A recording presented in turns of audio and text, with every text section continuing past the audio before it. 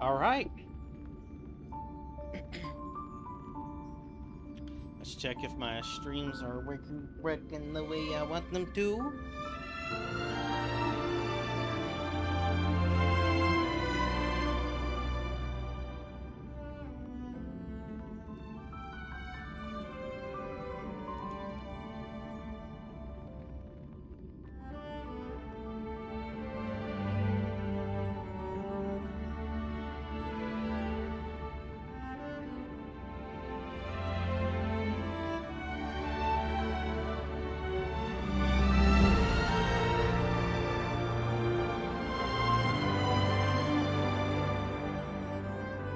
Let's check my bit rate.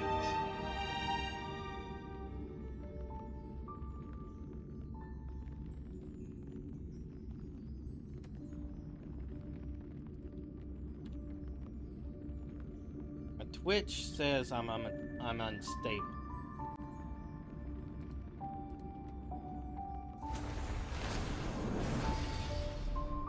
YouTube says I'm all good.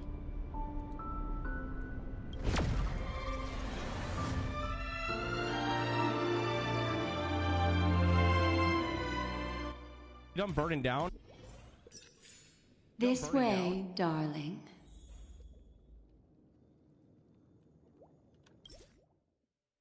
Ah, yes.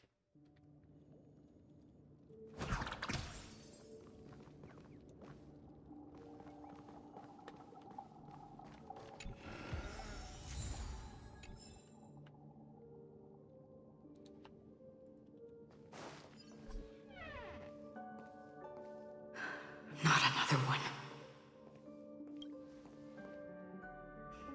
Thank you so much, Black Swan. Finally, I can breathe a sigh of relief. Deja vu is strong with this scene. I understand you must be confused, and we'll do our best to shed light on the situation. However, before that, it's essential to know that this place is the rift between dream and reality. A place reserved only for those who have awakened from Enna's dream.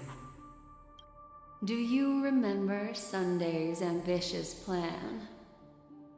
He intended to harness the power of the Stellaron, the collective will of over 100,000 Oak family members. Yeah, And the I was right about desires that of prediction. everyone in Penacony to usurp the harmony and restore the order. Unfortunately, it didn't stop there.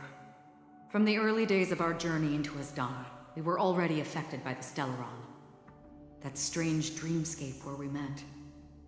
Maybe it was a sign that your thoughts were beginning to drift away.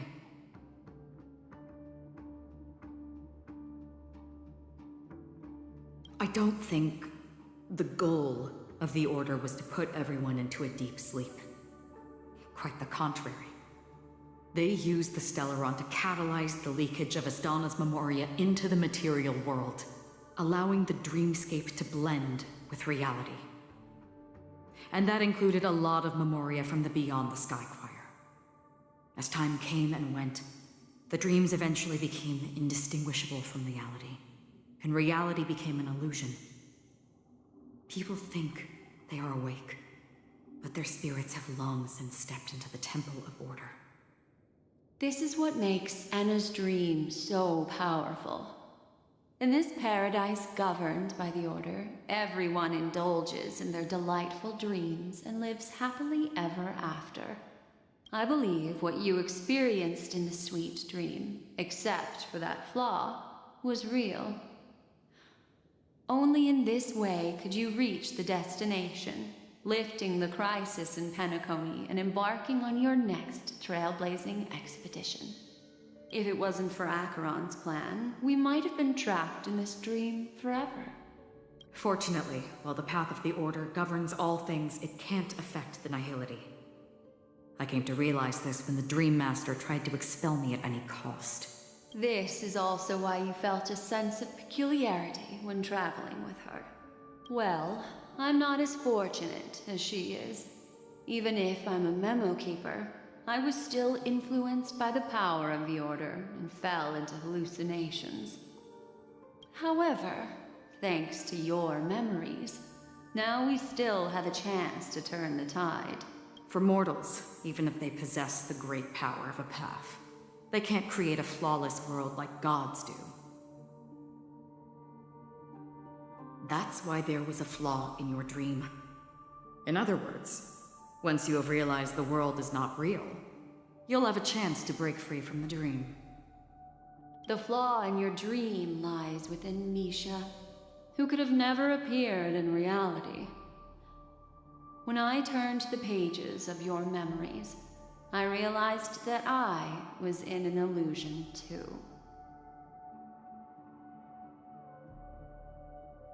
We still have a Now fighting Sunday chance. has usurped the power of the harmonious choir through the Charmony Festival. Asdana has thus fallen into Anna's dream, transforming everyone equally into the notes of the Aeon. Failure doesn't mean weakness.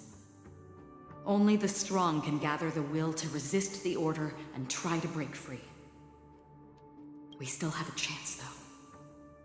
To make it happen, please, Black Swan, guide us to those with a strong will.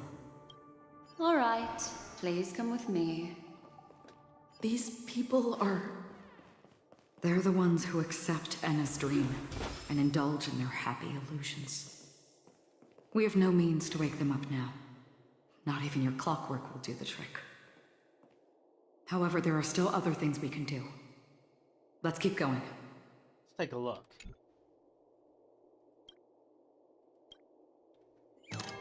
Satisfied? Satisfied. Please stay tuned. Sound lingers.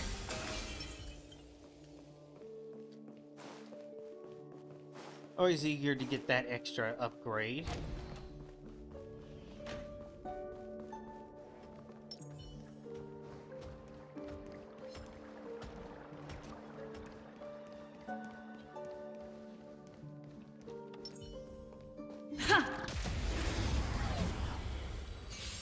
Existence is unity. In the mood for another beating? Dreams do come true. Some value, I suppose. Yeah. Ouch! Stay back, Clara. Annihilate. Step up, let's see ya! Let's improvise. In the mood for another beating? Take your position. Dreams do come true. There's more to life.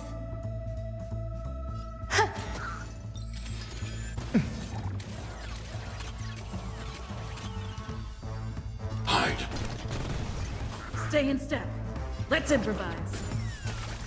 That's all you got? Some value. Eliminating threat. Take him. Alright. Reach the end of the story in your own way.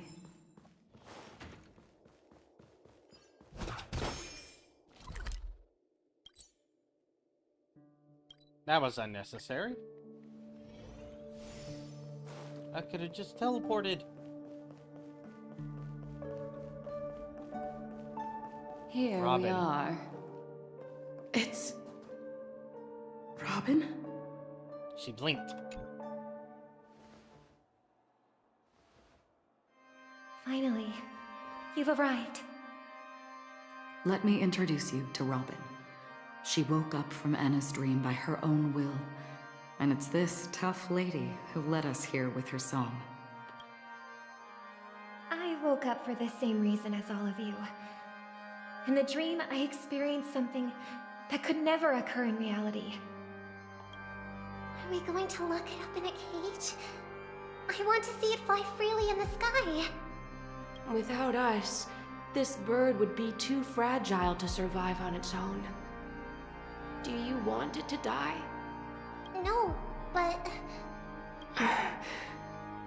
Then let's take care of it together until it can return to the sky. Huh? Birds have wings because they're meant to fly. Even if they may crash on the ground one day, they shouldn't be trapped in a cage. birds belong to the sky. So we should help them return there, right? The illusion was so impossibly blissful that I realized it was just a dream. And this is our final hope. Enna's dream is founded upon the harmonious choir, namely everyone's shared wishes.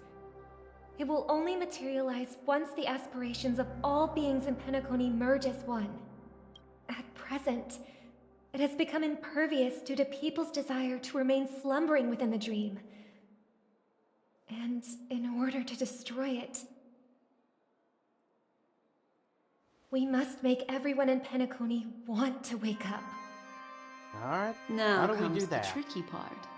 How do we do it?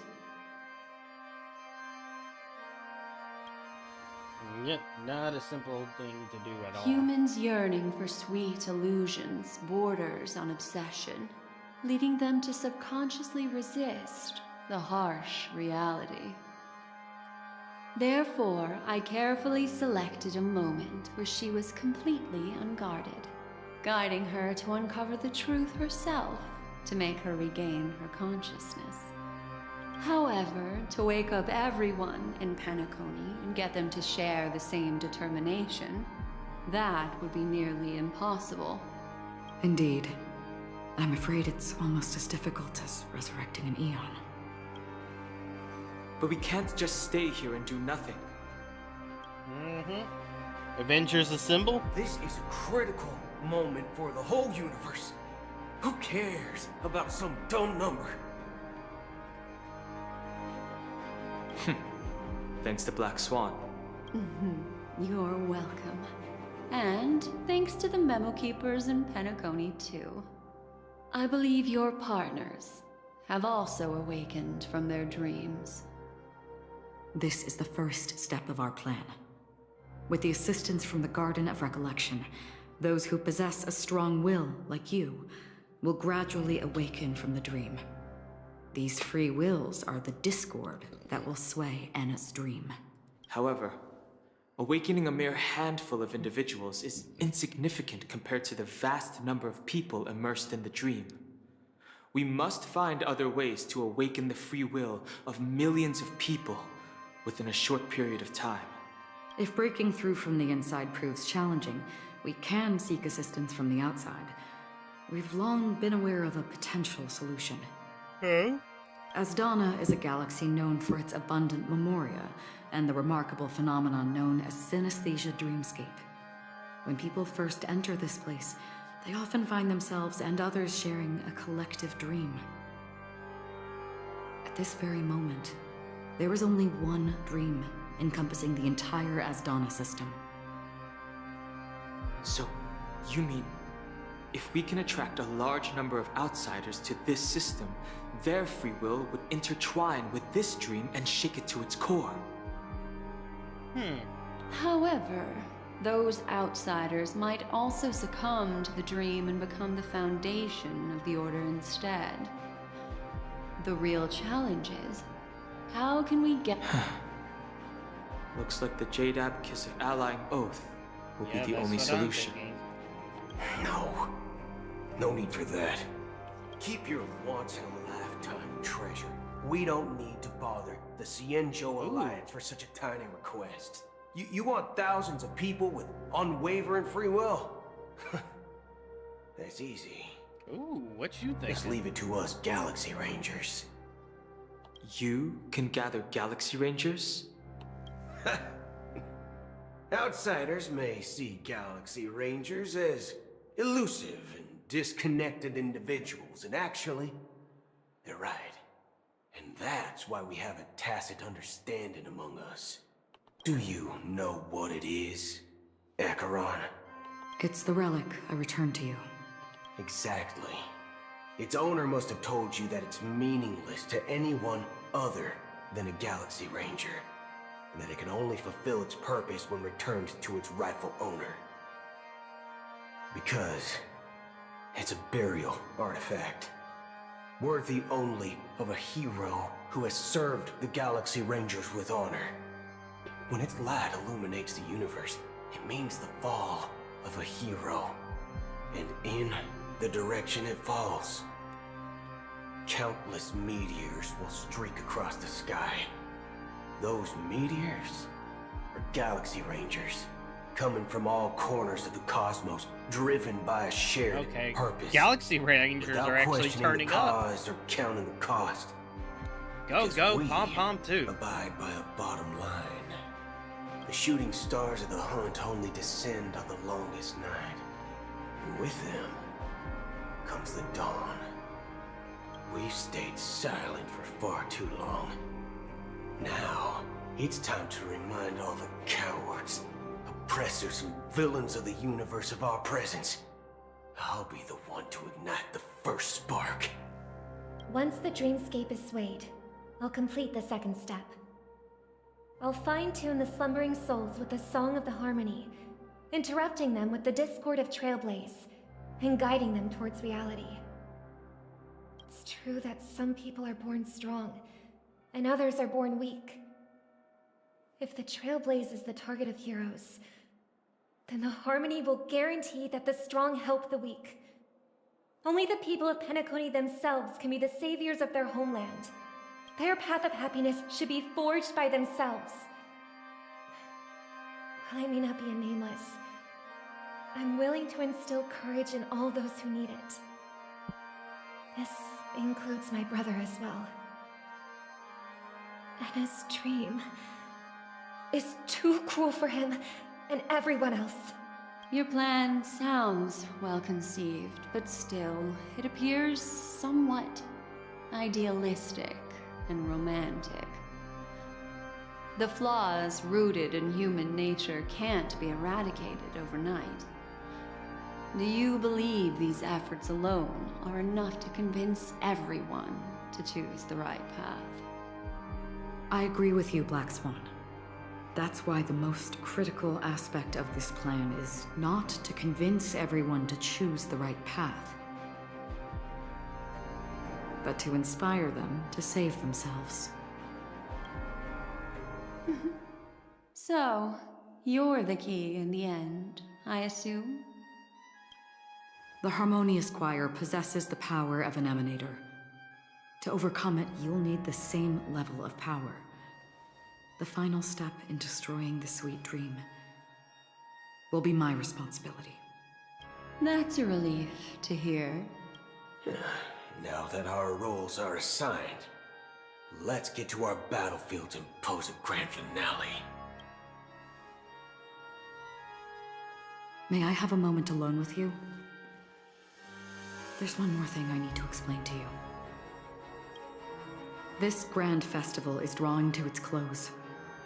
This is the starting point for the ultimate stage of our journey, just as it marked the beginning of all the stories in Penacony.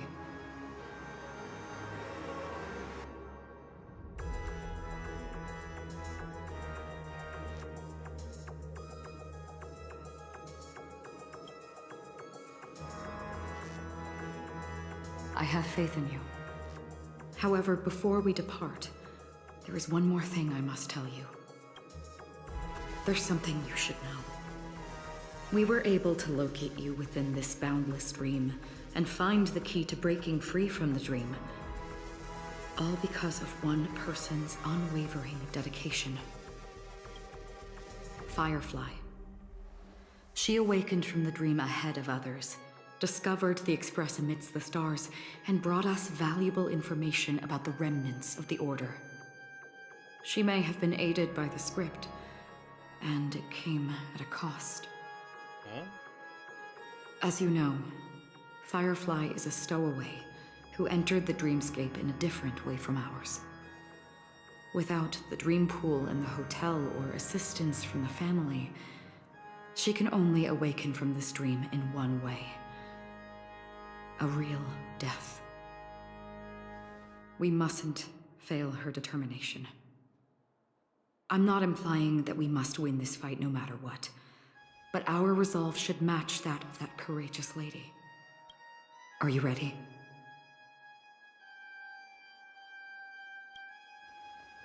To the final stage.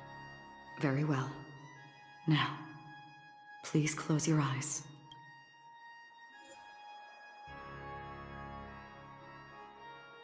Must include the Traveler Harmony. Fortunately, I don't have the resources to get Serval up to a decent level, so this is what I got. How long has this reign been ongoing? If I remember correctly, it has lasted for decades, or even centuries. The unwavering determination of the Hunt followers persists even in death. But thankfully, we've guided those lost souls to their lives beyond. They were heroes in their time. And they won't be reduced to puppets of the nihility in their death. Now all You the see, hands are here. the shadows on the sea have vanished. Do you remember? You once said that the sky would clear when the regrets of the departed had faded away. But it's still raining. I know. So, why is all this? Why did this rain choose me? Because someone's regrets haven't been fulfilled, perhaps. Mortals who walk the paths are like sailors on a vast ocean, leaving behind a trail that creates countless ripples of possibilities. These ripples last longer than the fleeting lifetimes of humans. And for some, their presence leaves such a strong mark that it's reflected in the waves. Sin-thirsters, the obsessions of the Pathstriders. They emerge from the depths of Ajax, seeing themselves as masters of their own destiny, unknowingly repeating the actions of their past lives. They emerge from the nihility and head toward it, leading purposeless lives. However, these hollow phantoms, they have journeyed with me for such a long time. Oh. So this is how it is. The woman of honor, not being left behind by the dead. Yes. Are you watching over me? This is my duty as the Watcher of the Acheron. I'm guarding the path to the abyss of the nihility, guiding every soul reluctant to become one with it. Back to this side. But if this is what the departed ones expected, should you try to change it? I don't know. But someone once told me that when the inevitable moment came, someone would stand at his grave and place a bouquet of flowers. Even if it doesn't make sense at all? Some tasks have to be done, even if they are pointless. I have experienced that much already. Please extend your hand, and then close your eyes. I'll carry your wish with me and fulfill it. Only then will I be able to put an end to the final regret by the Dead Sea. Will I ever see them again? Yes, that is certain. Excuse me.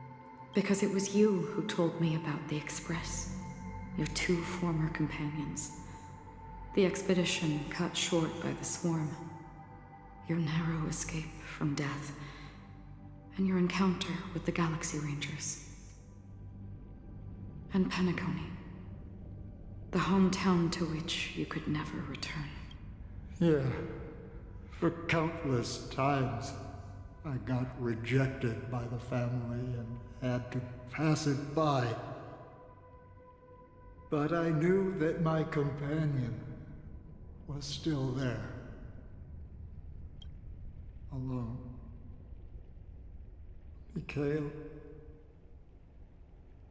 are you still there? Take my hand, and Come with me. We will leave this place. You'll embark on a long, long journey, shrouded in darkness. But fear not, as a touch of red will be awaiting you at the end of the path. That's the color of existence. Follow it, and it'll guide you and illuminate the way out. By doing so, you'll eventually reunite in the warmth of the sunlight. Thank you. May death be the end of your boundless dream.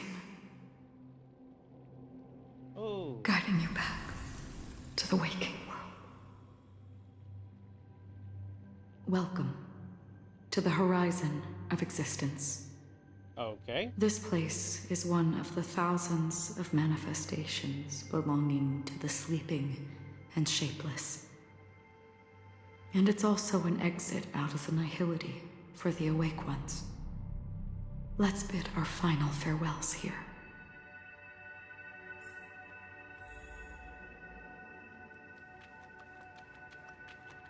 No, alright. And on the Always 8th day. distinguish between reality and imagination. All right, Gray.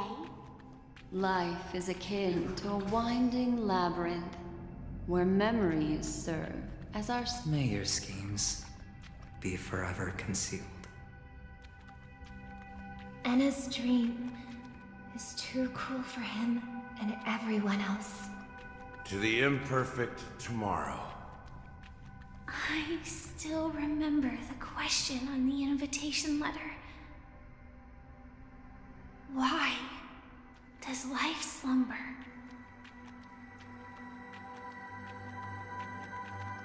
Why does life slumber? We don't know the answer yet, but we're about to awaken from this dream. Or perhaps such is the answer itself. Leave this place, return to where you belong, and awaken Penacony from this dream. Are you coming with us? As I said, our plan is not about convincing everyone to choose the right path, but about inspiring them to save themselves. So, when will people actively save themselves? The answer is when they are in desperate situations. Like a drowning individual in the deep sea. When one's body and mind bear immense pressure, agony, confusion, and despair will follow. I firmly believe that.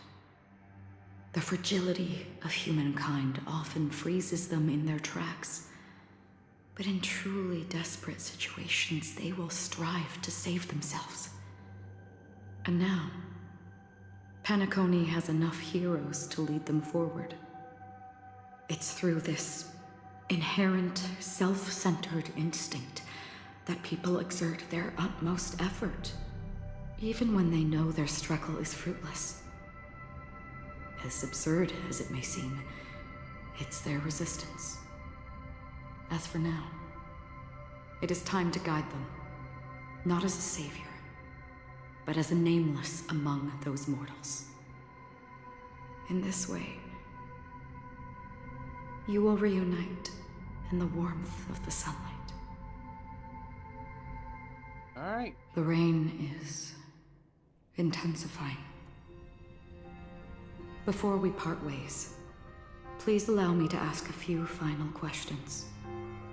Okay. So far, you have forged unbreakable bonds with numerous individuals and entities in the sweet dream. Might I ask if you fear severing these bonds with your own hands?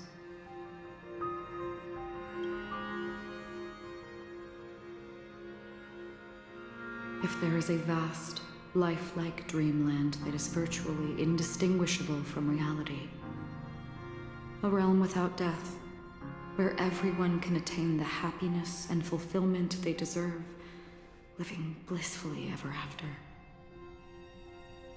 I would ask, would you wish to stay? Never.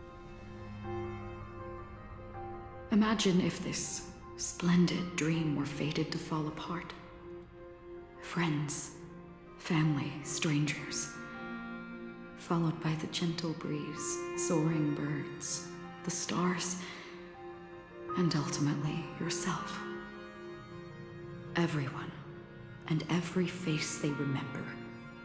The joy and the heartaches, the vows sealed and those left hanging. All will inevitably march towards a predetermined ending. If you had grasped the journey's finale right from its inception, I would ask, would you still embark on this journey? Blaze the trail without hesitation. I'm glad. The answer itself doesn't matter. What matters is that you've made a decision. Listen, touch, and ponder. And therein lies the sensation. Cherish it, because that's what makes us exist. Such is the only answer humans can offer when facing the nihility. If the nihility represents the primal fear of life, rendering any lofty convictions insignificant under their imposing shadow, then behind this shadow, there must exist the most fervent source of light in the world.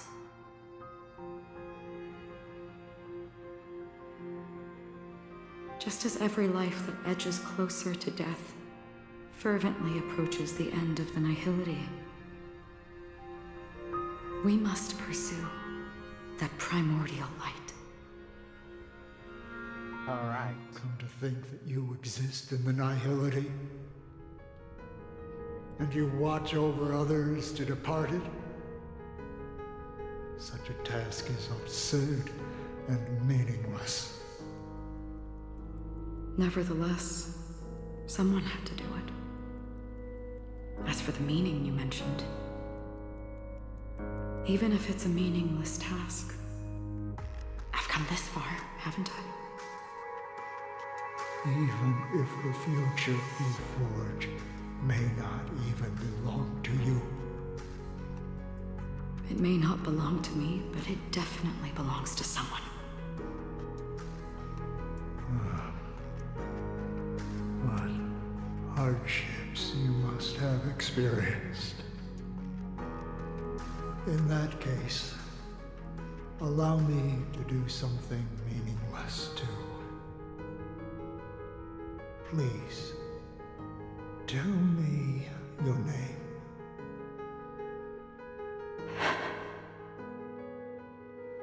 Perhaps my existence will vanish in the next moment, and nobody will remember this conversation or your answer. But I believe that your name should be remembered. And this universe will remember it as well. Her name. For me, some things are difficult to recall, yet there are others that I find challenging to forget. Such is memory, a creation of the past that blossoms into significance in the distant future. I remember that marks the start of my journey, the origin of the vibrant red hue in my life, and the most fervent element amidst every tempest. That's my name. Raiden. Raiden? May. Raiden Bosun Mori May. The Golden Dream is getting restless.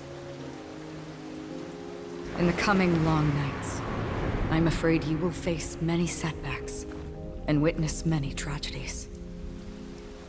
And in the end, you will only see in black and white.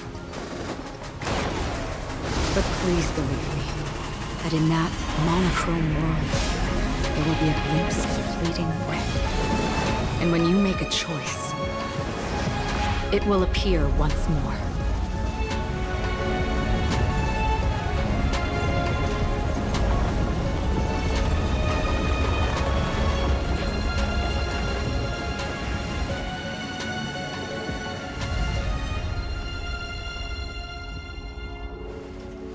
What you must do is ponder its significance. Then return to the waking world.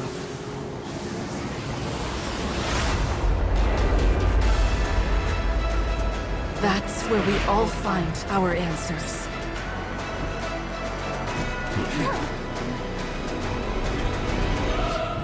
Alright. Round 2, bitch.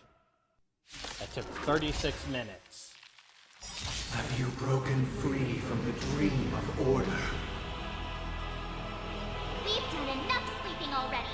Let's show them a wake-up call.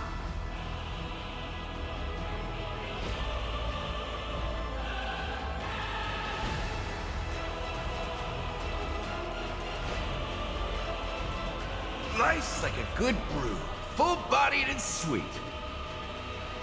My friends, indulge yourselves!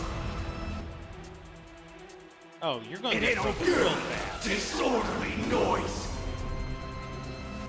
Wake up! There's more to life. Eternal. Every petal, all will be swept away by the wind. I want to protect everyone. Help me, Mr. Sparrow! Let's play our... let the show begin! I need to be free. Hide. Apply the flowers. As you command. Not order. How can the weak be righteous? Keep up with me. Listen up! How noisy.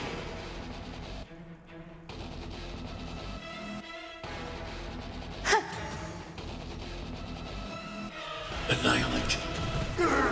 Why is nobody resonating?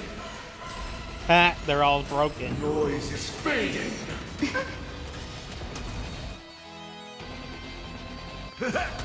I'll take the lead.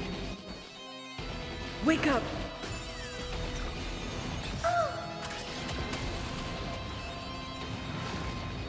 Phase 2. 7,336 notes. I solemnly invite you to join the glorious chorus and ascend to the heavens! I'm not afraid of you.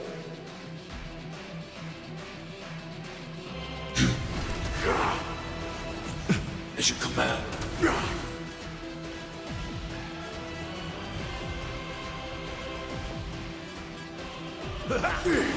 Nice like it, my friends. Alright, get healed up. Indulge yourselves!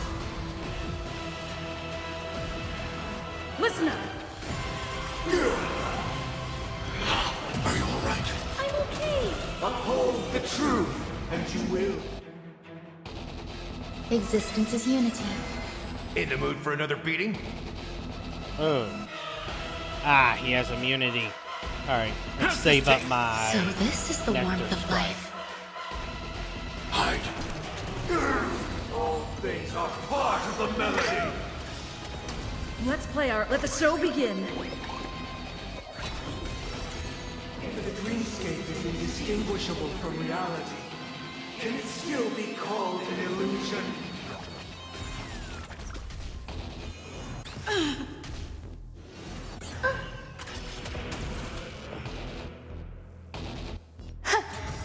Step up, let's see ya! Every petal, all will be swept away by the wind. Well, this ain't good. Recreate paradise anew!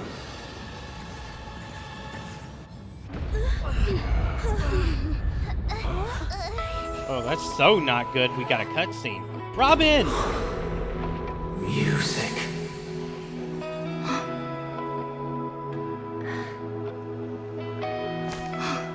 There seems to be another kind of sound coming into the Order's symphony.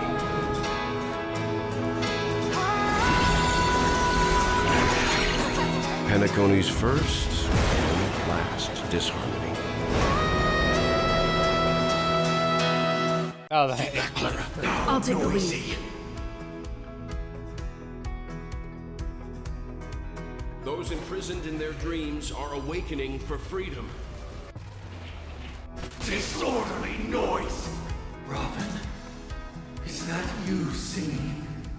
Mm-hmm. Brother, you have heard their cries. This is not the paradise they hoped for. Even so, they don't know where they should be heading. That's why I had to become the lone star in the sky to guide them. Even if that star must hang in a perpetual night of solitude.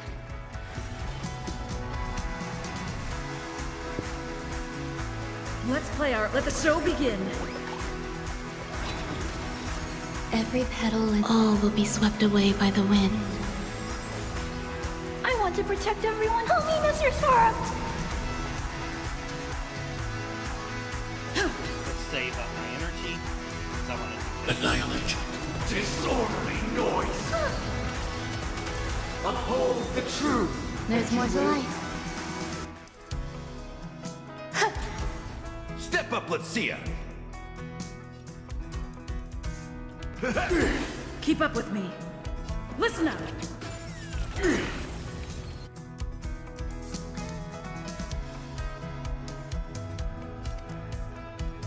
Eliminating front. If we Phase had never 3. Experienced solitude.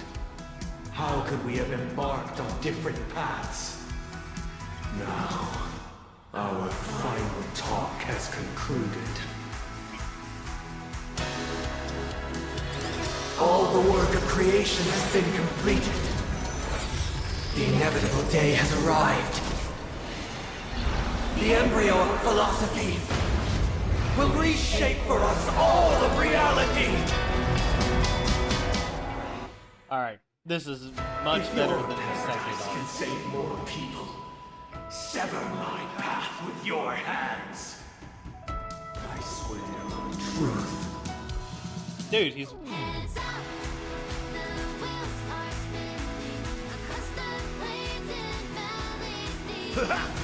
It all fallen beyond. May I honor you. Wake up. Witness the will of the weak.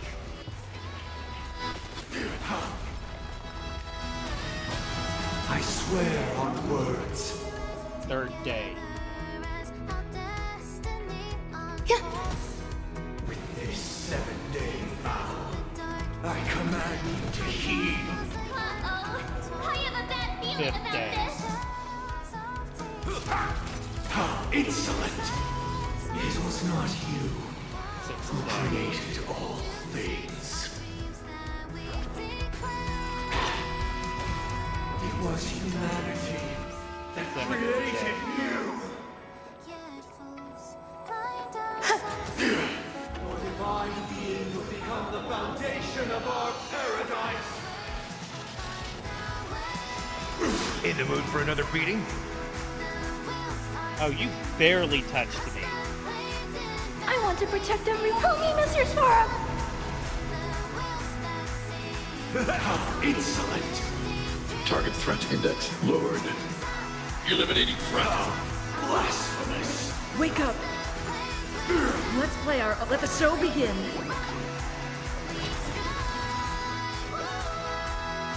Even if the future is full of pain, we won't escape from it. How blasphemous! Time to mix things up. So this I'll is take the Don't warmth give him of a life. Honestly, I just want to see the 4th train. Because he won't survive the thing. Well, he won't survive long enough. Blasphemous!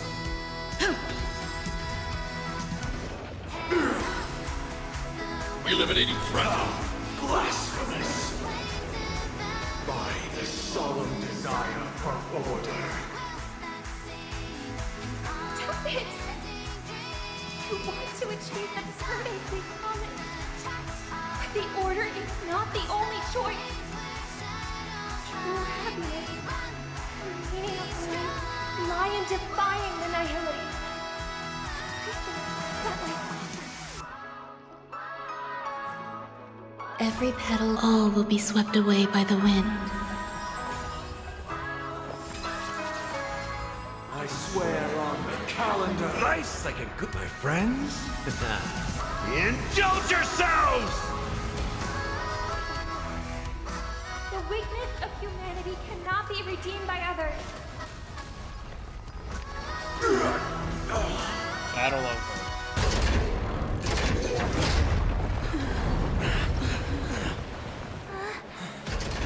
So, why does life slumber? Because someday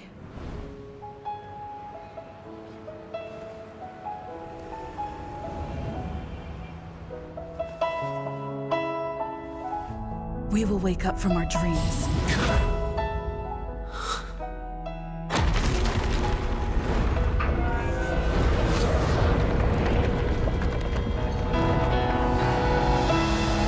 The night is still too short.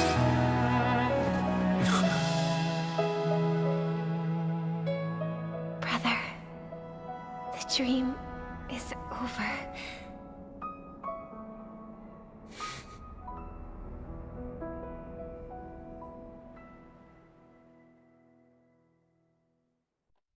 In the first year of the AE 2158, a fiery conspiracy That was erupted good. in the land of the dreams. That was way better than the second It soon arc. faded in chaos and destruction.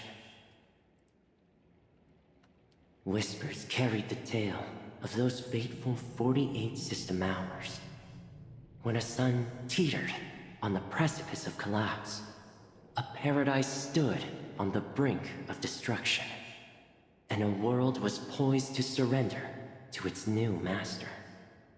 Amidst it all, a body decayed, a pack of vultures gathered, and a brother and sister were doomed for long separation.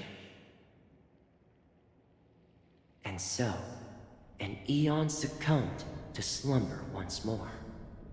Some celebrated this fall, while others mourned. Among the insignificant witnesses, mere specks in the vast tapestry of the universe, it was said that this time, the Eon met their demise with dignity. As the cosmos bathed in the radiance of a pure dawn, a tempestuous storm brewed on the horizon. The chant of all for the Amber Lord grew ever louder. Yet, no matter how one contemplates it, time inexorably swings Klapot's colossal hammer in eternal cycles. The tale of the Astral Express reaches both its conclusion and a new beginning. Time marches forward, heralding the arrival of a new chapter in the history of trailblazing expeditions. Brother, do you think the stars will fade away? Where did that come all of a sudden? Because the constellation that looks like a bird, the Torrent Eagles, looks a bit dim lately. It's the Torment Eagles. Don't worry, it's still there.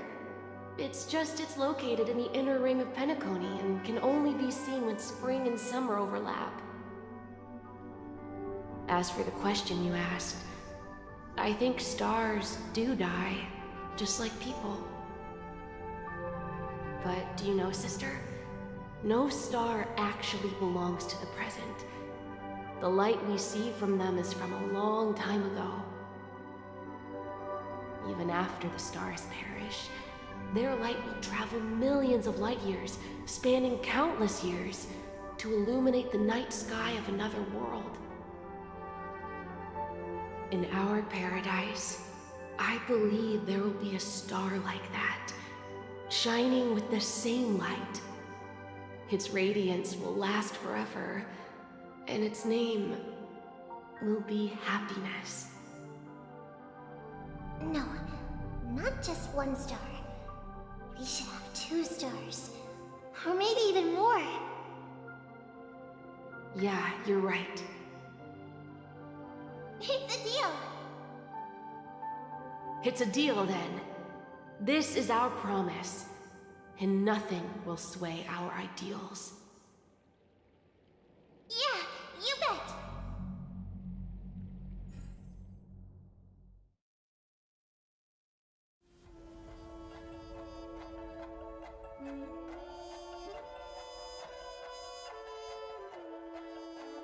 Alright, the real end credits.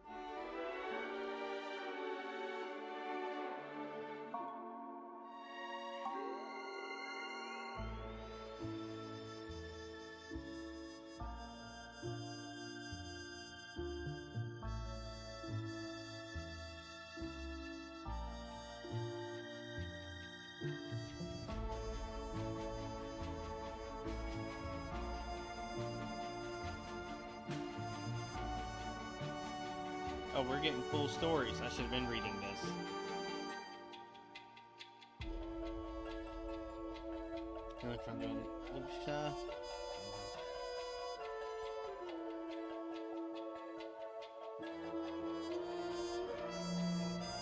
Okay.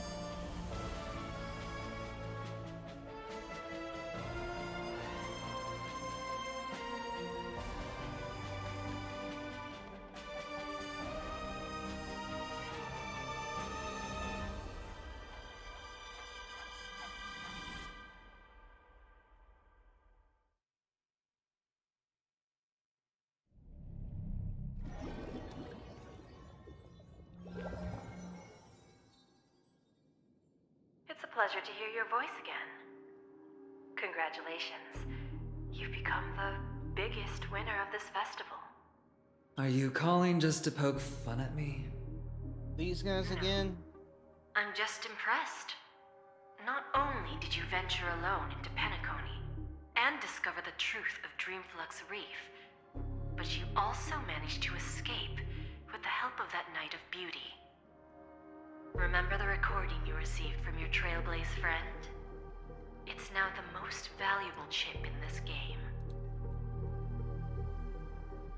However, this came at a high cost. Losing a cornerstone is a hefty price to pay. Diamond just called a meeting to discuss what to do with you. Just as I expected. So is Diamond planning to demote me? Or kick me out of the 10 Stonehearts? Why don't you take a wild guess? Well, alright. Then I'll guess.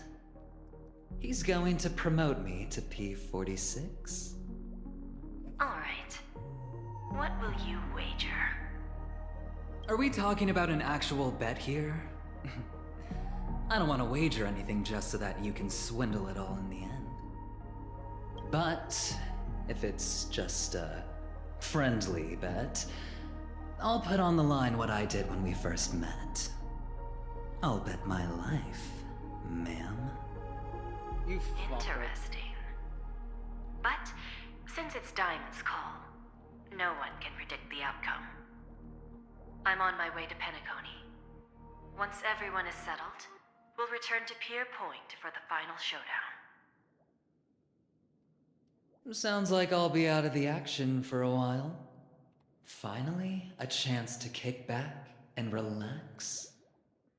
Yeah. Leave everything to me and Topaz, child. Thanks to you, as soon as the Jade Stone was delivered to the family's compound, we finished up our preparations. The seeds we planted have taken root. Soon, it'll be time to reap the rewards. Huh?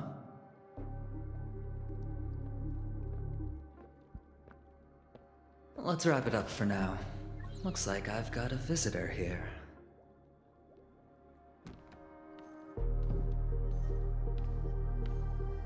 Oh, so many surprises today.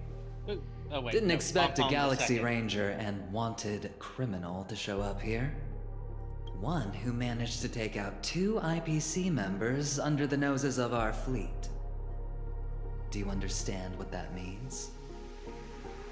Screw Wubba Boo, I just put him to sleep. Don't try to intimidate me with that nonsense. Besides, I've taken down more IPC lackeys than the residual value you squeezed. And I don't mind adding a few more zeros to my wanted poster. I have a question for you.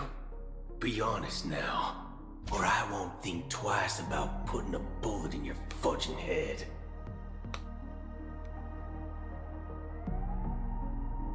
Tell me, where is Oswaldo Snyder? Oh? Wake up! Wake up! Who might that be? Hey, wake up! The sun's frying your butt. Oh, this statement again?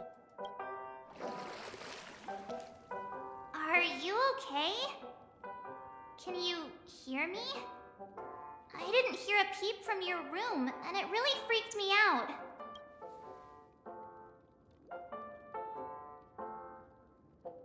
What are you talking about?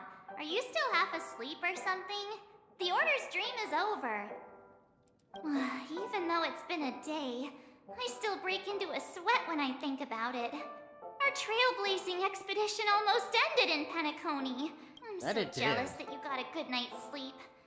I was traumatized and too scared to even close my eyes.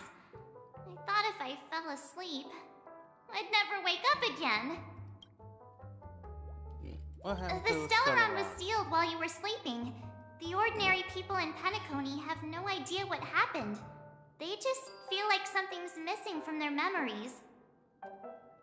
The family's official statement was like, "The Charmony Festival was attacked by an unidentified Stellaron and came to a halt."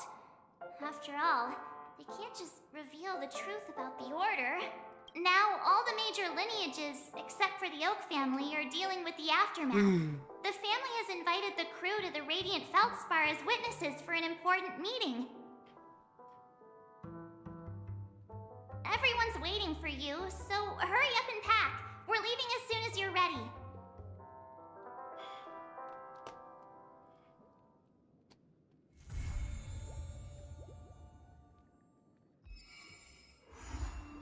Farewell, Penacony. Shadow of Harmony, I will take that.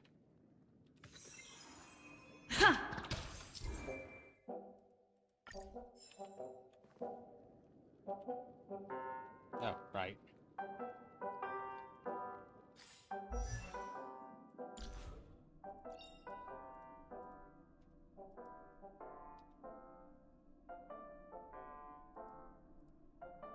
Unknown to each other, yet united in purpose, we make the same choices.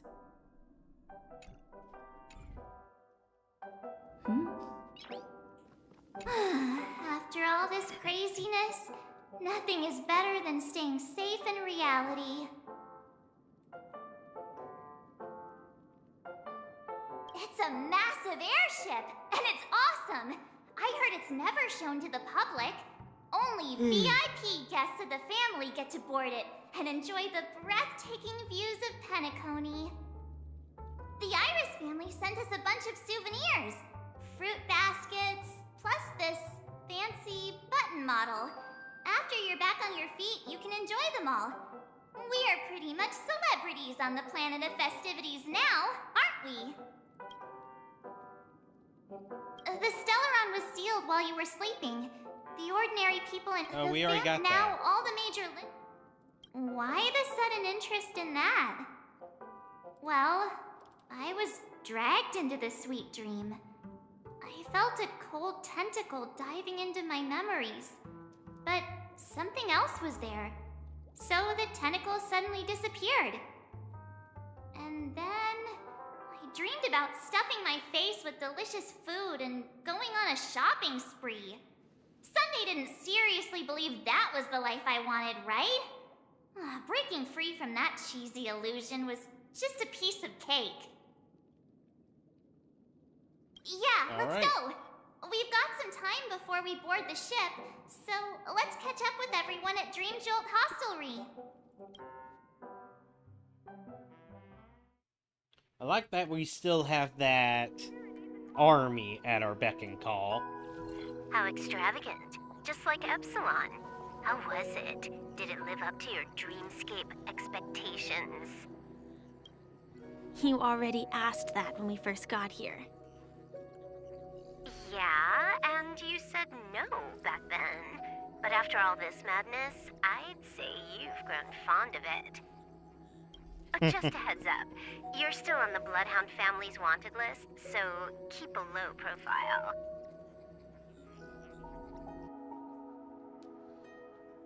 And this time, it's Firefly in the picture, not Sam. That's gotta be a whole new experience for you, right? Indeed. In Kafka's words, that's also a missing part of my life. Still, it'd be quite inconvenient if I can't move freely. Could you help me out, Silverwolf? I knew you'd say that. Don't worry. I've hacked all the systems and left no trace. Don't do anything that may draw attention, and don't talk with guards. They might recognize you. Keep these 2 points in mind, and you can go wherever you want, unbothered. Thank you. I mean, that's basically No how problem, criminals get by. Miss Samuel. I love this fake name. Now that we're done here in Penacony, what will you do in your free time? I hear the Genius Society is here. How about we go stir up some excitement? Well, you know my script isn't over yet. I didn't bring you back to hear an answer like that. Don't worry. The script says that I'll experience 3 deaths, but also receive an unforgettable reward on the planet of festivities. She wants How a will reward. I know if I don't try? All possibilities exist until the outcome actually happens, right? You may not realize it, but you have a bad habit. Whenever you seem to be asking a question, you've already made up your mind, and no words will dissuade you. Anyway, Kafka asked me to pass on this message. If you see anything fabulous in Penacony, get one for me too. Just swipe my card, you know the pin. She didn't specify anything, but I guess she means a dress, coat, sunglasses, or something else. You know better about fashion than I do. The Sure. girl with the drill I'll keep hair an eye out. and the trendy There's jacket. tons of options at OT Mall. Do you think she'll like trinkets, like hair accessories or brooches? Those sound more like something for young girls. Maybe you should keep them for yourself. Oh, by the way, Blade wanted you to be more careful. He didn't explicitly say it, but I think he was trying to say something like, temptation will show up again in Penacony. He's always so subtle with his words. Got it. He was just worried about me. Relax, Silverwolf. You know me. I won't do anything crazy. I just want to wander around and see more of the world for myself. I want to buy some oatcake rolls. I've had a cake roll every day since I arrived in Penacony, from the first day to the last. But today, I'll buy 2 and give you 1. And if you don't like them, I'll enjoy double the pleasure. Or I can bring one to Kafka, as she never refuses. Or maybe I'll give it to Blade. He'll appreciate it. That's not written in the script, right? But as you see, I have added new footnotes to my destiny.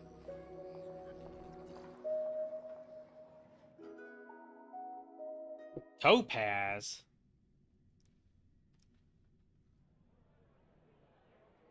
Welcome, Director Topaz. The family ambassadors are still inside making preparations, but the big boss hasn't arrived yet. It'll be a while before the conference starts, I'm afraid. Huh. Quite a spectacle. The family really knows how to make things look impressive. I thought they would choose a more formal and low-key location for the conference. I didn't expect them to go with a luxury airship. About this, Director. I've asked around. This airship, named the Radiant Feldspar, belongs to the Alfalfa family. This conference between the IPC and the family will have a direct impact on Penacony's future. Such an important event should have been held at well, somewhere secretive in the moment of morning dew. The atmosphere here,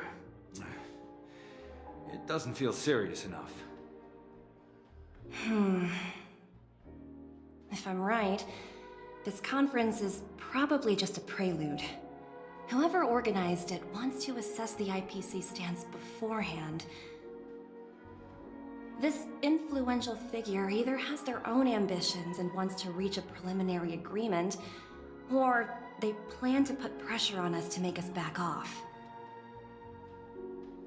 Oh, your mind is always so sharp, Director Topaz. And when the big boss arrives, please remind her to be cautious and watch out for any traps. Thank you for the reminder, but I don't think that will be necessary.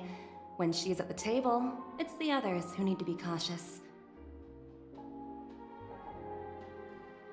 Just tell everyone on our team to stay focused on their tasks and not worry about the negotiations. Oh, got it. I'll do it right away.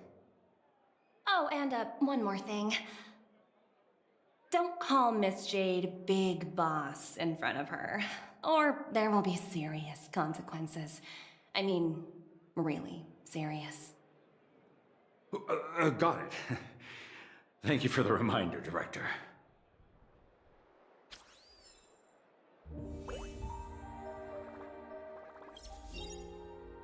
Oh, back to Birdie. Oh, she got a gun.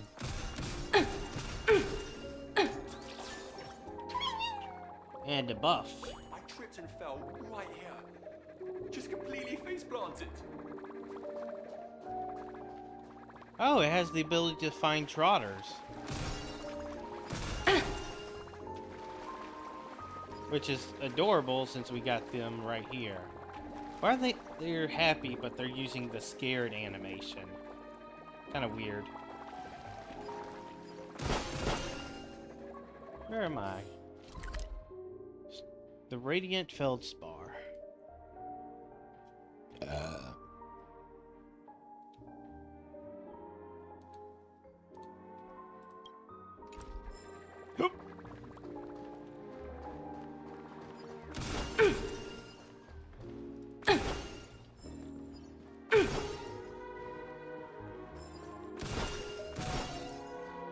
I'm not getting loot. Oh, no, wait, never mind. There it is.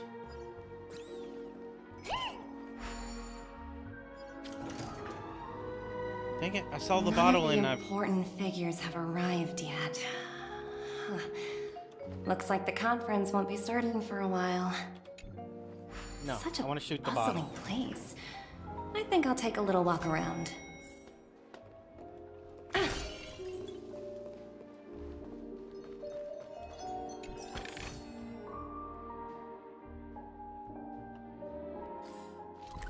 So he's a cute little treasure hunter.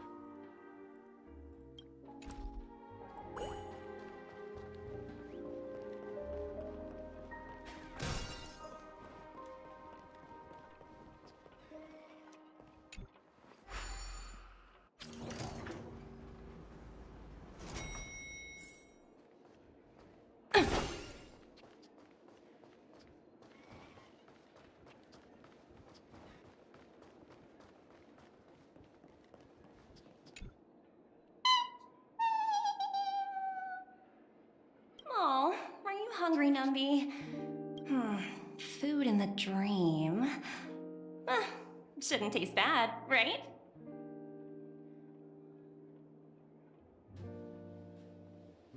Look this Numby, burger. catch!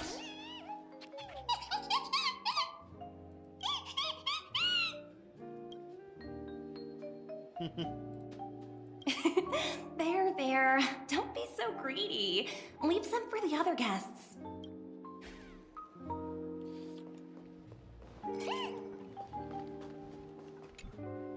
So many buttons. How many centuries would it take to press them all? Why is that a female voice? Didn't expect those pooches to actually recycle them all. What do these buttons even do? Does this sparkle? What are these?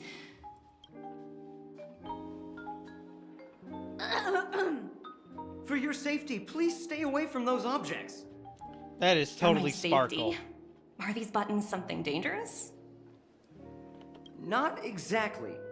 Lately, there's been a prankster in the Sweet Dream who's been handing out strange button devices to anyone he meets. That is totally sparkle. According to those involved, he said something like, "Just press this button and all of Penacony will explode." Luckily, no one believed him. Still, the Bloodhound family collected these buttons just to be on the safe side. Why hasn't What anyone will pressed it? happen if you press it?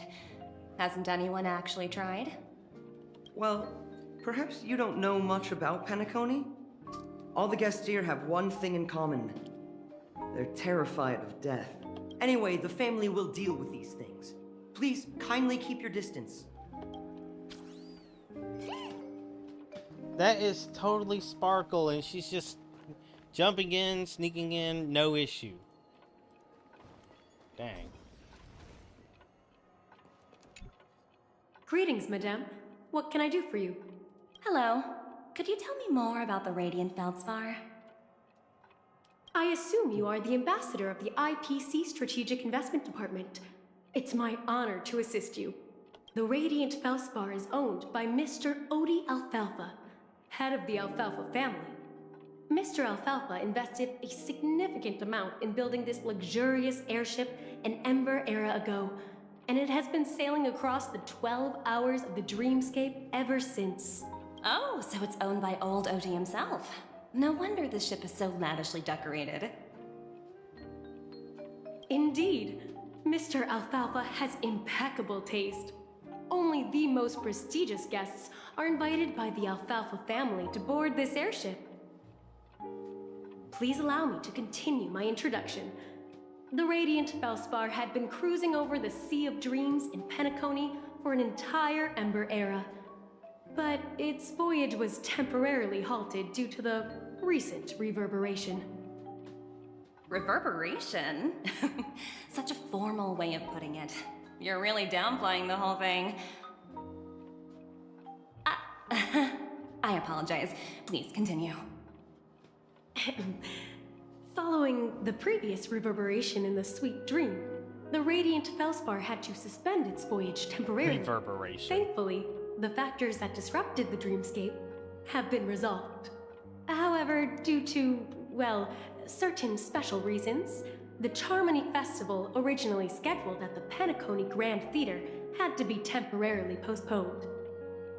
So, Mr. Alfalfa suggested relocating the Charmony Festival to the Radiant Felspar, taking this opportunity to announce the resumption of the airship's voyage. Ah, well, that would meet the family's needs and also create momentum for Mr. Alfalfa himself. Quite fitting for a legendary tycoon like him. Thank you for explaining matters to me. Goodbye.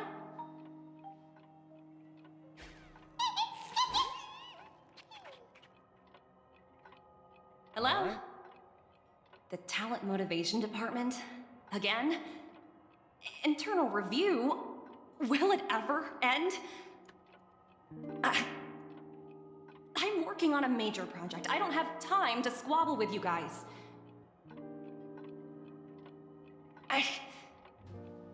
The way I handled the Urillo case was approved by senior management, and all of the project logs and calls are complete. Can't you check on them yourselves? I just don't understand. Why are you so fixated on this minor case and constantly escalating it? Seriously, what's your purpose? Sounds exhausting. Why not just hang up? Jade. In my opinion, you handled that project quite well. A little ball of ice in exchange for the Astral Express's good favor. That's not a bad deal for the department. It's been a while, little Yelena. I've been looking forward to working with you. Never imagined this day would come so soon. Way too Is there flirtatious. trouble? You can tell me anything. Just like old times. Ah, it's been a while, Madam Jade. I'm honored to have the opportunity to work with you. Wow. Jade just coming in hot, and Topaz takes it like nothing happened.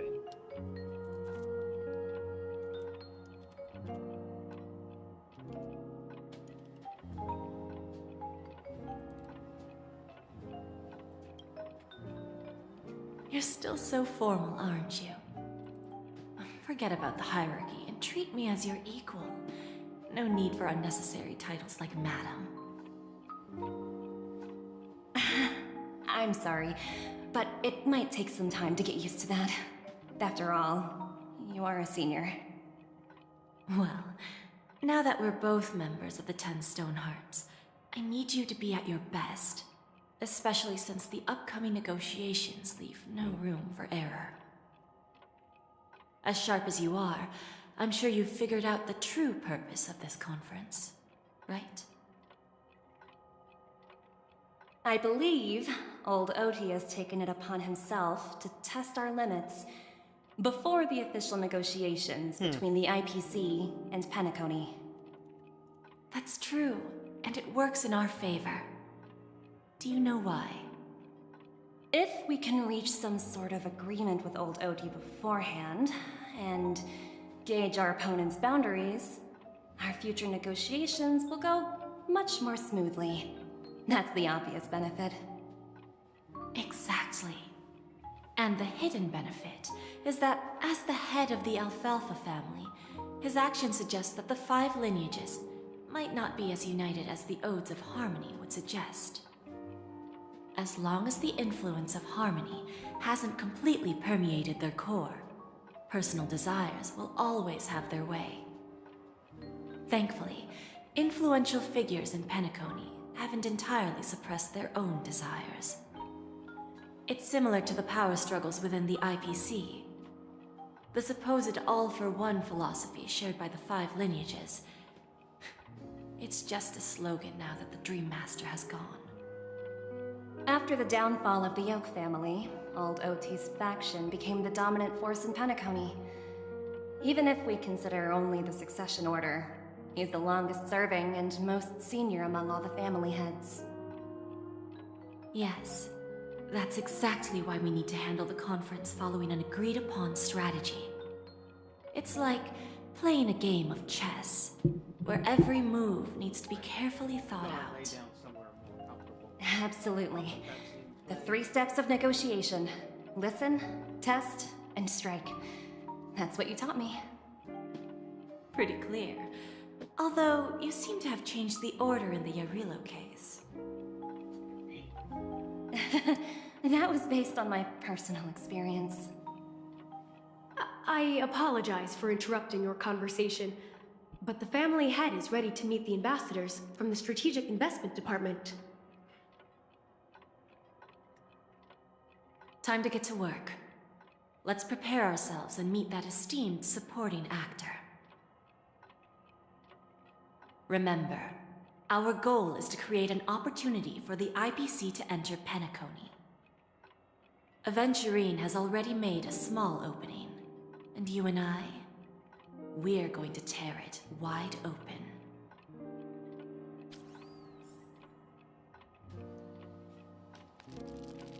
Excitable little trotter.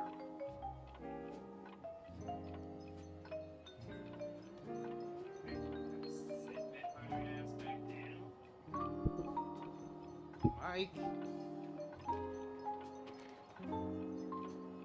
Wow, they're not even just Topaz, they're Topaz and Numby.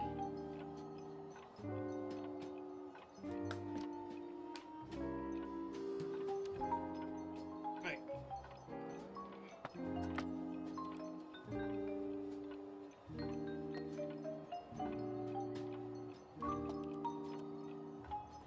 There we go.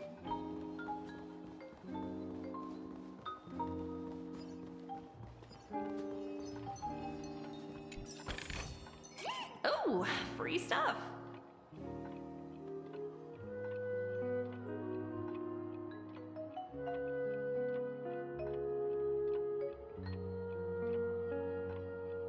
He really is an excitable little guy.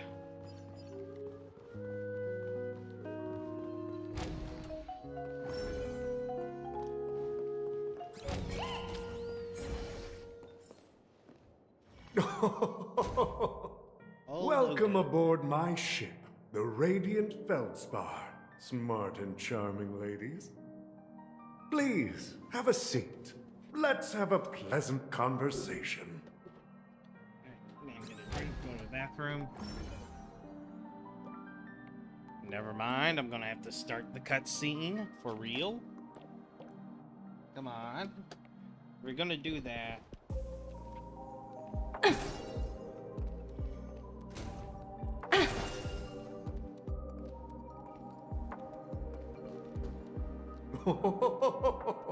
There we go. Welcome aboard, my dear ladies.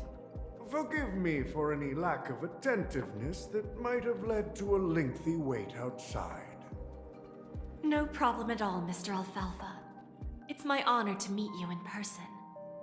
You may not be aware, but the book Odie Alfalfa, the biography, is a must-read for all Strategic Investment Department employees. After all, to many, you are the legendary figure who single-handedly built the Penacony economy. I expected no less from the 10 Stonehearts from the Strategic Investment Department. You're definitely skilled in the art of conversation. I always enjoy talking to smart people because we don't have to beat around the bush. We can just get straight to the point instead. Since I invited you IPC ambassadors on board, I'm sure you've figured out the topic I'd like to discuss, yes? The future of Penacony, if I'm not mistaken. Precisely. Those few words represent a terribly complicated situation indeed. Let's take that golden-haired guy who's not showing up, for example. He put in great effort and almost got himself killed. But what was it all for? Wasn't it eventually to create an opportunity for you IPC to regain control of the precious Astana? The wisdom and experience you've accumulated over 10 Amber Eras are truly impressive. Let's assume your assumptions are correct, Mr. Alfalfa. How would you respond to the IPC's actions?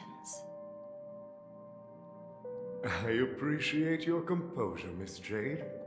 You must have witnessed much in your worldly experiences.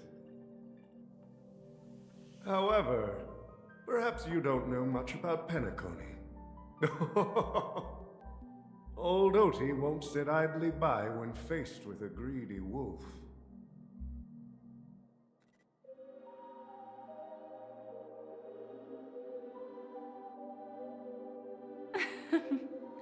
Please, go ahead. I'm all ears. Then I'll be straightforward. I requested this meeting before the official conference to dissuade the Strategic Investment Department from trying to lay a finger on Penacony. If you back off now, you can make a smooth exit and prevent the IPC from losing face during more important negotiations. One of our P-45 executives was attacked and nearly killed in the dreamscape. The IPC can't simply ignore this incident. Moreover, considering the turbulence during the Charmony Festival, Penacony's credibility has taken a hit in the public's eyes. Despite your determined attitude, the issues plaguing Penacony are real, are they not? Oh yeah, they're very real. Dude's trying to tell them, please don't take You use the term real, Miss Topaz, but let's not forget that this is the realm of dreams. If you want to succeed here, you need ambition and unconventional thinking. Okay. Curious about how I plan to respond to the IPC? Well, I don't mind sharing.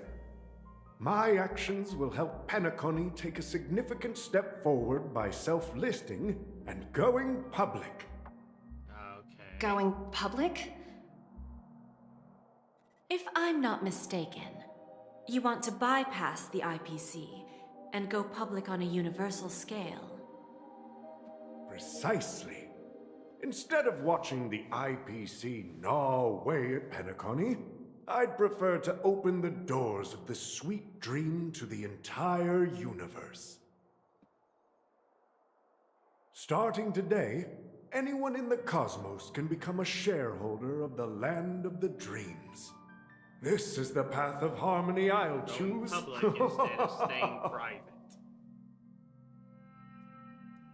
This reform should have been implemented earlier, but unfortunately, the Oak family were a bunch of blockheads blinded by order. Their level of intellectual flexibility doesn't even come close to an old fellow like me. Usually, Thanks to the little flexibility reverberation isn't an old earlier, thing. the biggest obstacle between me and my reforms has been eliminated. The Alfalfa family will publicize the financial results of Sweet Dream Paradise, so that the entire universe can see that despite the catastrophe, Penacony still holds immense potential and opportunities, and that the family remains confident in its future.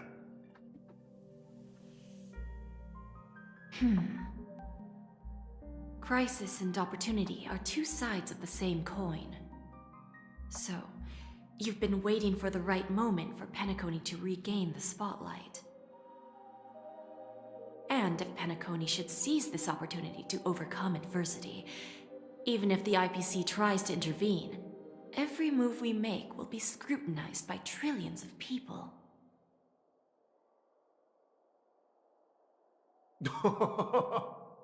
Now I'm convinced that you've indeed familiarized yourself with my biography, Miss Jade. So, about your next move. Please, consider it carefully.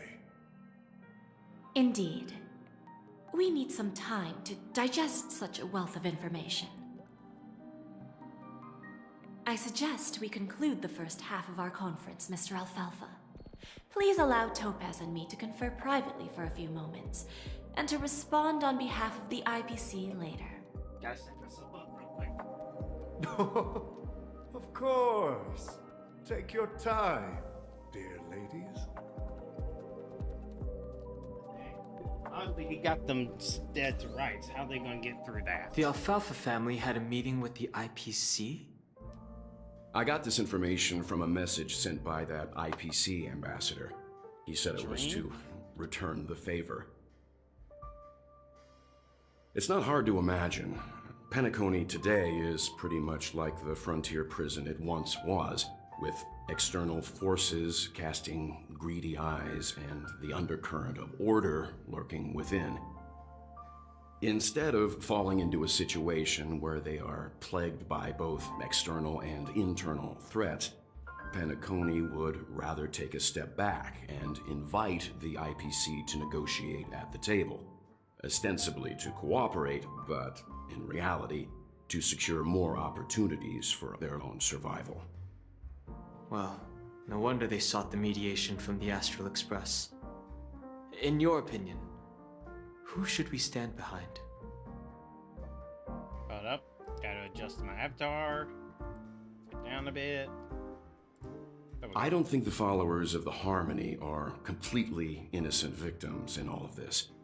For reasons unknown, they have a strong desire to smooth things over, which leads to speculation about their motives. If either the family or IPC were to assume full control of Penacony, it would return to its previous illusory dream of hedonism, and the efforts of those previous nameless. There you are. Did you rest well? I didn't disturb you since you were in a deep sleep. Even long dreams eventually come to an end. Our adventure in Penacony is reaching its conclusion.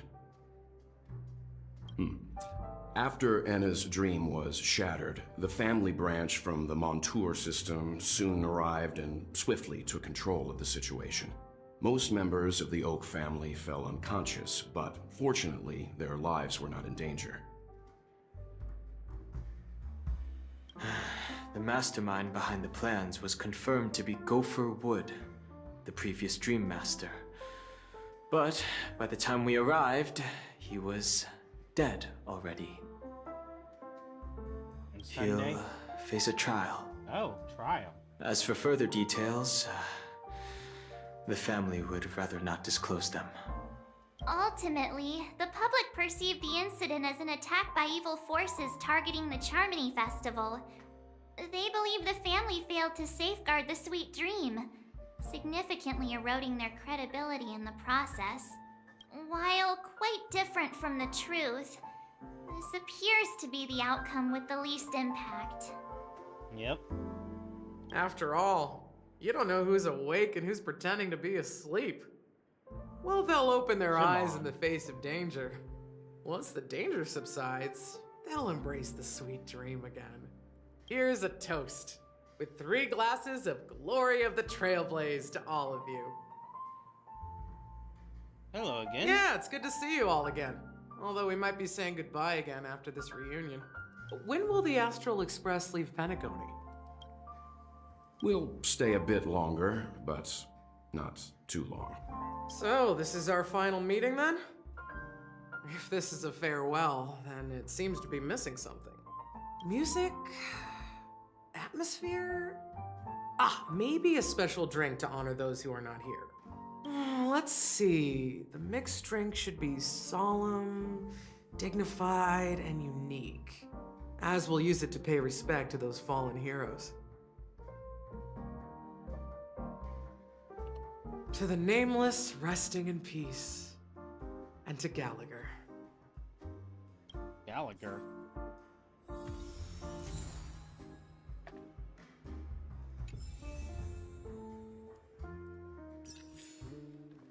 Rivers run without return.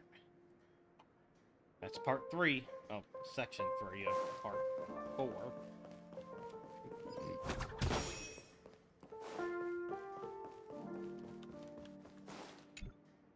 It's rare for all passengers to leave the Express together during a trailblazing expedition. But for Penacony, it seems most appropriate. Given the conductor's presence, there's no need to worry about it. However, it's crucial that we soon return to inform Pom Pom about, the Nameless. In my dream, the Express stopped at many places, and passengers came and went. However, the 5 of us were always present, and the journey seemed never-ending. Perhaps this could be a deep-seated desire inside me, and upon realizing this, I knew it wasn't real. No related records exist in the databank, but I have a theory. The hidden dangers of the Order have always been within the Harmony, and this issue existed within the family from the very beginning. However, now that more powers in the universe are aware of this secret, the situation in the cosmos will become more complicated.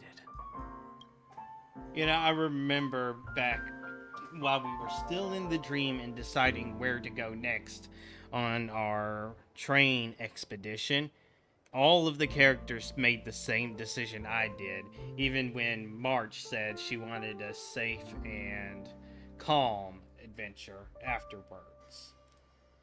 Like I said, we'll go and see. Once we've packed everything, we should head to our next destination.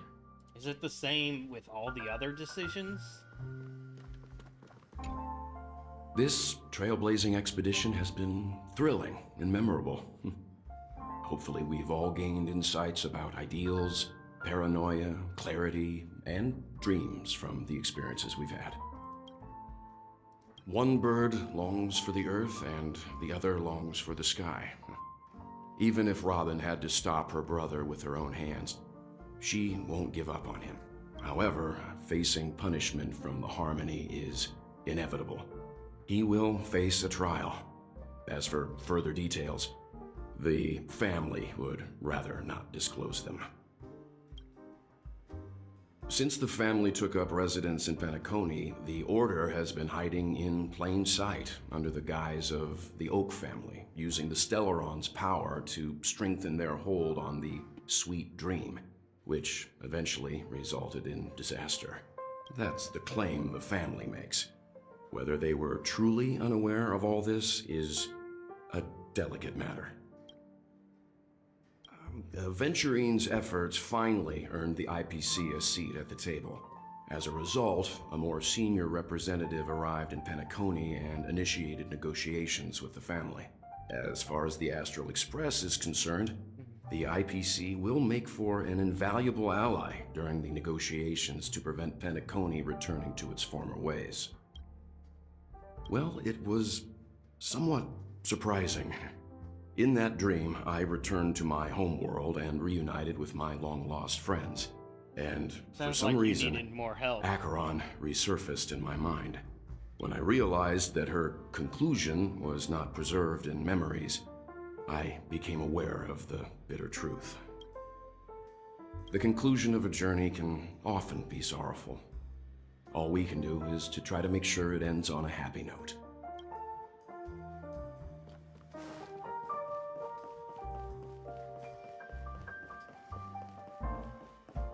Where's Himiko? I haven't asked her.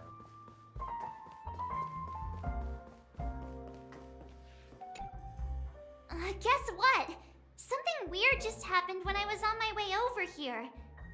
Someone gave me a strange gift. Is it the damn button? So I unwrapped it and found out it was a button with a message on the back. Just press this button and all of Penacony will explode. This sounds terrifying. Did you press it? Of course not. Who would press something like that? By the time I turned around, the person had already vanished. So I handed it over to a nearby hound. I heard there were many similar reports before the Charmony Festival started. I'm really worried about the future of Penacony.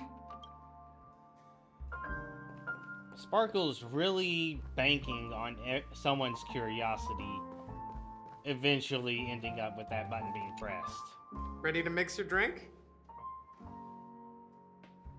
Speaking of which, Sparkle's archetype is called the Button Pusher, fucking with everyone, and has a strong connection to self-destruct buttons in particular.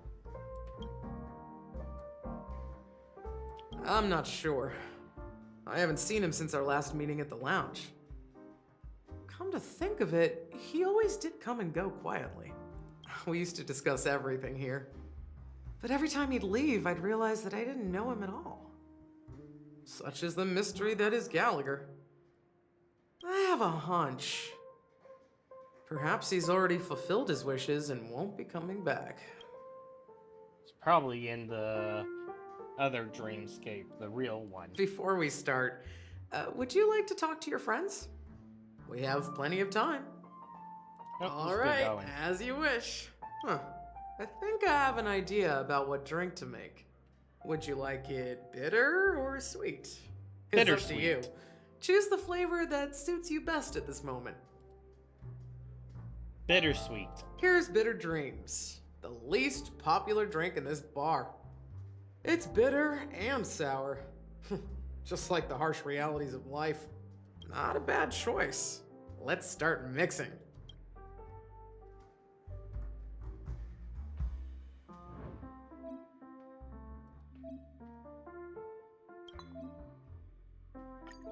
Why are we having a mini game?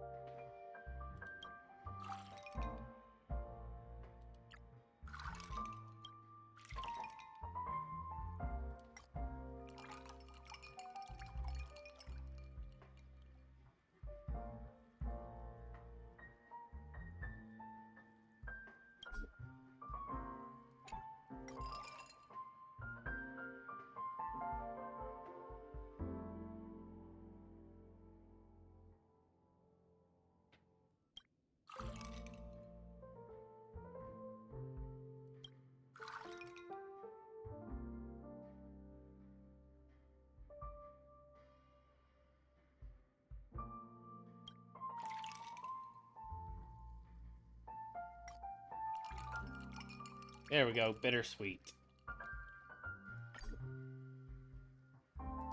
Ah, screw you.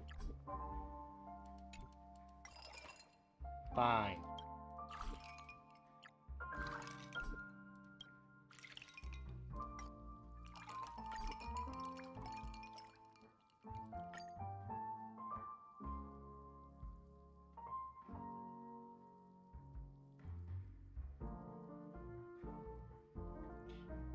Mint leaf to go with the bitter drink. Damn it.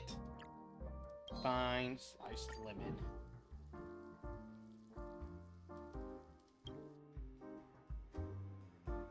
Words always fall short. If you want to bring closure to past events at this lounge, there's no better way than mixing a drink. Blend all your memories and emotions together and stir them well. Through the filter of time, what remains in the glass is something to savor. Well, it's done. Here's to the nameless resting in peace, and to my friend Gallagher. Death is a bitter truth, but what you did will be remembered by history. We're not accepted by the outside world, so we've gathered here. And one day, our souls will return to the same place. Cheers.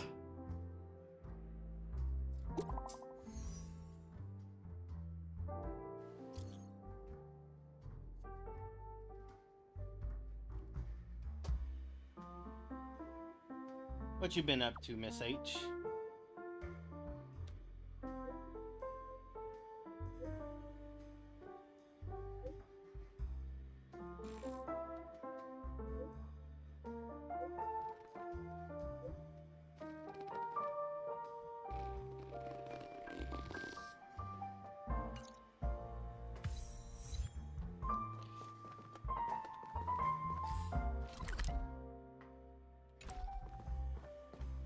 Alright, goodbye, Saban. Oh, are you leaving?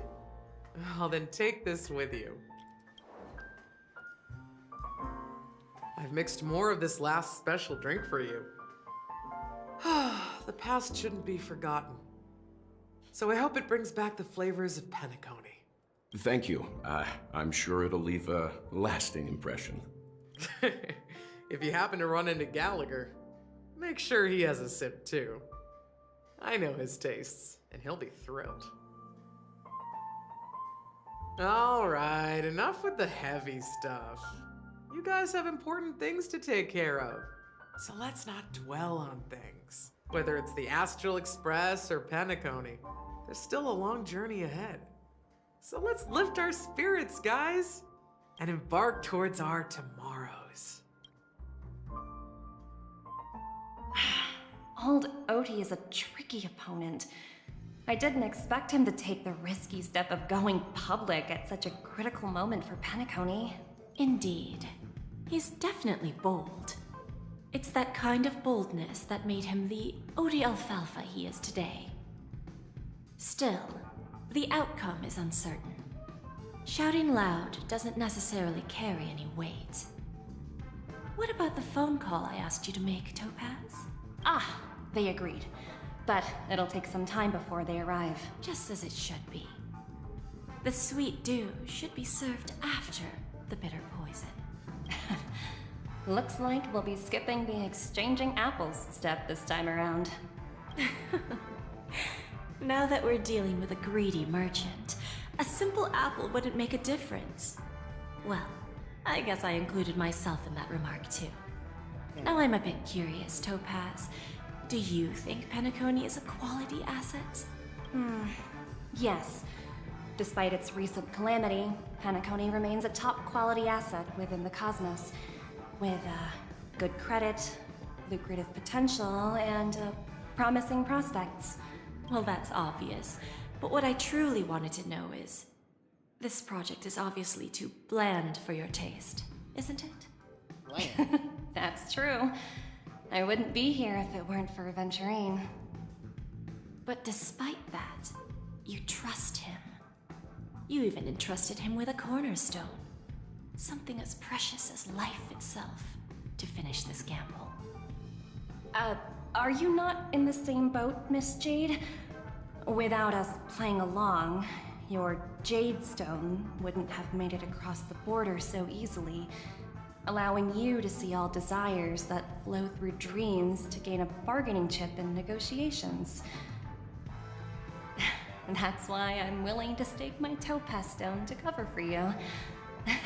It's like one big, elaborate game of chess. Once that kid sets his mind to something, nothing can stop him. Not even fate. Well, at least he's still alive, and that's the best outcome. Looks like we've strayed off topic, Miss Jade.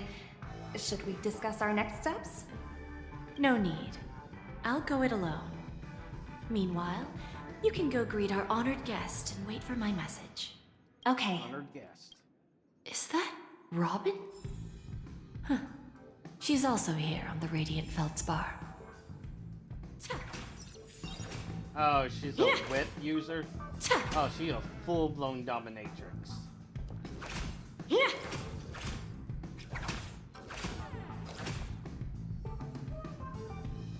Right, okay.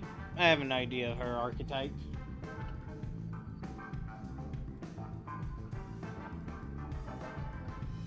Let's see, the character's name is Jade. Negative polarity narcissist or some other kind of negative or negative plus.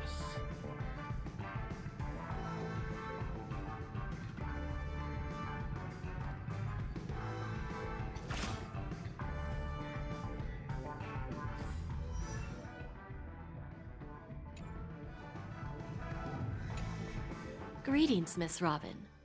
I didn't expect to meet you here. Miss Jade? Greetings.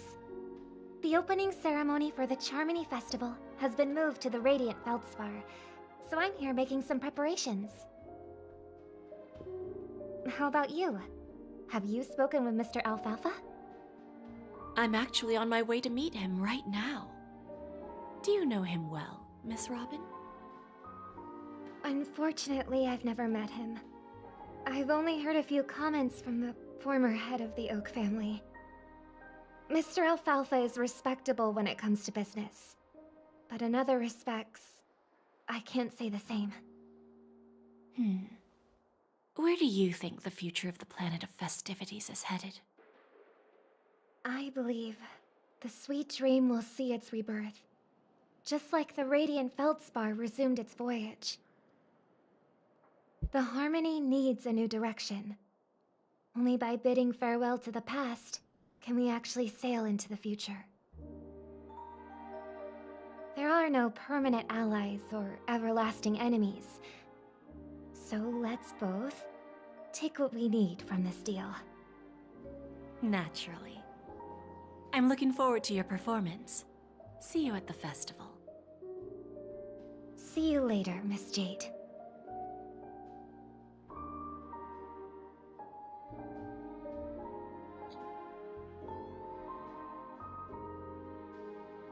I've repositioned my camera a bit so that it's higher up. There's a good child. Do as you're told. It's an AoE type thing. Oh, I'll certainly take this. 4-1. All the way at the tip.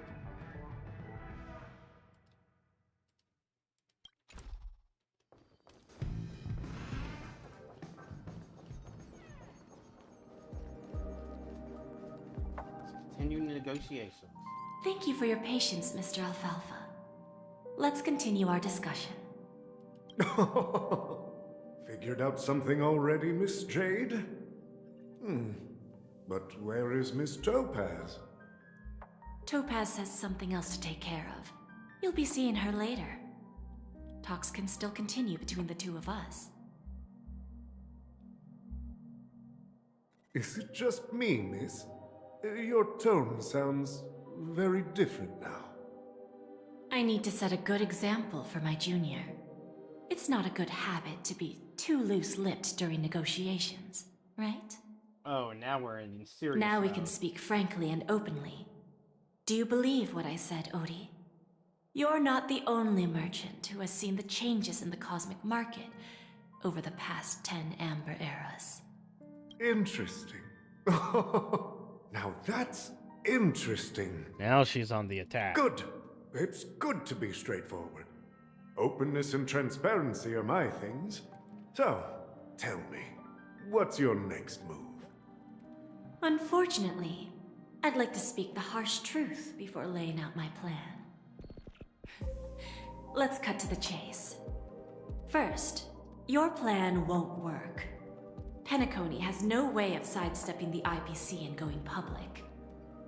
Second, you can't stop the IPC from entering Penacony. We've got all the time and connections in the world to find a way in. Are these just straight up Keep tearing threats? down and rebuilding this place until the Asdana system gets used to the IPC's ways again. Now, I'm repeating your words exactly. If you don't want to be a laughingstock and have everyone gunning for you at the official conference, you'd better drop your little pie-in-the-sky plan. Oh, interesting. Indeed. You surely have a way with words. Now, I'm curious to know what you have up your sleeve. Mr. Alfalfa, let's not forget that the IPC controls the biggest interstellar publicity platform. More than half the news networks in the universe take their orders Oh, from you us. bitch. The moment news spreads about Penacony going public, trillions of customers will immediately receive a message like this. The family's protection for Penacony has expired. Any mishaps in the dreamscape could result in permanent brain death. Care to guess how many ways we have to turn Alfalfa credits into worthless junk within a measly 24 system hours? With the entire cosmos keeping a close eye on Penacony, I assure you, it won't be too hard. You really think you can pull that off? Even from Pier Point, as distant as it may be, I'm more than capable of keeping you on a tight leash. Dang. Okay, this is just straight up evil. If you agree to give up that half-baked plan to go public, the IPC will assure you that we'll never jeopardize the interests of the family heads under your leadership. Media manipulation. After all, we also need allies here in Asdana. The IPC can assist Penacony with financing, starting by acquiring 30% equity shares. With our financial support, stabilizing and rebuilding Penacony will be a piece of cake. She said starting with 30%. Who can guarantee you won't want more in the future? She said starting with 30. That's the brilliant part of it all. The answer is simple. No one. There are no guarantees. It all hinges on self-awareness and mutual respect. However, the board of directors will consider the interests of the family heads to some extent. You're a smart merchant, old Odie. Isn't the whole purpose of this elaborate game to showcase your business acumen and seek more benefits for the family? Yeah. Sunday's plot was foiled, but these are exactly the schemes I expected to proceed. Though I'm waiting for sparkles. It benefits us if we both take a step back. And if that's not enough for you, I'm pretty sure that another goal of making Penacony go public is to expand the influence of the Planet of Festivities and attract more customers. I understand your concern, and I have a solution for that, too. Fine. Now I see your sincerity. As the head of the Alfalfa family, I don't think I have any reason to refuse your offer. However, as their chosen one, I still need one final answer. Go ahead. I'm listening. When I was a child, I heard the adults recite the tale of the ancient Ember Era, about the ascension of Shipe, the Harmony, and the downfall of Enna, the Order. The Order and the Preservation used to be close in ancient times. So, why does the IPC, as a follower of the Amber Lord, seek collaboration with the family instead of aligning with the Order? The answer is simpler than you think. It's all about credits. Everyone's favorite thing and the universally recognized currency among the stars. The IPC has the power to perpetually ensure their value. With each new world integrated into the credit system, the IPC adds another building block to its cause. Eventually, all exchanges, capital, and businesses will operate within a unified monetary system. One universe currency. All planetary developments will be recorded in accounts with well-defined values and the ability for exchange and circulation. And the heart of everything will be Klepoth's credit. Ah, and then the IPC will be able to exert influence over everything. Our intention is to establish enduring preservation. So I'm sure you can understand. This universe doesn't need two types of order. Well said. Now you've convinced me. All right. Tell me your solution. Let's see if we're thinking the same thing. Then let's continue our conversation. Please, Topaz, invite Sweet Dew to join us at the table.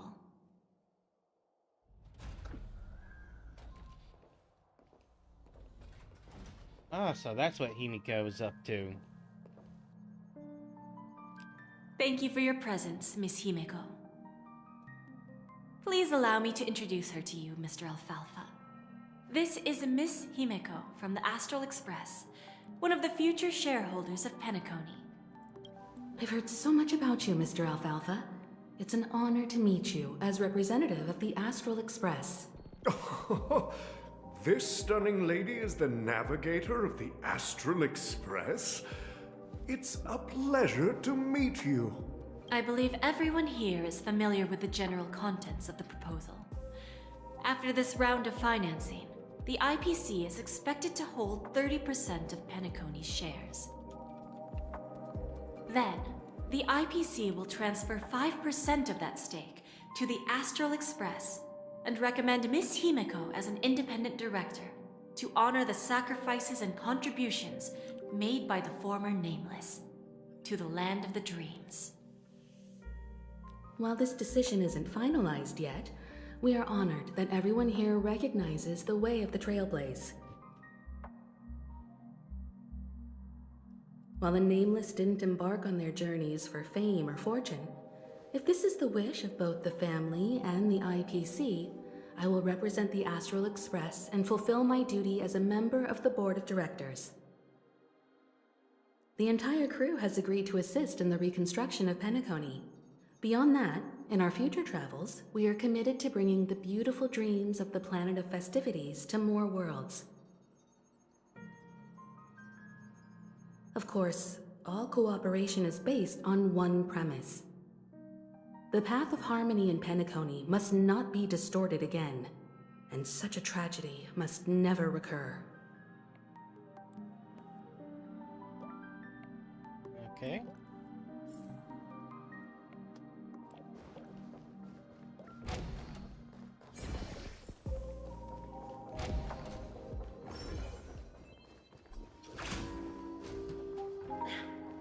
Watch yourselves.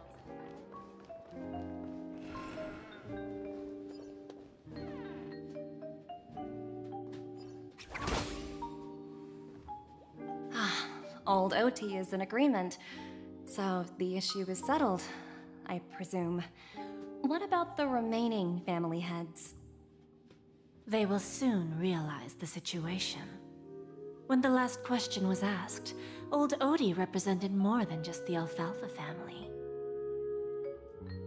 When should we schedule the formal negotiations? I'll handle the arrangements. It's all up to you. I'll step back and let you handle the negotiations and takeover. I won't be involved. But Miss Jade, this is... Aventurine initiated this case, and you were his project partner. If that kid hadn't overplayed his hand, I wouldn't have been pushed to the forefront. I came here today to help you sort out the toughest issue. I trust you'll be able to wrap things up quite nicely, little Yelena. Of course, there won't be any problems. And please, give Diamond my assurance. Don't worry. Diamond has always trusted us. I'll put in a good word for you, and you'll have your P-45 position back in no time. Radiant Feldspar. What a fantastic ship. Well, now that my business is done, that's concerning. It's time for me to indulge in my own little hobby. You want to open a Bon and Jade exchange branch on this ship too? Opportunities like this don't come around often. Just look at the guests on this ship. They're surely holding a wealth of valuable treasures. Well, I'll take my leave. A pawn shop can't run without a boss. See you around, Topaz. I have one more question for you, Miss Jade. Go ahead. That dose of bitter poison. I'm curious as to how you found this information. I didn't find the information. It came to me. It was from a lady concerned with the future of the Harmony. In return, I've agreed to help her with something. But that's for later. We can deal with it after we leave Penacony. You see, that's what investment is all about.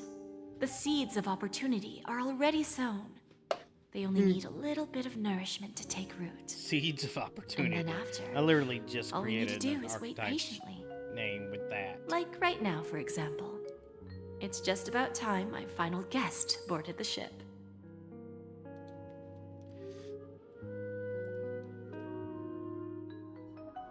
Firefly.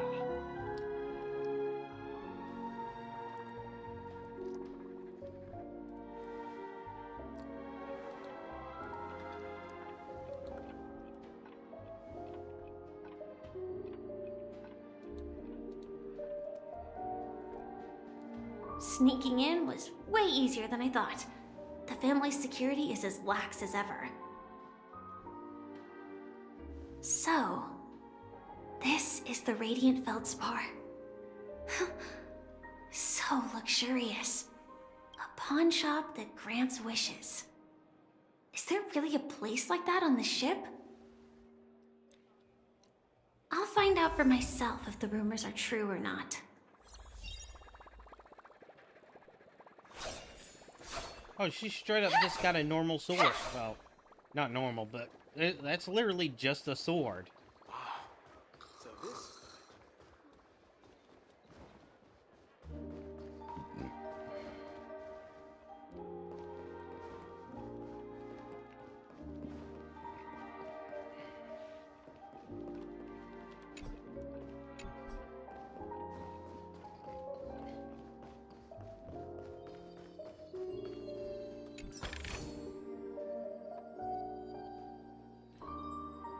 What? What?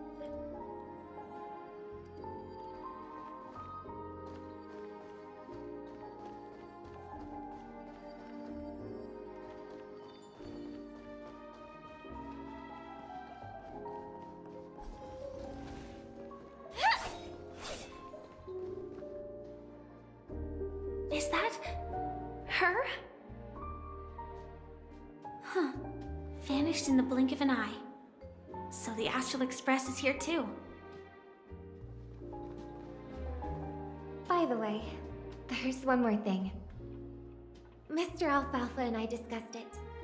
I'll present a gift to the Astral Express on behalf of the family as a token of gratitude for the Nameless's contributions to Penacony. Please help me with the necessary arrangements. Right away, Miss Robin. Can I ask you something? Oh, greetings, miss. Is there anything I can help you with? Do you know how to get to the pawn shop? Pawn shop? Pawn shop? Ah, you must be talking about Lady Bonajade's place, right? I heard she offers special services there. I've marked the pawn shop's location on your device. Please feel free to check it out. Lady Bonajade. I think I've heard that name somewhere before. Was it from Silverwolf? Come to think of it, she disappeared after mentioning that she was going to meet with the Genius Society. Nothing suspicious. I wonder how things turned out for her. Lady Bonajade.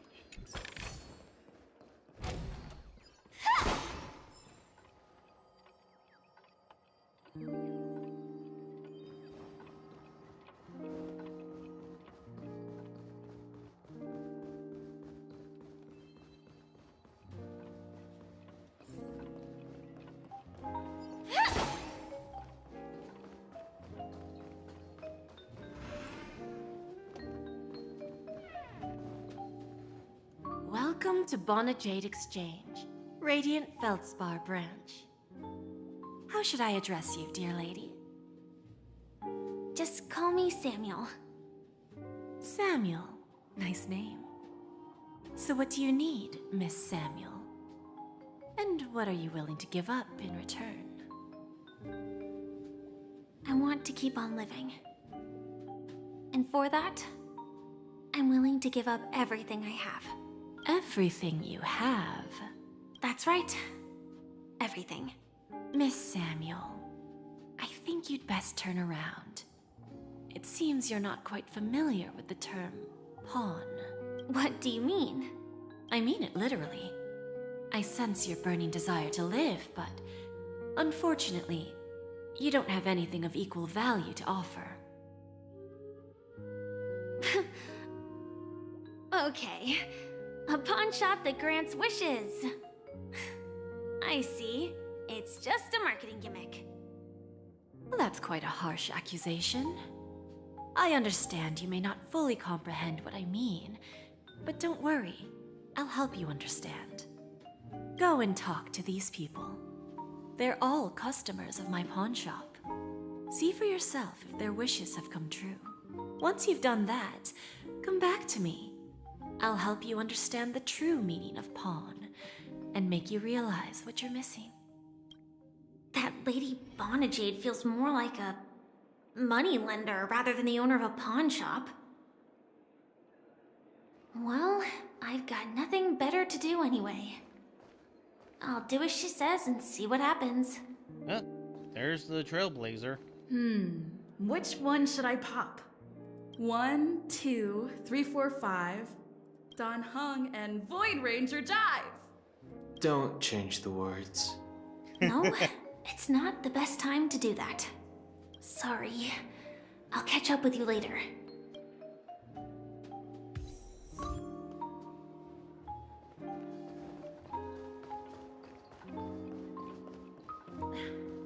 Watch yourselves.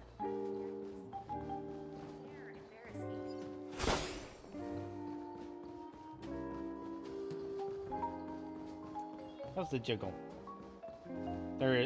This game doesn't have much jiggle in it. It actually looks realistic. No danger There's some, detected, but not a whole But lot. never let your guard down.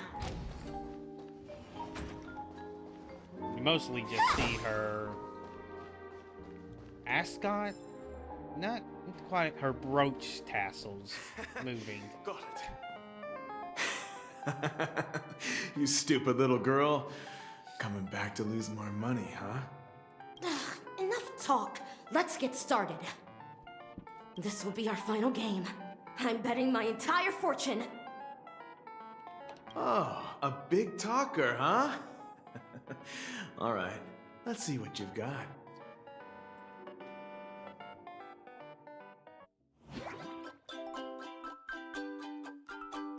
The heck is this?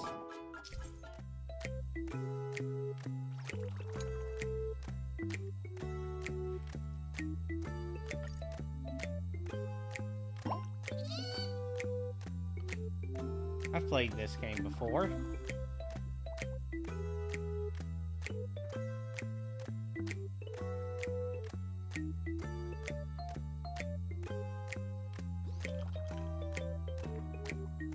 Yeah, you would think this one's the good option, but it's actually going to be this.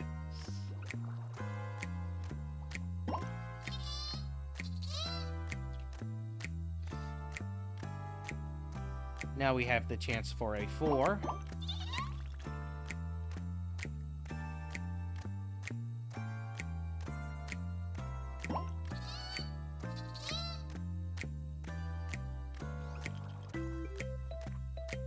And we can get a double here.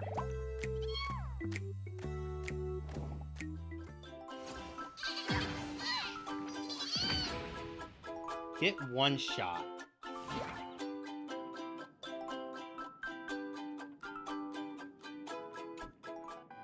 I won? I actually won! This can't be! You lost to me 10 times in a row. How could I possibly lose to you at such a crucial moment? It's true. Lady Bonajade has truly blessed me. Finally, my luck has turned for the better. Great new era for Stacy. The master gambler has arrived. Got it.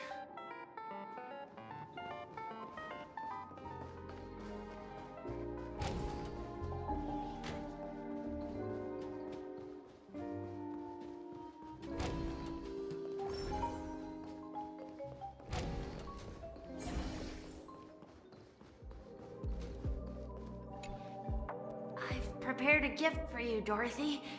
Check this out. Whoa, what a beautiful necklace. Is it made of cymophane?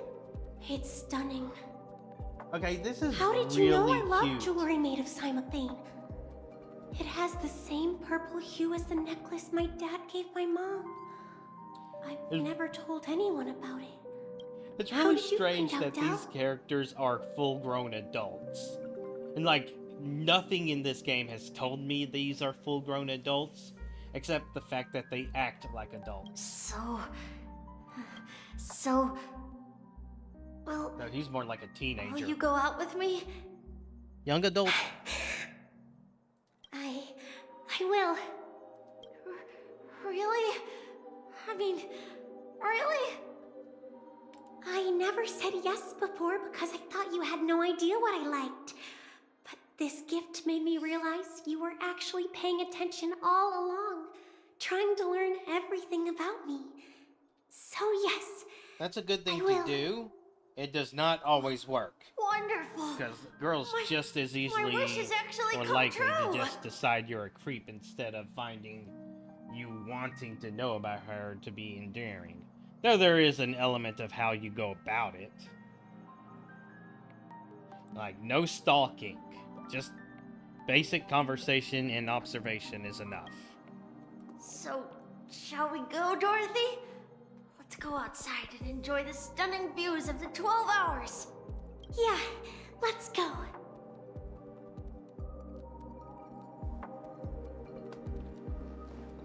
Don't be a stalker, but it's okay to be observant.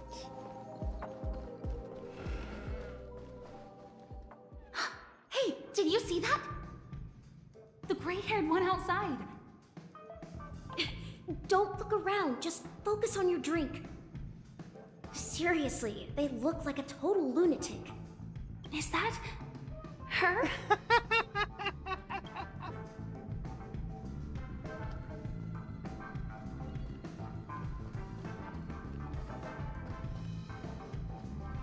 Trailblazer. Chirp, chirp.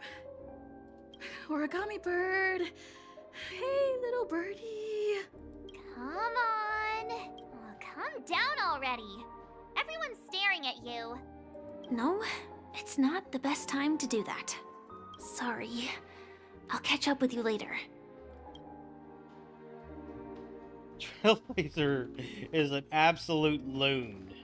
I love it. Yeah, you heard right.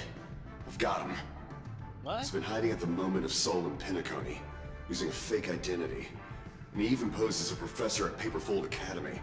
I've made a deal with the family. I'll leave the extradition-related paperwork to you. How'd I find him? Well, let's just say I had some help from an influential figure. Don't ask for the details. 22 years. Yeah.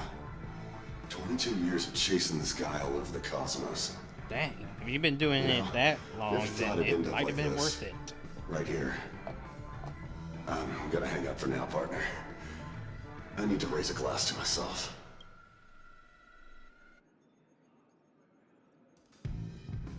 The tears of an Inteleron. All of their wishes actually did come true. But I just don't understand. How did she do it? And what does pawn really mean? I should go back and ask.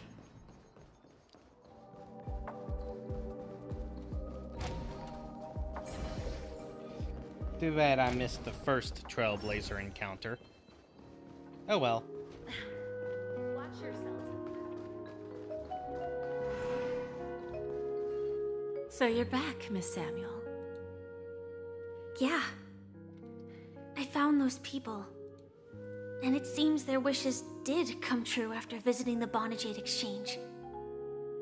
But I'm not sure what you want me to see. They all seem to be living fulfilled lives. Not so fast. This step was just to show you that the Bonajade Exchange is genuine. That I had the power to grant their wishes. And now, I'll tell you the price they paid. Dell was from a wealthy family. He was head over heels for Dorothy, and wanted to win her heart. So he made a deal with me. He put up his entire fortune in exchange for a gift that would impress Dorothy. It was a piece of cake for me, thanks to my IPC connections. However, Dell will soon find himself evicted from the dreamscape, because he can't afford his room. Whether he can bounce back from poverty, well, that depends on him. Let's just hope that necklace will keep their relationship from crumbling.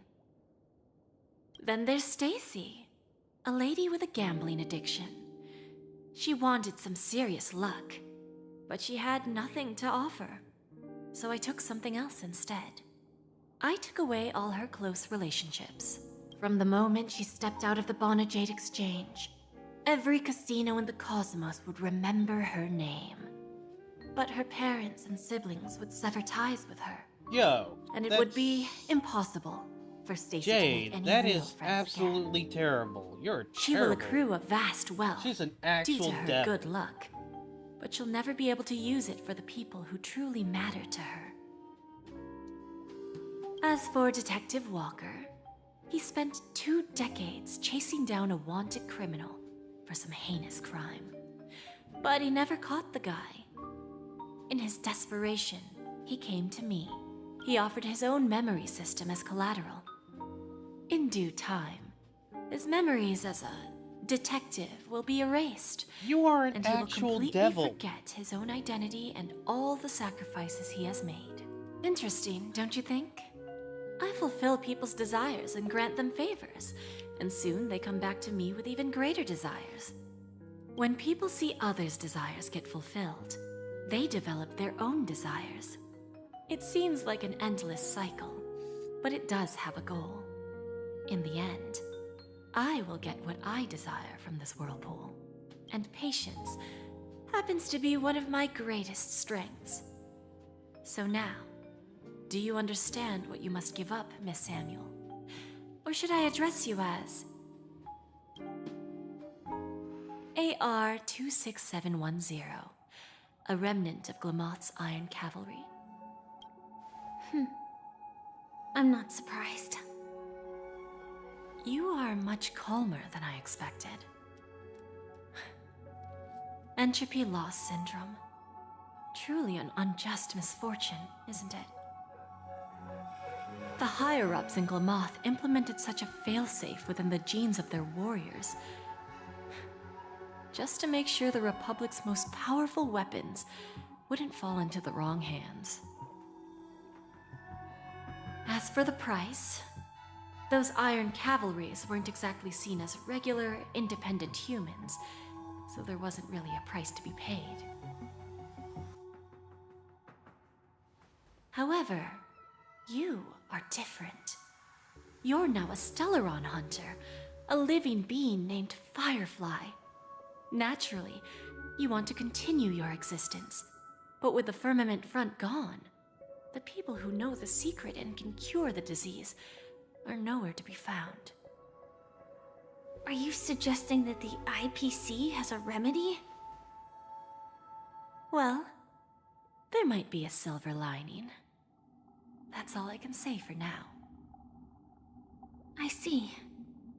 It's no wonder you said I can't provide anything of equal value. Because nothing I own holds any meaning. So, you're going to ask me to personally restrain my partners to ensure my own survival? Unfortunately, that's not quite the case. Partners. A nice way to put it. Now I'm even more curious about the Stellaron Hunters. Each of you has your own identity and a special bond with each other. It's strong and intimate, and yet it allows for independence. Just as the 10 Stonehearts follow Diamond, you follow your own leader. I wonder what they are like, and if all Stellaron Hunters are like you. Traveling on the path of finality, but struggling against your destiny. Attempting to move in the opposite direction. I really hope that one day, all of you will come and visit my pawn shop. I'll be waiting patiently for that day. Can I see this as an invitation? From Diamond to the Stellaron Hunters while keeping the IPC in the dark? Consider it more of a personal offer from myself. it doesn't represent the IPC or the Strategic Investment Department. The Stellaron Hunters have interacted with the IPC, but not the 10 Stonehearts. Our paths have never crossed. As for your offer, I can pass it along to my partners. But I have a question. You know who I am. And you must know that my partner is keeping an eye on this room. If she wanted to, she could let the entirety of Purepoint know about it within a few mere seconds. What drives you to take such a risk and extend this invitation on behalf of Diamond, even if it could lead to your downfall? Simply put, you and I are the same. And she may not even be wrong. However, unlike you Stellaron Hunters or the Astral Express, we band together merely to obtain what we want. Each of us has our own past and destined ends, and on this journey, we have been invited by Diamond to join him. This journey could be either brief or long, as each of us carries a void in our hearts. Wonder who that is. It can only be filled from the outside. So, Diamond made us a promise to divide the power of the Emanator of Preservation into 10 pieces and give each of us a cornerstone to fill that void. Mortal flesh is fragile, yet my heart is unyielding like the monolith. For without this resolve, the way of preservation would fade into oblivion. So, you understand? This pledge goes beyond a mere oath. It's our collateral in exchange for opportunities, wealth, survival, and a future. And whatever we gain from it will fortify the Stonehearts in return, allowing us to achieve the great cause of the preservation when the war among the eons eventually comes. What does this split text mean?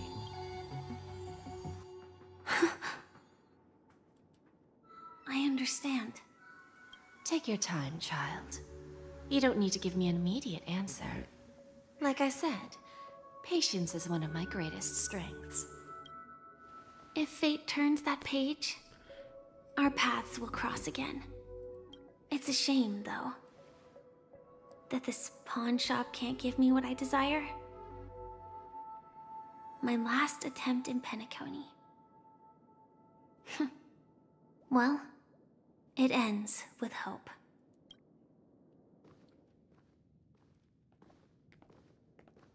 Lady Bonajade, I've come to deliver the collaterals promised. Turns out, the meeting to decide the future of Penacony went much smoother than expected. With little debate. The Charmony Festival's opening ceremony is starting soon. I should head down and take a look. This airship has quite a few treasures, a bountiful harvest.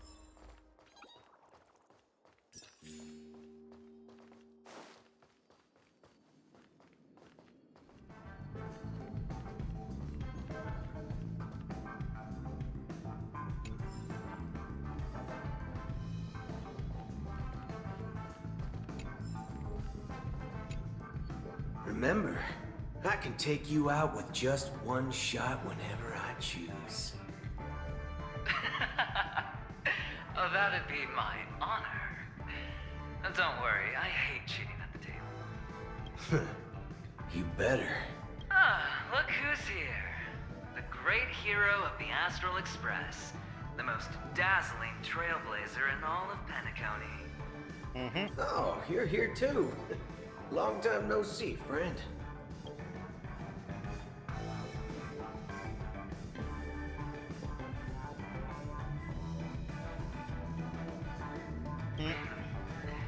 Merely a greeting of platitudes.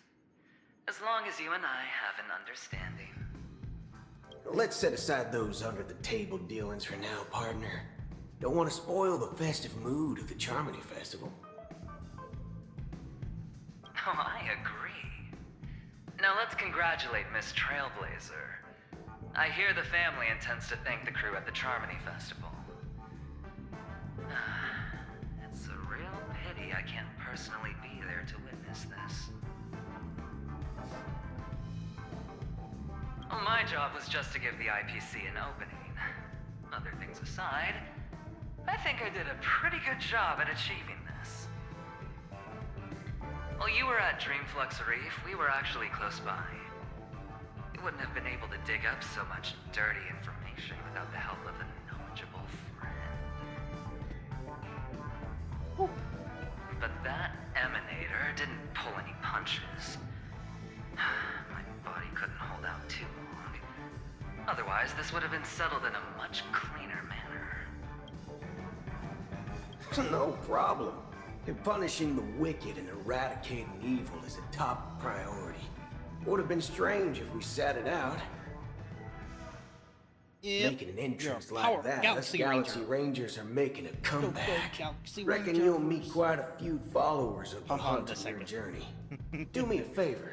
Pass on my regards, will you?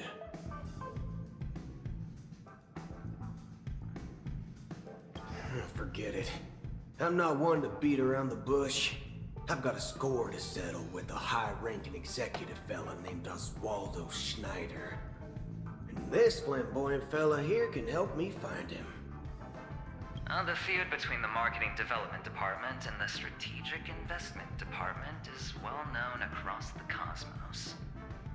But what I didn't expect was the involvement of the Galaxy Rangers in this feud. Looks like things are about to get spicy. Alright, Thank have you. fun, you two. And I also hope you enjoy yourself, great hero of Penacony. I'll pass. But I do hope you guys have fun.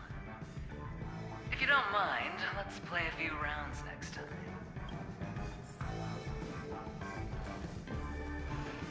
Now I'm gonna go this way. That's why. Looks good. Ah, yes. Hello, Psycho. I remember you.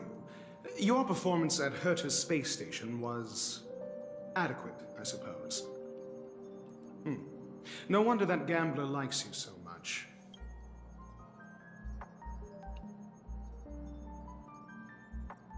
You know, This adventuring. individual is my responsibility during the trip. Nothing more than an errand from the Office of Academic Affairs. Very well. The Charmony Festival is about to commence soon. Take advantage of this unique opportunity. A blend of work and play is essential for superior knowledge absorption. The executives of the IPC and the Guild say that we are strategic partners. Yet, from my perspective, I am invariably the teacher, and he, along with you and every other individual, is the student. You don't have anything From of this value to perspective, teach. adventuring isn't what you call an ideal student. Yet, he's also not utterly obtuse. Alas, the void within him can never be filled by talent and knowledge. Let's hope he doesn't turn into a philosophical zombie. Saying such a thing merely indicates that you have not truly grasped the essence of learning. The principle of balancing work and relaxation is scientifically grounded, with the relevant proof process detailed on page 21 of the 31,467th issue of the academic journal Star Caesar. Acquiring knowledge aims to enhance living. Don't invert priorities like those dolts at the Guild.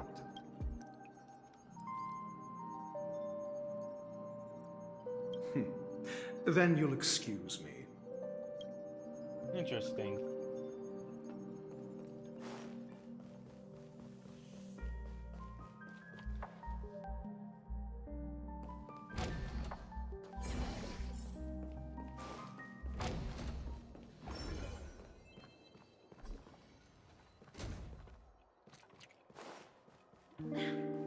Watch yourselves. Well, if it isn't my old friend. It hasn't been long, and yet, here we are again.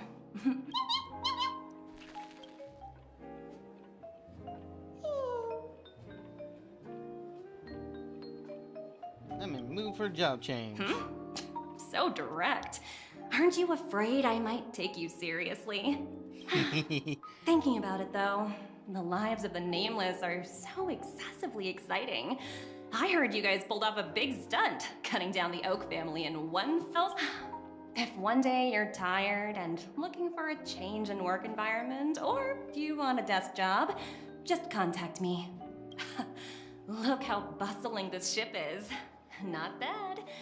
Someday when I'm less tied up, I plan to host a grand party on my eco-ship, and you'll all be on the guest list. Transform? What are you saying?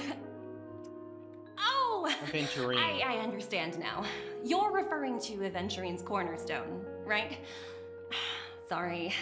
Compared to him, my ability is not as visual. Of course she's not going to have a monster form. Guess there's no harm telling you. The abilities of the 10 Stonehearts' cornerstones are all different. Some can even read your thoughts. Only the two-faced con man is going to have a second now face. That I think about it, it was good that Branya got there when she did in Belobog. If she came any later, we probably wouldn't have ended up as friends. She's still talking about events I have no idea about.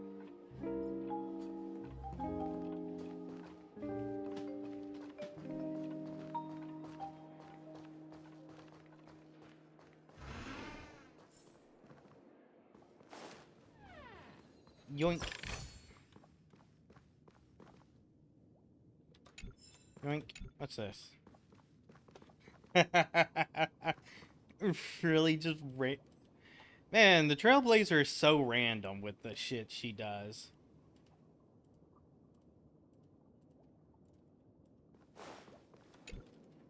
Hey there, lively lady.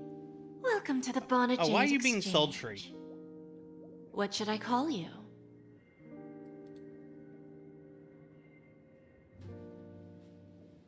My name is Sunday. Not a bad name. Just lacking in virtue. So, Miss Sunday, what do you wish for? And what are you willing to sacrifice for it?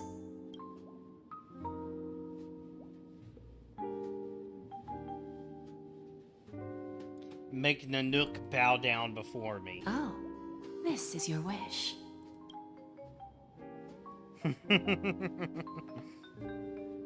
Sounds simple enough. Very pragmatic. Then, let's discuss the cost. To fulfill this wish, the thing I need is simple. The tail of an animal. Well, it's a two-legged animal with black fur, a round head, and long ears. It's omnivorous and is prone to mood swings. Most importantly, I'm not giving you it has mastered the Pom-Pom's human tail. language and can communicate. Bring its tail to me as collateral, and your dreams will come true.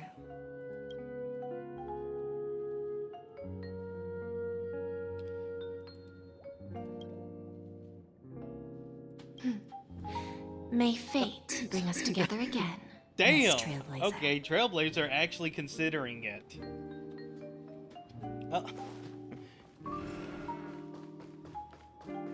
What services do you require? Yoinkers. Is that all? Yoink. Gimme. What services do you require?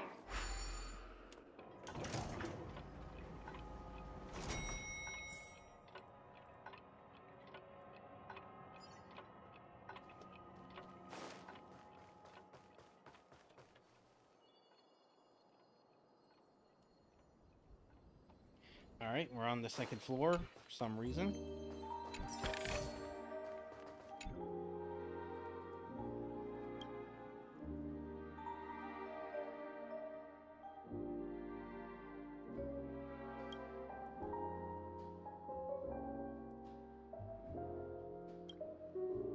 Take the left.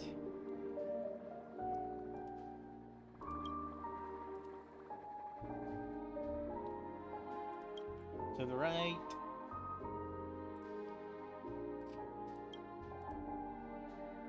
Look to the right.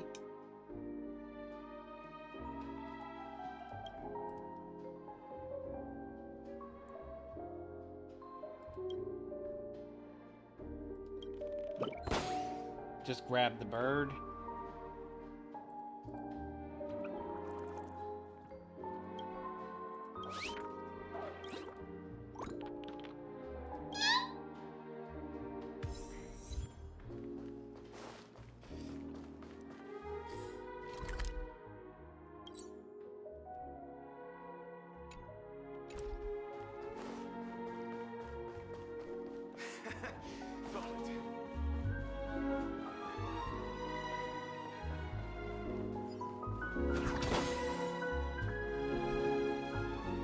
Space anchor activated.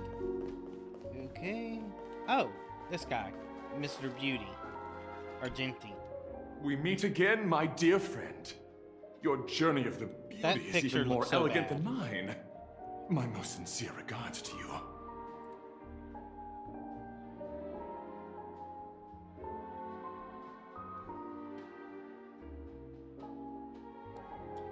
Unlock? An eloquent and picturesque choice of words. Yet you have already set forth on the path of beauty. I have heard of your valiant deed in leading others to vanquish the omen of evil.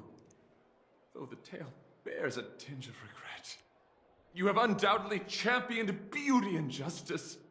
May Adrilla smile upon you. If an admirer of the beauty gets lost in the pursuit of power, they risk descending into the omen of evil, a form which is neither human nor beast. Well, he's Although Mr. Sunday did not cross paths with the path of beauty, his actions were no different from the omen of evil. A lamentable soul lost on the path of righteousness. Truly a matter of deep regret. I'm ashamed to admit, Anna's dream was too realistic. I couldn't bear to bid farewell to a fallen friend who had long turned into a beast. I lingered in that illusory dream for far too long. His voice and smile were too vivid. I didn't pass the trial of beauty this time, spending too much time in self-reflection over my own hesitation. Yet I wish for Adrilla to remain my beacon, a banner for me to strengthen my determination for the beauty. Well, have fun. Thank you. Then may the beauty always be with you. All guests communicated with. Let's get this going. Just random trotter. And the other one. And one more. The festival hasn't started. Let's take a quick break. Hi, we meet again. Who's that? It's really you. I knew I didn't get the wrong person. Let's stick someone else? It was you. I saw you opening treasure chests, hitting balloons, and playing dreamy slots.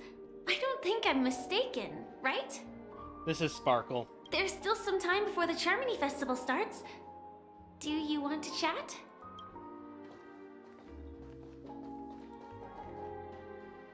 Two murder cases, a showdown with the IPC's ambassadors, the legacy of the Nameless, and a remnant of the Order who dreams of creating a paradise in place of the Eons. You guys even ended up shattering the dream. It's truly been quite a vacation. You are not It's Firefly. a good thing that you guys managed to overcome all those difficult problems. Congratulations! After the Charmony Festival's opening, will you guys be leaving again? Not sure we'll be able to depart smoothly. There will always be somewhere. After all, you guys are on the path of the Trailblaze. Before joining the Stellaron Hunters, Elio told me that this journey will tell me how to live on. That's all he said. As for the rest, it's up to me to find out. Really? So, that's not going to raise I'll any pay red extra flags? attention to any leads that will let me live on. This trip to Penacony is no different.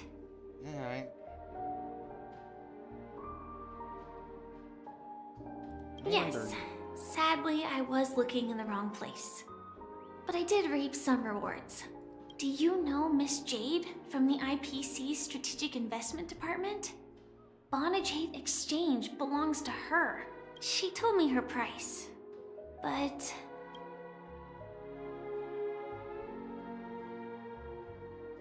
Would you take the no. deal? But what she wanted wasn't my answer either. Of course, I want to live on. But... what fate owes me? I want it paid back, not passed on. No one else should be involved because this is a grudge between me and fate. Speaking of which, actually, I feel that I still owe you a formal apology for that matter with the performer of the Iris family. Even the smallest of lies can turn into a betrayal as sharp as a blade. I'm sorry.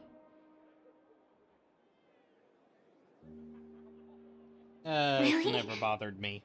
Then it seems what Kafka taught me was correct. To me, hiding is much easier than being honest. Yet, I still want to try expressing my emotions as any ordinary person would. It's that girl! Get moving! Arrest that criminal before the Charmony Festival's opening ceremony starts! I can't believe they've chased me this far. Looks like we have to say our goodbyes. Don't worry about me, just go and enjoy the ceremony. The script hasn't reached its end yet. We will meet again. I hope she's okay. But if it's only those two hounds again, she'll probably be fine. I really don't think that I'll was send a message Firefly. later to check in on her. Let's go attend the Charmony Festival first.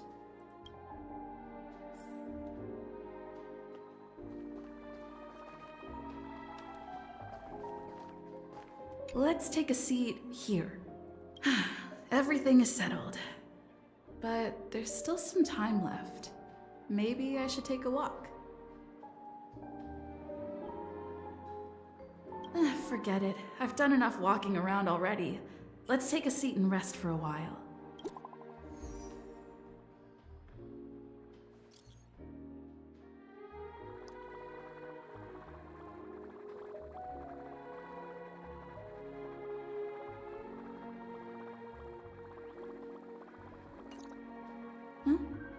Looks like I don't have to worry about her. Let's wait for the opening ceremony to start.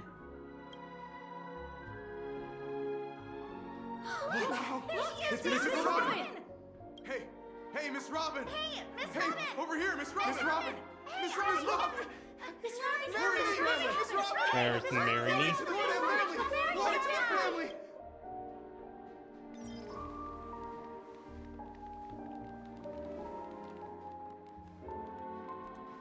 Distinguished guests, fellow family members, ladies, gentlemen, and friends from all over the cosmos. It's a pleasure to join you all in celebrating the grandest ceremony of the Amber Era, the Charmony Festival. Firstly, on behalf of the Penacony family's 5 major lineages,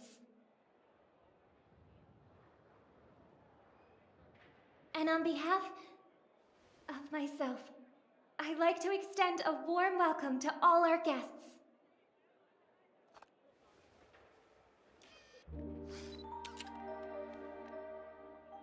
As you all may have noticed, this year's Charmony Festival is far from regular.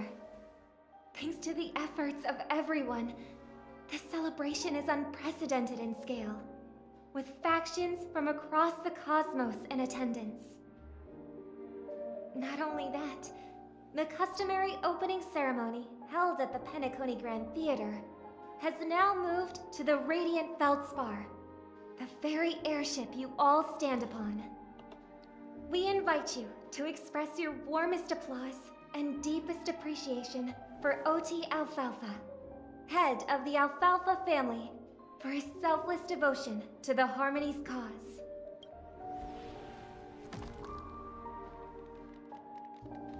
What makes this festival so uniquely significant?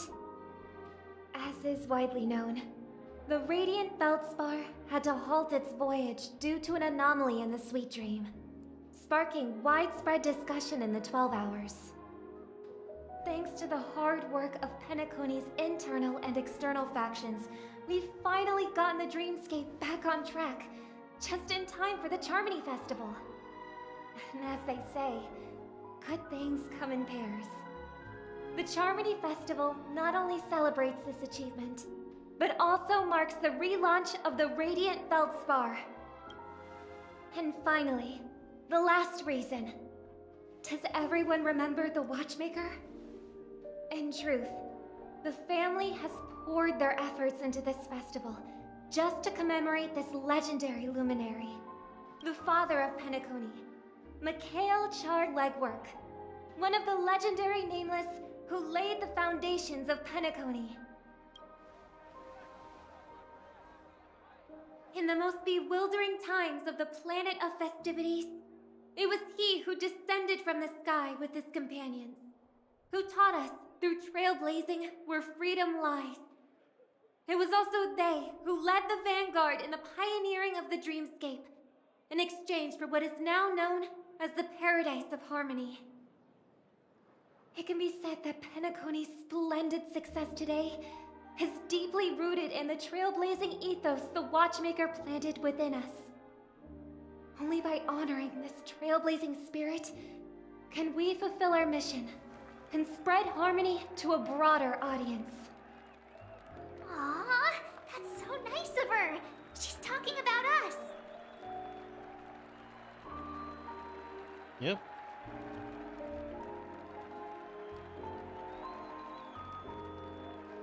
We haven't even been mentioned yet. Yes, we have. Oh, come on. It doesn't matter if she's talking about the old or new generation.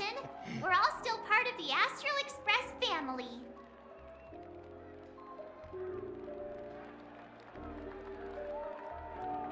And now, the Sweet Dream is back on track. All thanks to the Trailblaze, of course. If it weren't for everyone on the Astral Express, we wouldn't be able to successfully host this Charmony Festival. Thus, with unanimous consent from the 5 major lineages, Penacony's family, on behalf of all family members throughout the cosmos, offer a token of appreciation to the Nameless. Oh, I wonder if it's gonna be a big one! We will transfer ownership of the Radiant Feldspar to the Astral Express. A meager appreciation that we hope Wait, you so will we just accept with own grace. this? Let us gift our applause and cheers to these brave and dauntless Nameless. Yes, we own a yacht. And now, I propose a toast. To harmony. To the Trailblaze. To the future of Penacony and the universe. And to the generous Alfalfa family head, Mr. O.T. Alfalfa. Cheers! Cheers!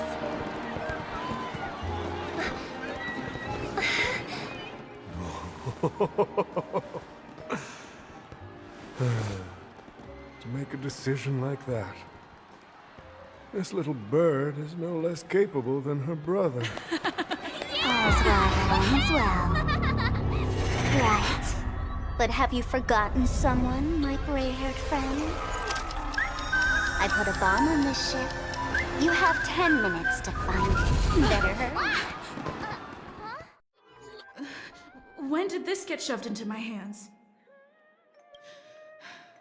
There are still so many bombs. Now is not the time for the plot payoff. I can't handle this alone. Time to create a group and inform everyone.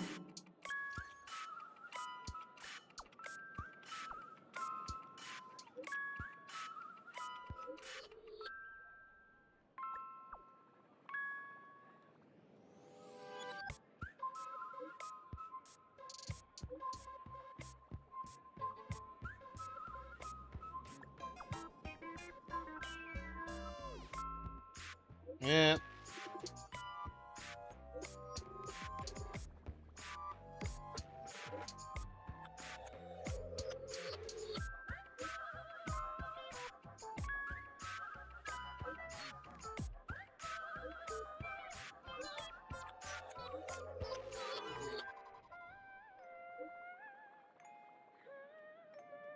The fridge?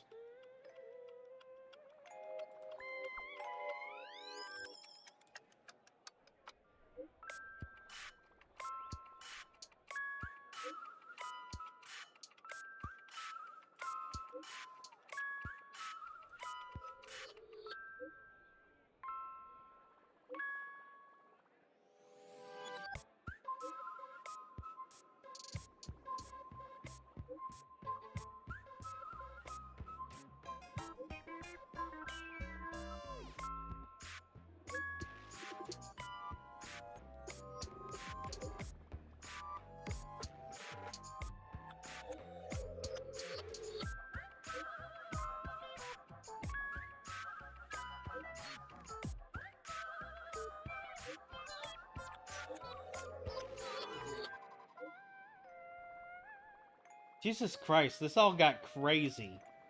All set. Let's start following the plan.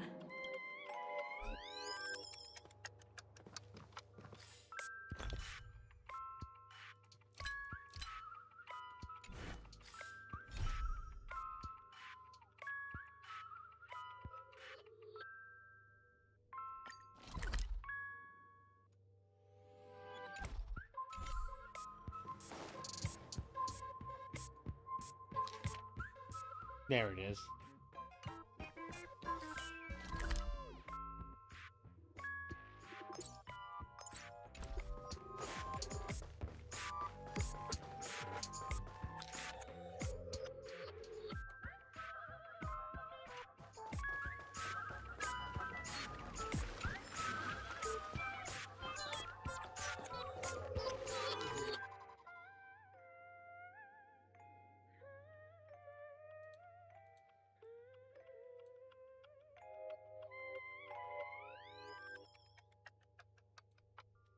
Right, they're supposed to be in dolls.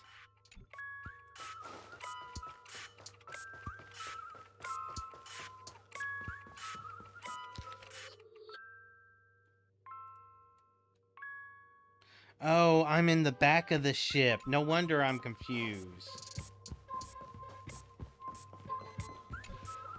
You finally arrived, oh great gray-haired little one. I'm the constable around these parts, and right now, I'm posing as a bomb.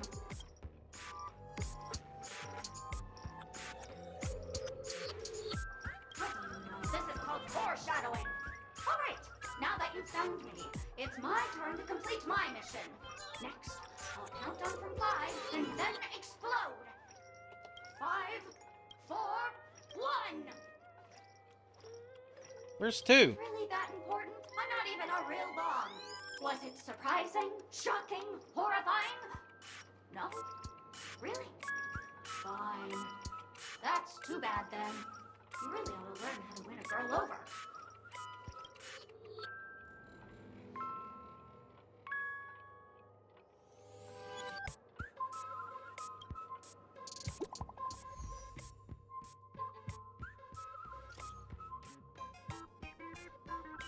Bad news first.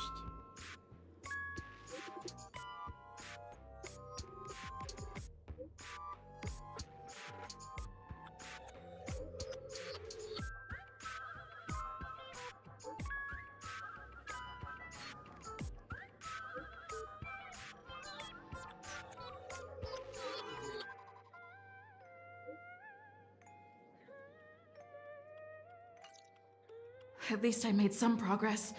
Gotta keep working at it.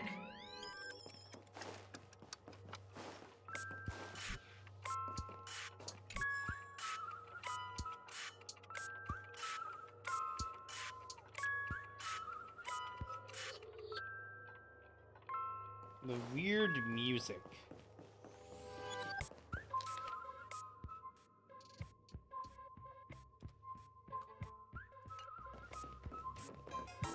Alright, I'm on the correct side.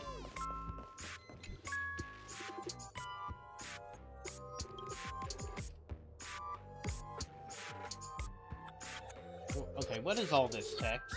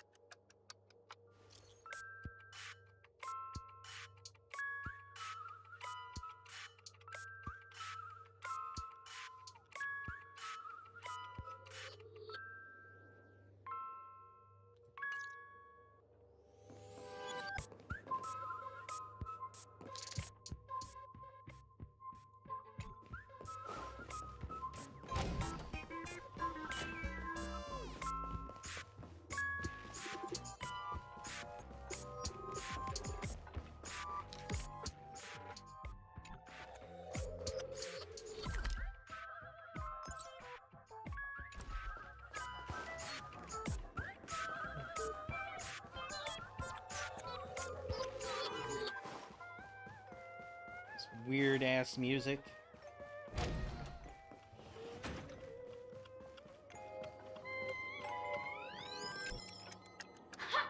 We meet again. I am Penacony's famed detective. Got yourself into a pickle? I'm more than happy to help.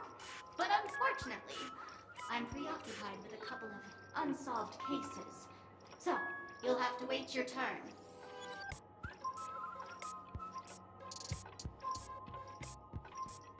Bob. Drat. It completely slipped my mind. Dr. Boom specializes in explosives. I need your help, miss. You've had quite a few run-ins with Dr. Boom. And with the recent bomb situation, you're bound to find evidence that proves Dr. Boom is the killer. The first case is the Soulglad factory arson case. We found a hammer, a doll, and half a liter of unidentified fluid at the scene of the crime.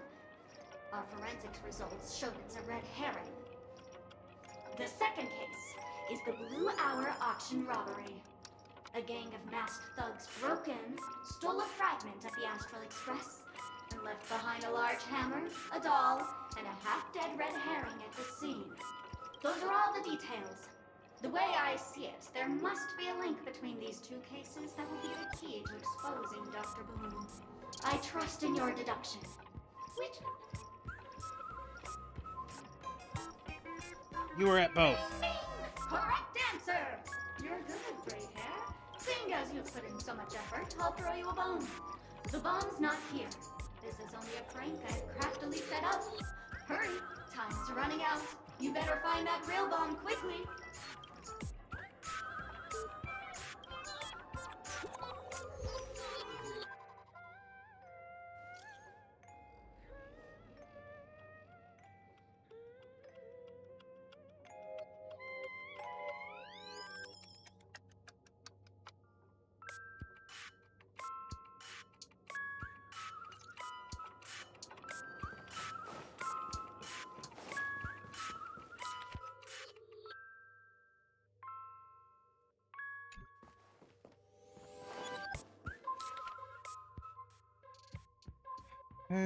Right.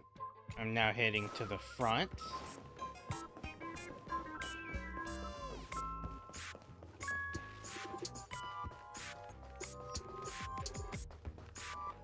Except that's the back.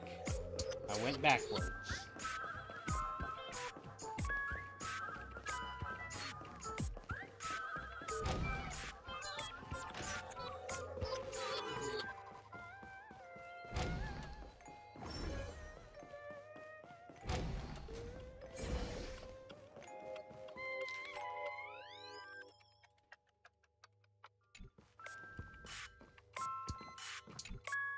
Hello, lovely actor.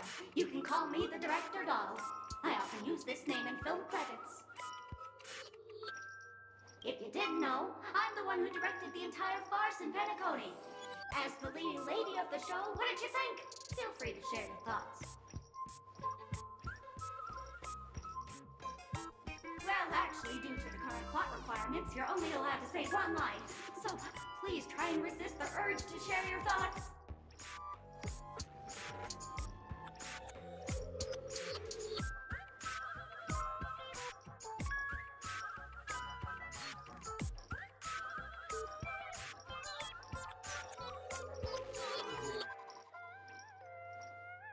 Really? You really have no questions? Okay then, what a pity. Since you're done asking questions and I'm done answering, according to the script, I must reveal to you the fact that there's no bomb here at all, thus causing you to want to kick yourself for spending this whole time listening to me prattling on, after which we will part ways. But don't fret, I've also prepared a gift for you. A dream bubble that has the thrilling life and death moments I shared with a beautiful memo keeper. If you haven't seen it yet, you should hurry up and look for Dr. Edward.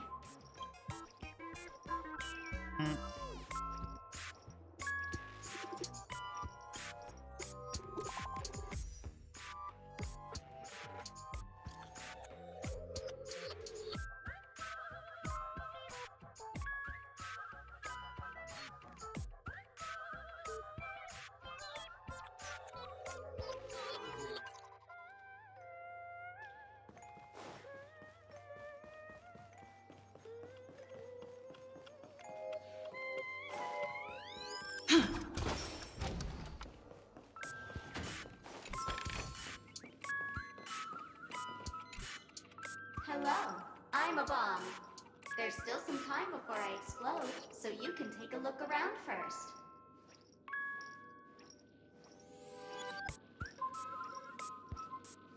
I'm here to defuse you. No problem. Executing self-diffusing program. This won't take long. Now playing Never Give Up, Never Surrender by the trending superstar Rickley from the You Epsilon 12 bitch. system.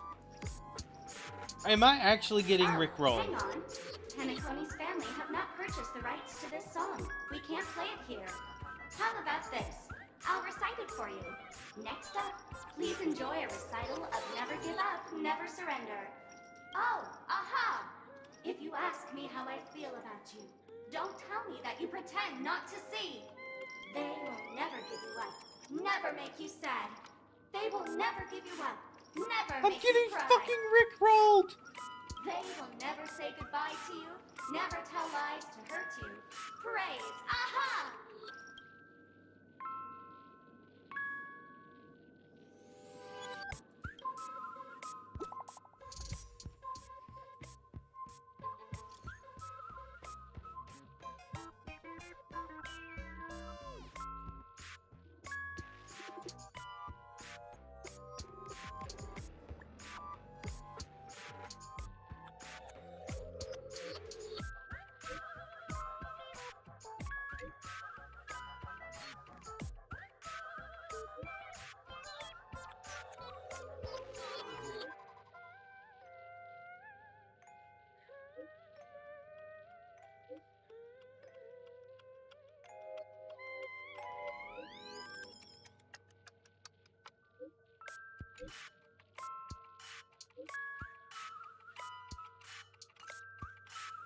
Not much time left.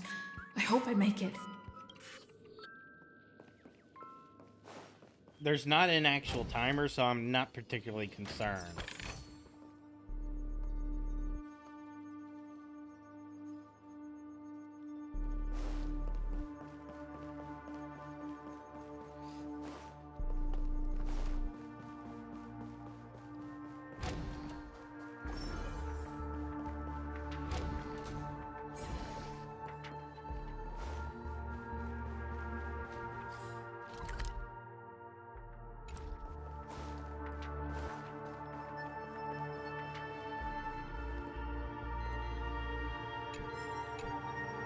Oh, by the laughter!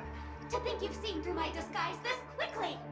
Honestly, my dear Miss Gray Hair, you're just like a ferocious pangolin in Madame Susan's bedroom. Keep your shirt on. A watched pot never boils, miss. I'm on to you. You're here because you accepted bribes from the duplicitous and corrupt leader of that Sparkle gang. The scoundrel who what this evil city has fallen into depravity. As the sheriff doll, I cannot idly stand by and do nothing. And now, only this imaginary neutron bomb can completely cleanse Sparkle City of your ilk. If you wish to defeat me, you'll have to face off against the great Sparkle's dogs. They're my fiercely loyal companions, and you'll never defeat them. Oh, and we're under attack.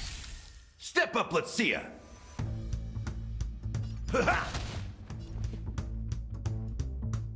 Let's improvise. Are you alright? I'm okay. There's more Eternal. Stay back, Clara. I want to protect everyone. Help me, Mr. Spark!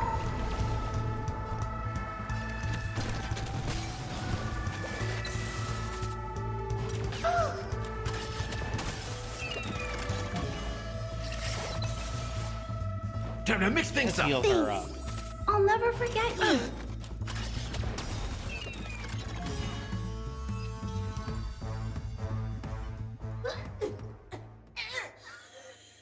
To think I was defeated by the despicable underling of Blaze and Bro.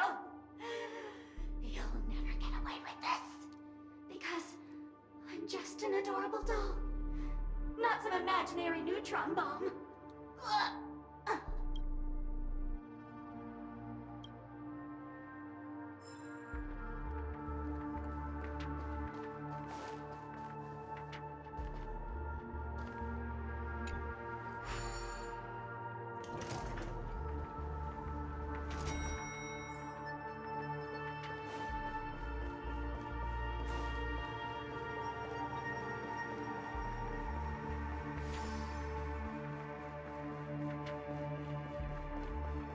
told there's more here. Yep. I want to do this one too. Welcome to the Radiant Feldspar, good lady. I'm a dangerous bomb, and an outlaw who despises law and order. May you have a splendid day. You don't look or sound dangerous. Fork you! If you think this isn't intense enough, I don't mind showing you what real danger and madness look like. To be frank, I didn't become an outlaw because I'm a fudging bomb. It's because I'm the fudging owner of an ancient, mad, forbidden curse. Care to experience it? I can chant it for you. But Miss Sparkle won't be responsible for any of the consequences. Let's see it. Fudge, you're more insane than I am. Let me gather my wits. The ritual is ready. Perk up your ears and listen closely to the most ancient, primal fear of Boomska, little sparkles! Boomska, little sparkles!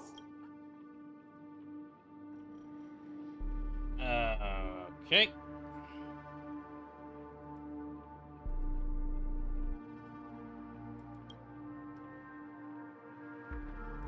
Oh, that was weird. And the actual Mickey Mouse voice is even stronger there. Alright, let's get going.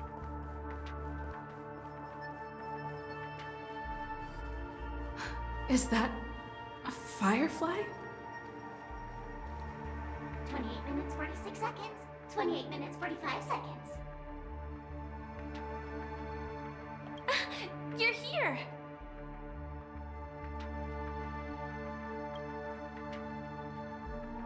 The masked fools? So this really was their doing. Damn, there was an Since you're option here, I'll to just keep it accuse short. her of being Sparkle. Just over half an hour ago, I received a message from an unknown sender and rushed here as soon as I could. 27 minutes, 51 seconds. The sweet dream has lost the protection of the Order. If it were to blow up here, the consequences would be unfathomable. I've scrutinized it for a long time, but the bomb's design is incredibly unique, as if it's been locked by some mysterious path force. Apart from its creator, I fear no one knows how to deactivate it.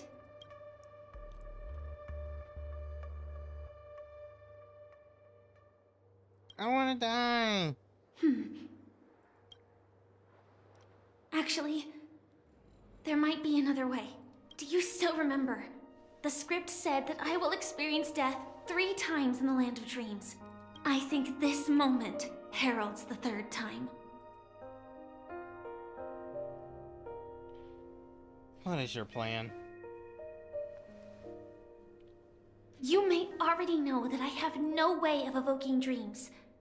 I employ a Stellaron Hunter's special method in order to enter dreams instead. This allows me to perform feats that typical dream chasers can't. As long as I can bear the pain of the Memoria pressure, I'll be able to dive into the primal memory zone beyond the dream and extend a lifeline to the Radiant Feldspar. I will take this bomb into the depths of the dreamscape, as deep as possible, where there are no living souls around. That way, at least no one will get hurt.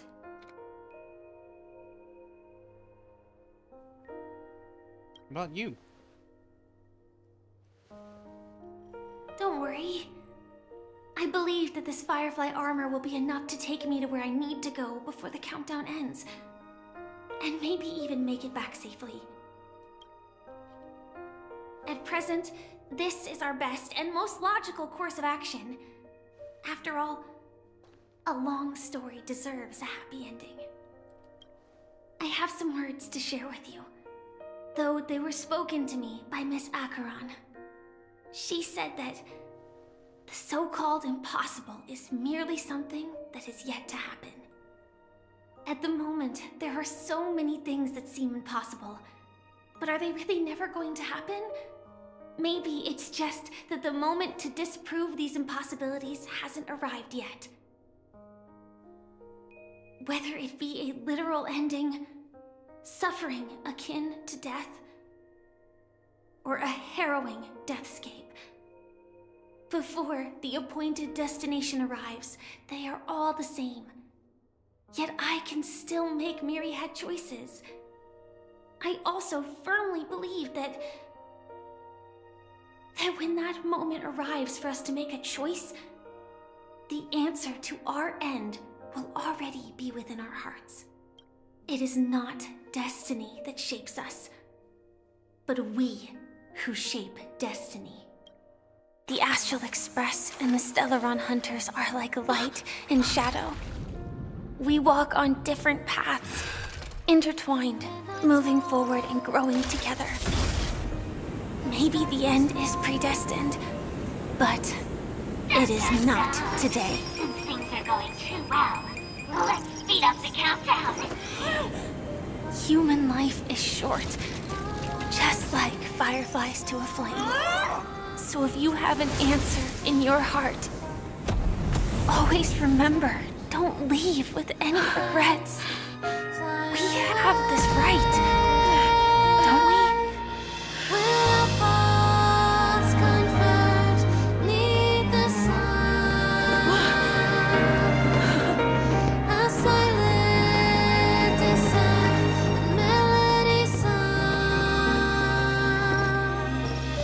Since you care so much about other people's safety, why don't you go take a closer look?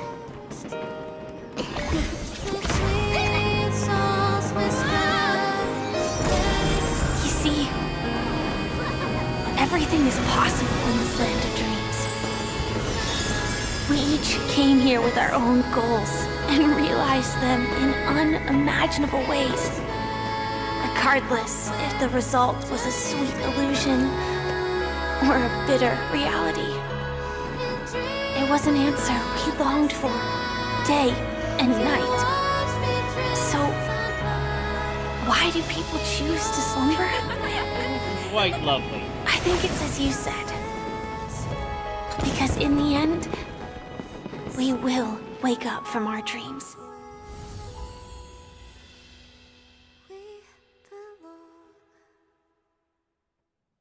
As someone who doesn't dream very much, it's merely just a way to recover.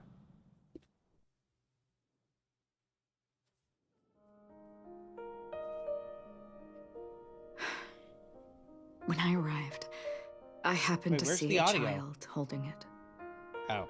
He said the flowers were prepared by Aunt Jessie for the watchmaker and the war comrade he'd missed his whole life. Mikhail would place 2 bunches of flowers here year after year. And after he left, it became 3. Your wishes will always be remembered by someone. Now, Penacony, as you hoped, has welcomed the dawn after a long, dark night. The path forward may not be a bed of roses, but at least people are prepared to step forth towards freedom. Tiernan, you can go home now. While the Nameless are also preparing for the next stop of their voyage.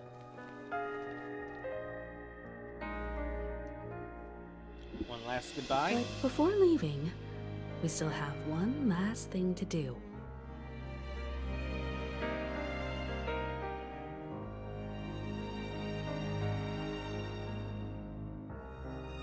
Bye to you, Gallagher, and the Nameless. It is my honor. I've said many goodbyes. Yet I am glad that this is the first time I speak these words with a smile.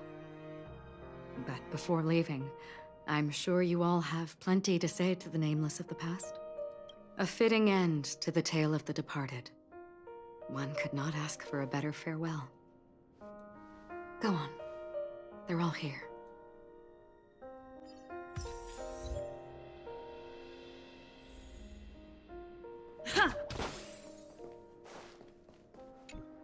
A fitting end to the tale of the departed. That statue. It wasn't here last time. Looks like this is the last riddle that Mr. Gallagher left for us. In the end, we still failed to figure out his true identity. or if he was even a living person. What should I say? I mean, this guy is definitely a history fictionologist, all right. I'm suddenly reminded of the time at the theme park when he said he was only 13 years old. Could that have meant something too? Either way, he's an enigmatic character for sure. At least our journey together in Penacony was real enough. And his loyalty and love for this land must have been real too, right? Toast. A drink. Gallagher, we raise a toast to you, the slumbering hound. To the festival's invitation, to all lies and the singular truth. If we ever meet again, please don't talk in riddles. Talking in riddles and slow associated with dogs, he might be the archetype of a philosopher.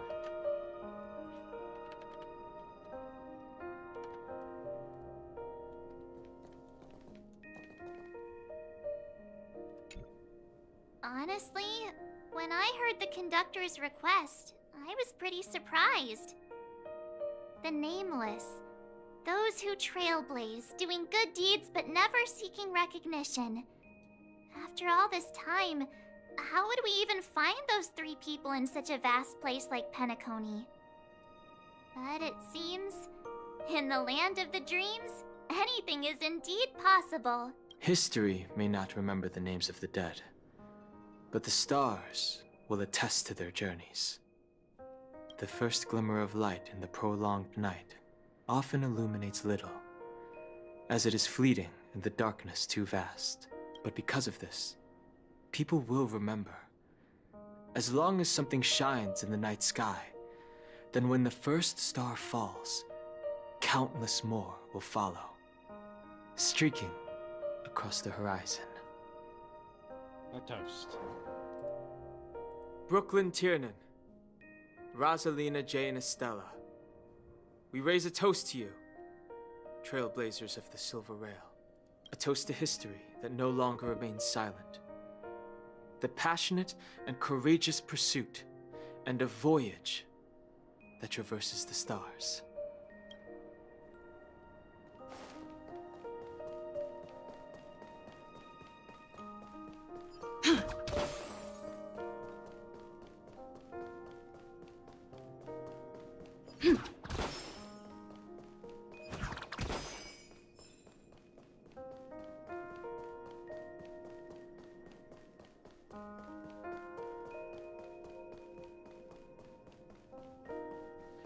Too late. Is the Astro Express ready to depart Penacony? Apologies, Mr. Mika, that we are only now bidding you farewell. Oh, that's all right. You've all done so much for the Watchmaker, and we are forever indebted. Allow me, as the representative of Dreamflux Reef, to make another toast to all the nameless. What will the people of Dreamflux Reef do now? Many will continue to live here. Those accustomed to being awake will mostly have a hard time getting used to a life of darkness with their eyes closed. Though the order has faded, there must be someone to watch over this primal memory zone. Penacony's nights are long, and there are many who are still far from a good night's sleep. As for the sweet dream over there, we're still managing without it, aren't we?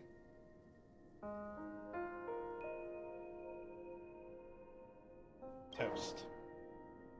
Mika and residents of Dreamflux Reef, we raise a toast to you, watchers of the long dream, to your tenacity throughout time, to each sorrowful night, and to the dawn that is finally upon us.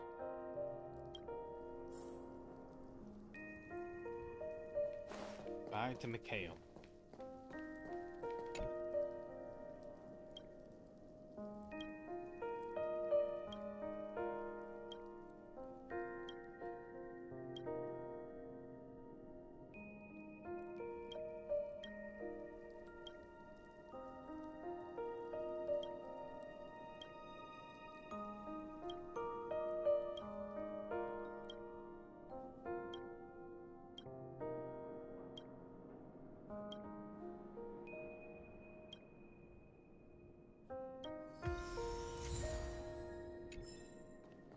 Interesting.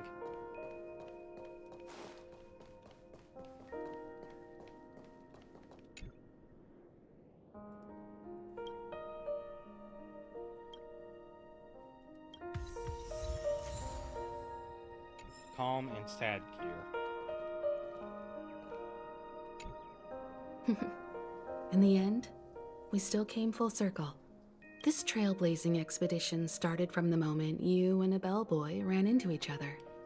After going on a journey of many twists and turns, they still ended up where they started. Just like a clock's hands that turn round and round, the start and end of each day will always land on 12 o'clock. The advent of time moving forward. There shouldn't be much left to say. This entire adventure started because of you, and should naturally end with you. And then, a new page will be turned. Mikhail Char Legwork, we raise a toast to you, watchmaker of the land of the dreams, nameless of the Astral Express. To Penacony's past, present, future, and the child's unwavering dream unto death. With that, our duty as nameless should be complete, right? The trailblaze can illuminate the way. But ultimately, the future of a world belongs to those who live in it.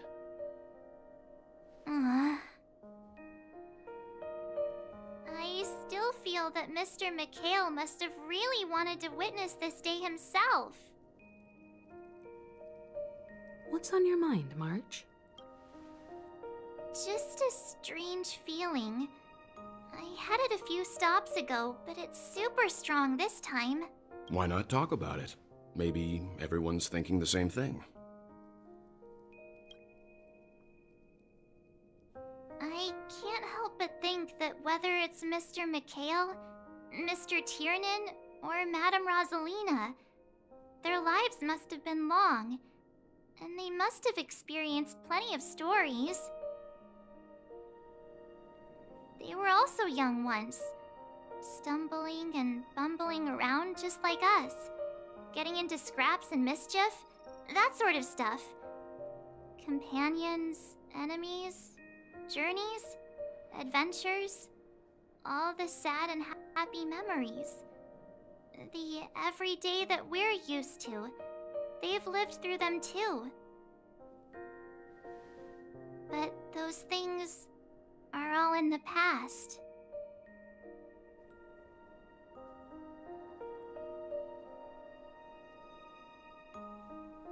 Our stories will also be part of the past.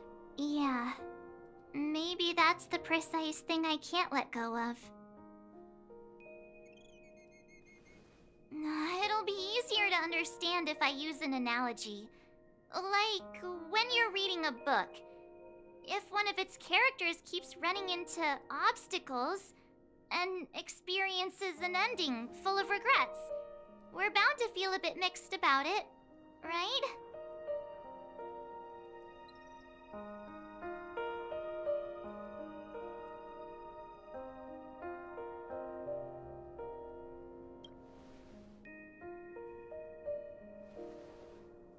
To me, it's because we've seen every nook and cranny of their lives.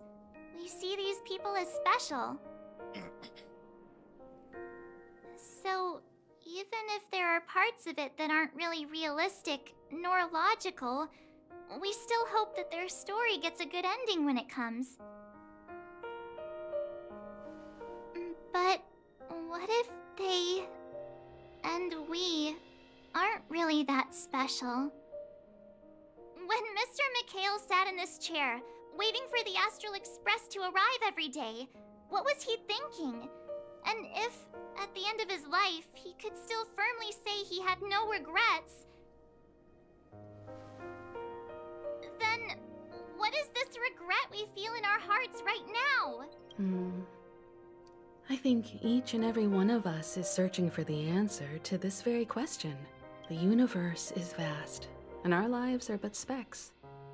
The trailblaze never ends, but against the backdrop of the cosmos, the average person's lifelong journey is merely a short stretch. But it is in this minuscule distance that paths cross and countless worlds connect.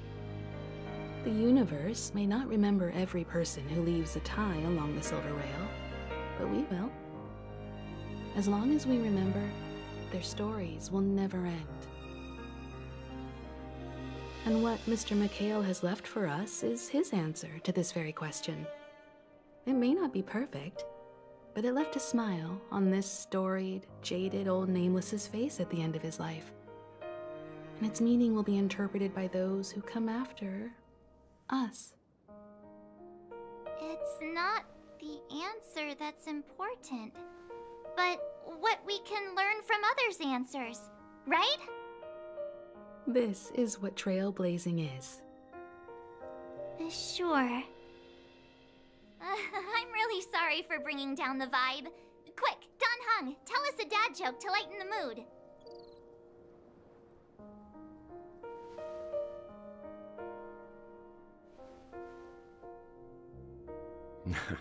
It's never a bad thing to reflect. One day, we'll all have to face our own farewells. But before that, we still have a long way ahead of us together.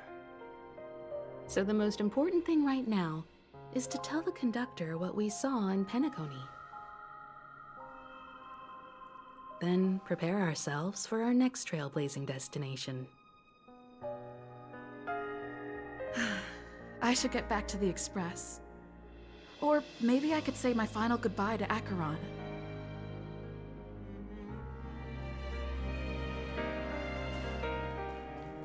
Say goodbye to Acheron.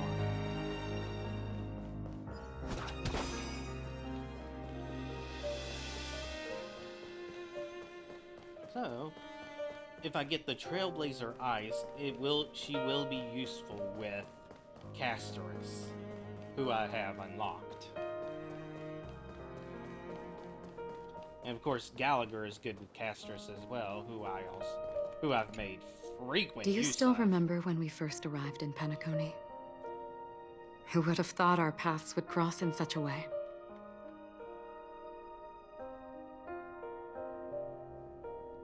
Who exactly are you? The ocean of stars is vast. Oops. And given our destinations, I'm afraid our paths may not cross again.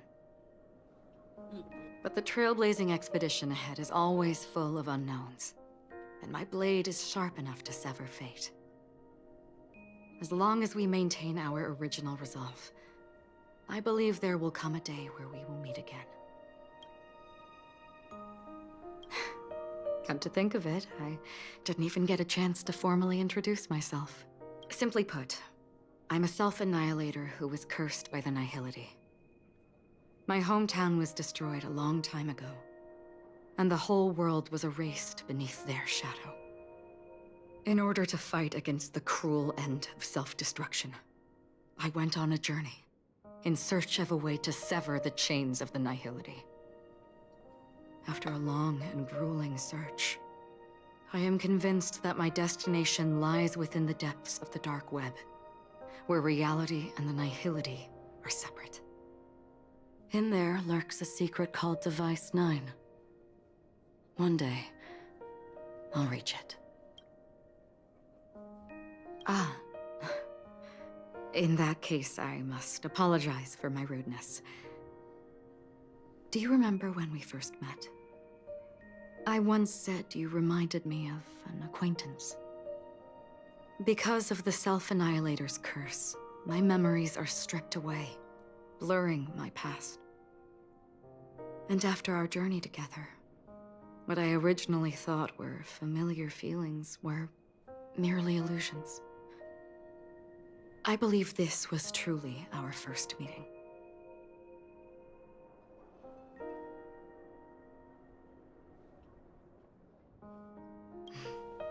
That's right. What matters more is not who I am, but what we have done together. This story will forever be etched in my heart. All right. We both still have our own paths to walk. So let's forge ahead, Hopefully, if we meet again, it'll be beneath Back to the Astral Express.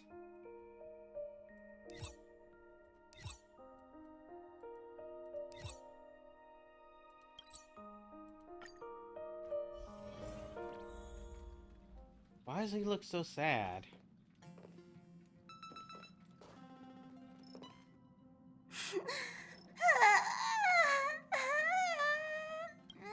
There. Chin up, Pom-Pom. Don't be sad. Don't cry. Wow. Your method of consolation is truly unsophisticated.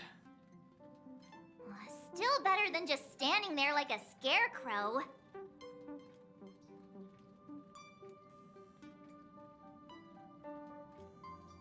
What happened? Hey, you're finally back. We told Pom-Pom all about our adventure, and they suddenly started crying. I've never seen Pom-Pom so sad before. The conductor never cries. Pom-Pom is never sad. Pom-Pom is just angry. Yeah, angry. No matter where the express stops, you lot always manage to cause chaos. My well-thought-out timetable completely ignored. If you carry on like this, the express is gonna run out of fuel. That's right. Pom-Pom is just angry. It's not because of Misha, Tiernan, Rosalina, and the rest. It's okay. Oh, Pom-Pom, just let it all out. Everyone, could you all take a break in the next car? Don't worry. I'll stay here with Pom-Pom. But... Let's go, March.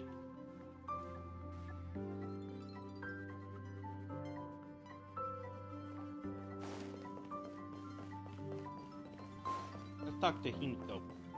It's okay. Okay.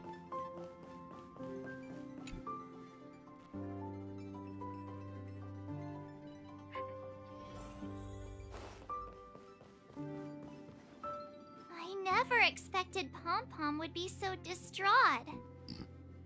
Those three nameless must have meant a lot to Pom-Pom.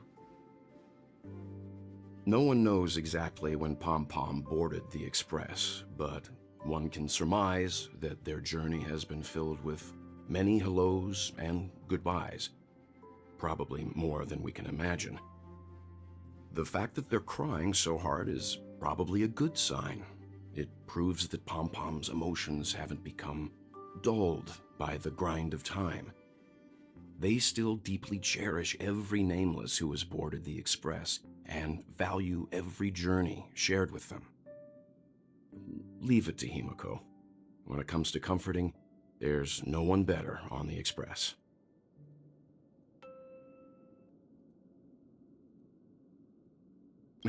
Well, they were a little emotional at the time, but I'm afraid that's not out of the question. Since you joined us, the Express has stayed longer than anticipated at every stop along the way, and to ensure that everyone always makes it back on board, Pom-Pom has had no choice but to delay the warp jump schedule. I see. No wonder I can regularly hear Pom-Pom pacing anxiously up and down the corridor. Turns out Pom-Pom's been silently putting in a lot of work for us. Wow. Different from typical vehicles, the Astral Express converts every trailblaze into the energy it needs to run. Ideally, as long as trailblazing expeditions continue without interruption, the Express will receive a constant flow of energy, much like a perpetual motion machine. Right, so it adds But infinite energy. because of our previous encounters, fuel is being used up much faster than expected. We can probably only pull off 2 more warp jumps at most. Only 2 more? Isn't that super risky? Oh, I don't want to become an ice cube floating around in space Considering how adventurous things were, wouldn't we build more energy?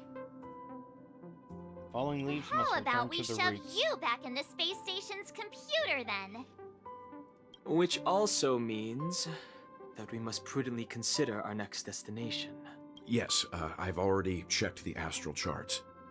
The two nearest worlds to us are the oceanic planet of Lushaka and the agate world, Melustanen. As for which one we're headed to, that still requires a vote. Or perhaps you might consider a suggestion. Black Swan? Everyone, we meet again. It's you! Why were you just in my room? It's a very cute room, Miss March. Just like you.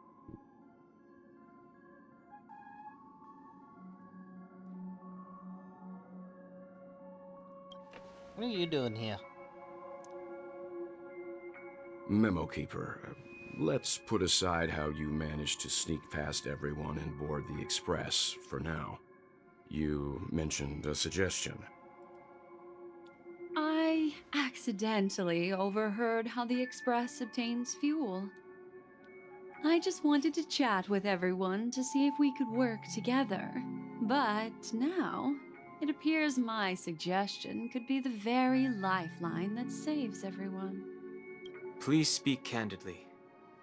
Depending on what you say, we could very well ask you to disembark. Ah, the Permanence's descendant.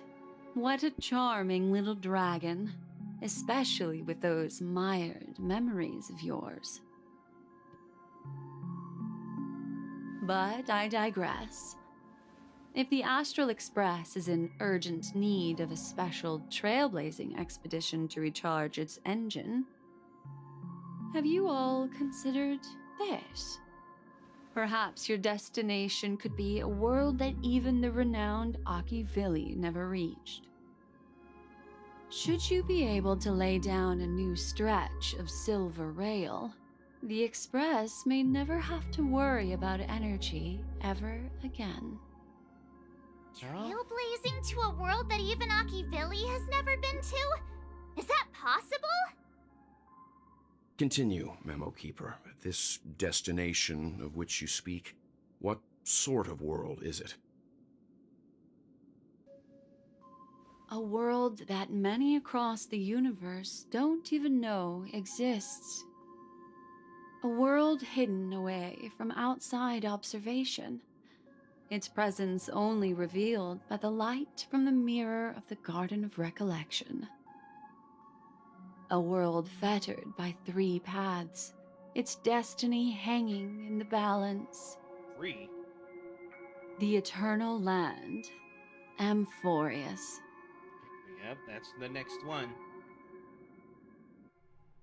I hope I'm not too late, child. I wasn't expecting it to be you. Don't you know how many sentry posts the family has built? And how hard it is to get you out of here?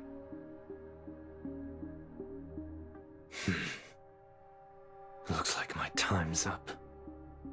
What do you mean? What time?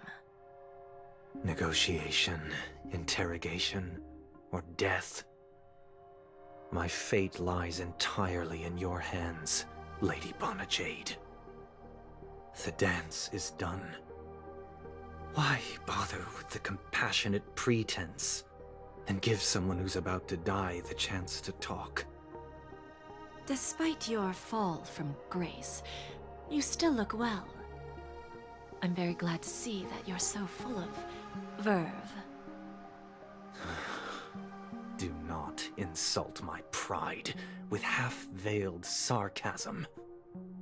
Have you specially come to see me just to sate your vile vanity? Oh, of course not. I merely came to fulfill your younger sister's wishes. To offer you a generous trade. That is, if you're willing to accept. Robin? To build a true haven where everyone can attain peace. That's the oath between you siblings, isn't it? If I told you there was still a chance to realize this vow, would you be willing to talk to me then?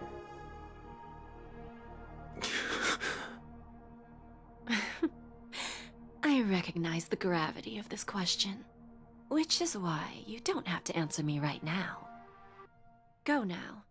You are free, O Chosen One, who dare to exceed his bounds. Sever your wings, descend to the mortal realm, and walk their lands. See what this world is truly like. I will not accept your charity. As I mentioned earlier, it's a trade, and you don't have to give me an answer right now. Rewards are not reaped in a day, and if there's one thing I'm best at, it's waiting. The sweet dream still continues, and the night is still long. You have plenty of time to contemplate your answer. Ah, a word of advice for you before we part ways. A word of warning from someone who's been in your shoes before. Life is too short to miss out on golden opportunities.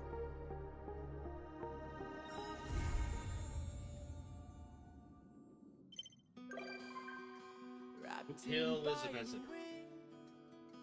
Hearts will never bleed, frozen and banished out of greed. In their restless Sparkle? try so hard to breathe. Girl, you caused way too much trouble. Pulses fluttering steam. In this bleakness,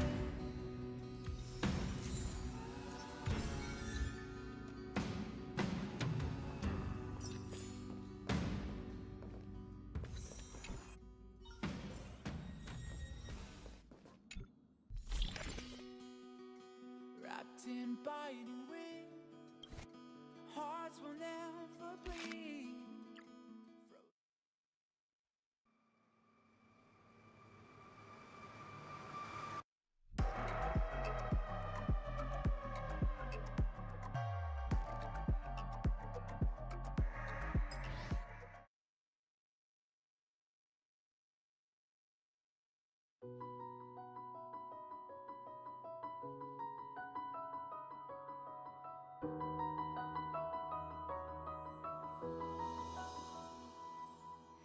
Birds are born with no shackles. Then one feathers my fate. Blown away the white petals, leave me. Note left by Gallagher. The endless isolation can't wear down my illusion. Someday I'll make a dream unchained. Let my heart bravely spread the wings, soar past the night to trace the primal light. Let the clouds heal me of the stings.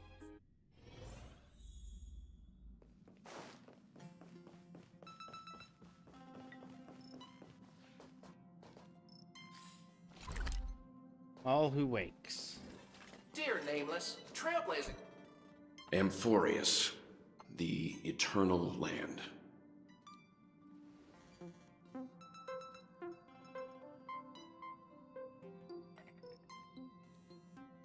Yeah, that's what Miss Black Swan said. It's a world hidden away from outside observation, with a presence only revealed by the light from the mirror of the Garden of Recollection. It's mysterious, all right.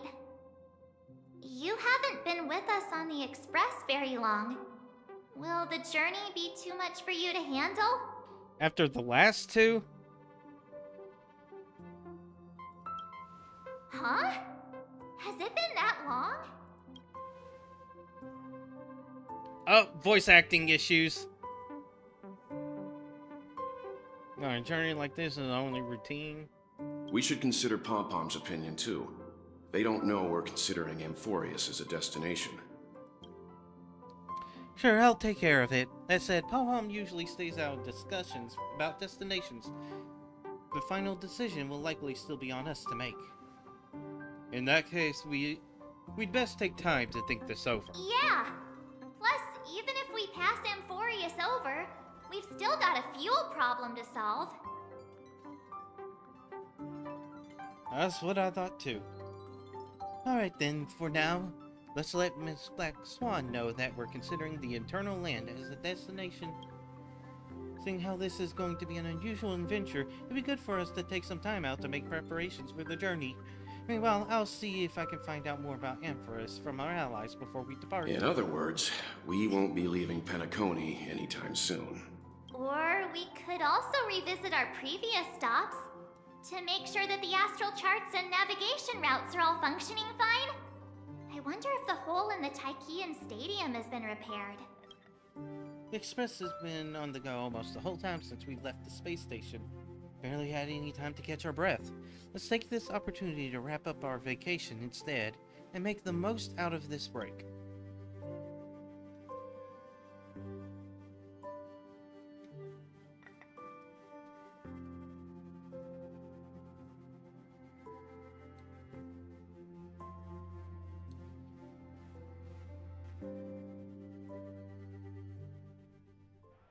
Sunday.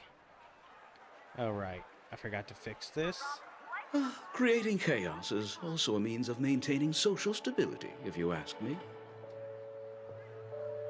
If you have the time for mindless gossip, you're probably better off spending it on getting actual work done. They say this is all part of ongoing investigations. But is there even any point to doing this? The threat's long been neutralized. They're just putting on a show. I mean, look at us.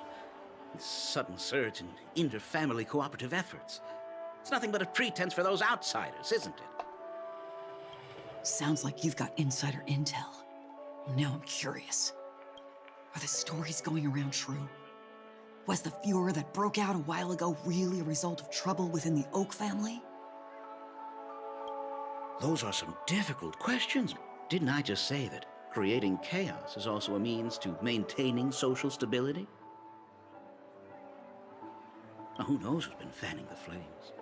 But there are a dozen rumors going around out there, each one more outlandish than the last. Oh, I've heard those.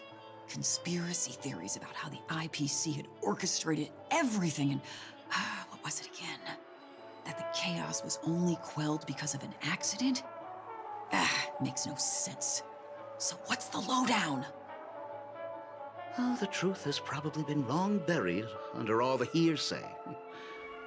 All I can say for sure is that someone's taken the rap for it.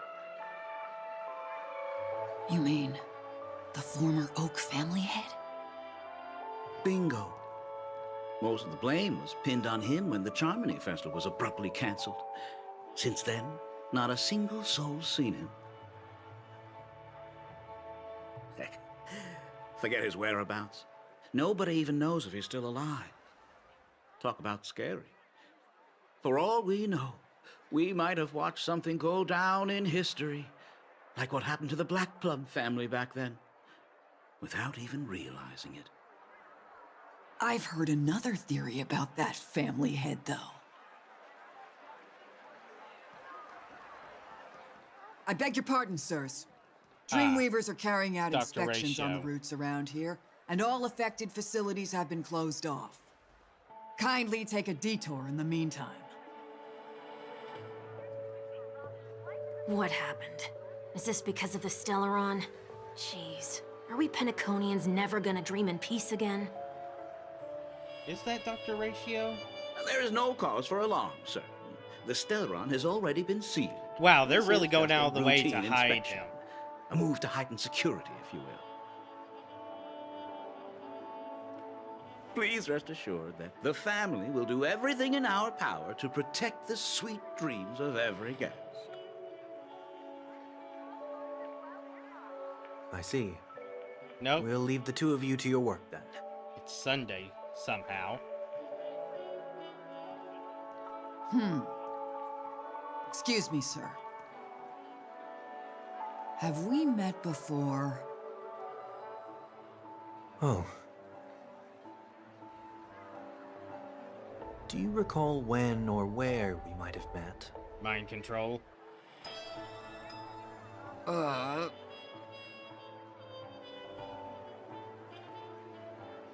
bad. I must be mistaken. Sorry about that. Sweet dreams to both of you, sirs.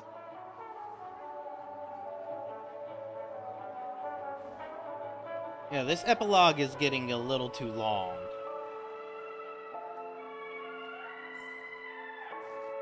You sure have a knack for stirring up trouble. 1 week. Of all the routes available, you had to take the one that Bloodhound's keeping watch over. We shouldn't run into any problems with you around. Even if they see through the Harmony's power of disguise, there'll be a way for us to escape. Spare a thought for me, will you? Just being in your company is plenty enough to get me into trouble, Mr. Prime Fugitive of Penacony. And that is exactly why I need you with me. You're the only one I can rely on in Why is Penacony he now. dressed that differently? The only one you can rely on. He doesn't even have his halo. What about her?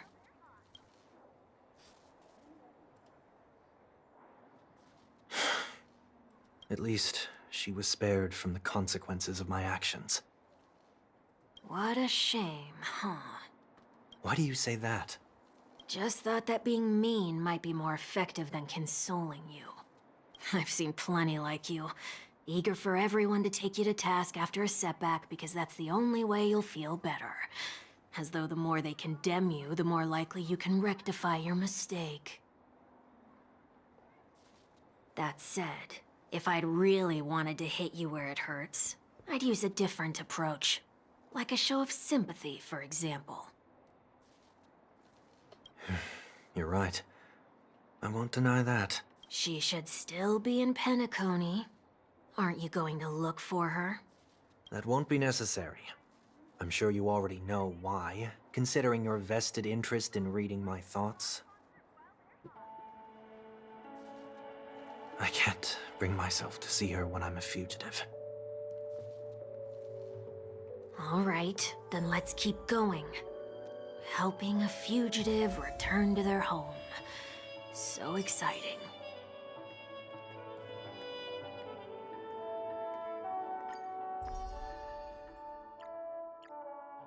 I have his current POV, but I have this appearance. Weird.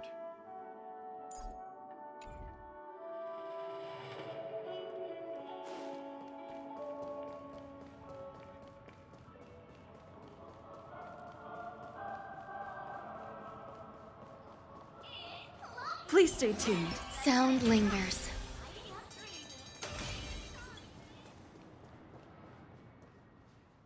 I see 2 bloodhounds. They appear to be on official business, unlike the pair from earlier. What's happening at Ideen Park? Hey! Hey! In case you didn't notice, I can't see anything. My apologies. I forgot that you're not very tall. Remind me, why do I have to make this trip with you again? We've been through this. You're the only one I can turn to now. Besides, we once lived a cat and dog existence. Embroiling you in my affairs won't weigh on my conscience. You certainly don't have much of one if you can bring yourself to say something like that. Yet you will repay this favor all the same. After all, you're only alive today because of me. You owe me that much. Holy moly! Can you get any more conceited? When you were abandoned in the wild and near your end, I showed you a way to survive and helped you escape the jaws of death. When you were at your wit's end and felt lost about your future, I did everything within my power to help you safeguard your position in the family. Okay, I get it already. You have a way with words, I'll give you that. Still, it's one thing to repay a favor, quite another to knowingly put myself in harm's way. I don't understand. Why are you hell-bent on going back to Penacony? Is this an IPC mission? Did they make you a deal? You can have your freedom back, but in return you must turn against all whom you once called family or something like that? Regrettably, Lady Bonajade didn't drop so much as a hint about it. Go now. You are free, O Chosen One, who dare to exceed his bounds. Sever your wings, descend to the mortal realm, and walk their lands. See what this world is truly like. I will not accept your charity. As I mentioned earlier, it's a trade, and you don't have to give me an answer right now. Rewards are not reaped in a day, and if there's one thing I'm best at, it's waiting. The sweet dream still continues, and the night is still long. You have plenty of time to contemplate your answer. She only left me with a most intriguing message before setting me free. As for whether I can afford the price of my freedom, I'll only know when I find out what it is. But nothing good ever comes out of being in the IPC's debt. I'll cross that bridge when I get to it. For now, there's still some time before that payment is due. So why not exercise the right to freedom that I've just regained? By walking straight into a trap? Or by making amends for past deeds. When it's time to go, this will be farewell for good. So, before I leave Penacony, I'd like to take some time to look back on all the events that have taken place. Can't you just look back on it from a distance? There's something else I want to do too. The embryo of philosophy may have fallen, but the order in Penacony wasn't built in a day. This sweet dream is likely to still contain residual traces of the Oak family's influence. Get off your high horse. The other 4 families are more than capable of working things out on their own. I might have gone astray, but others shouldn't have to clean up after my mistakes.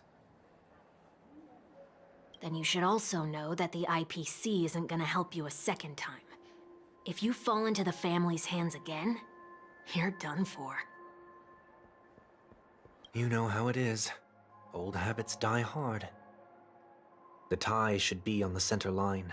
The shirt must not protrude from the vest. Trouser creases should be perfectly straight and always aligned with the tips of your shoes. We should always ensure that everything is in order before walking out the door. The same applies when bidding my home farewell, too.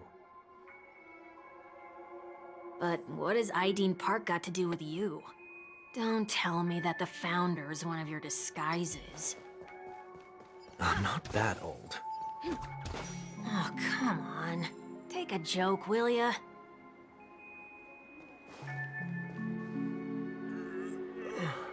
Sorry, but park facilities are out of order. Refurbishment works are currently underway. Please come back again later. That sounds familiar. I'm aware of the situation.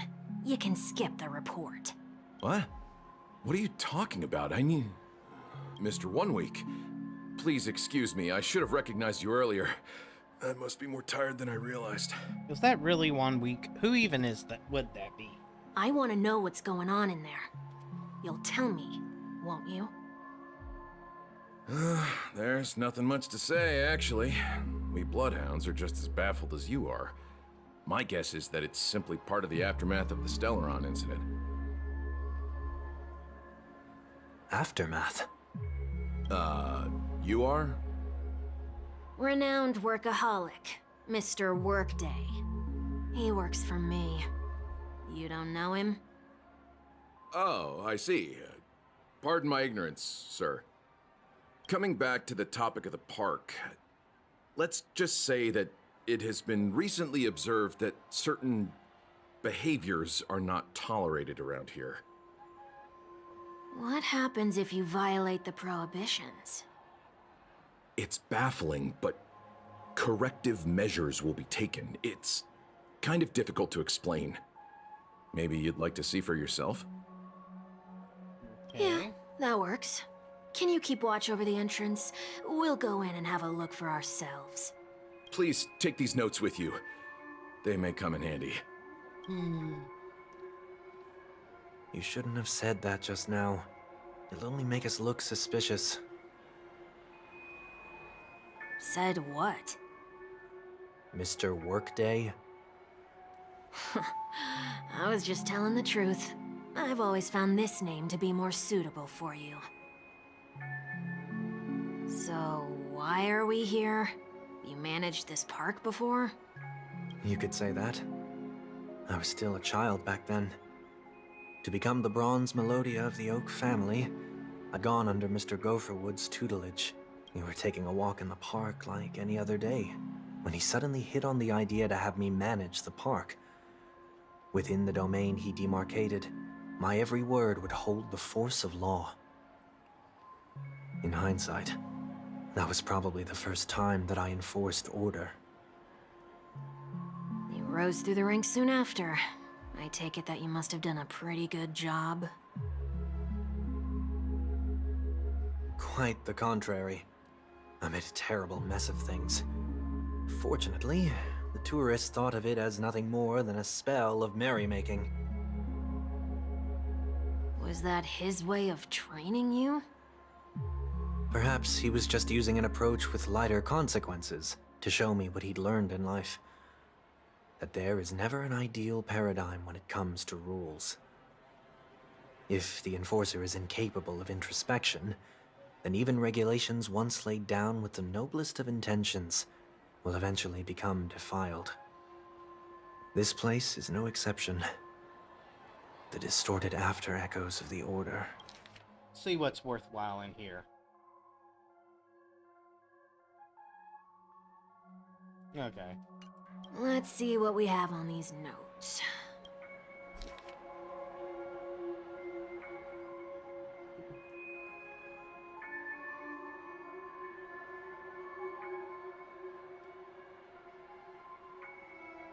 Alright, someone wants to ask me a question. Well, Natasha Levy.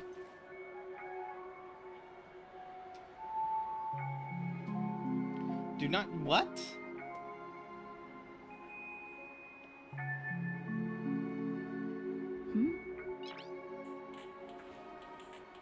Noise.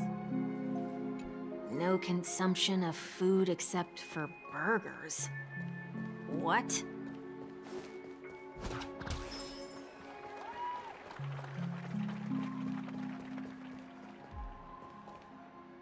No consumption of food other than burgers, especially ice cream. Please tell me you didn't make this rule. I have nothing against desserts. The only reason I made that rule is so that people can learn to wait in line in an orderly manner for things, instead of shoving and jostling people around. What happens if I break the rule? It's as the Bloodhound said. Corrective measures will be enforced. Try me. Wait, don't...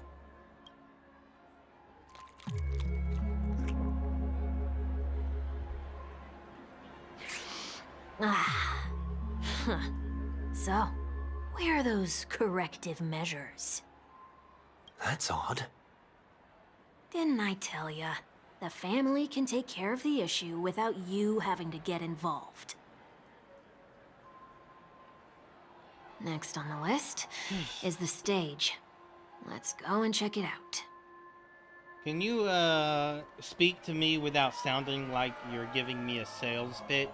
Only cast and crew members are allowed on the stage. A surprisingly reasonable rule. And an easy one to test. Neither of us is part of the cast or a crew member. Let's try it out. Huh? Let's try that again. Amusing.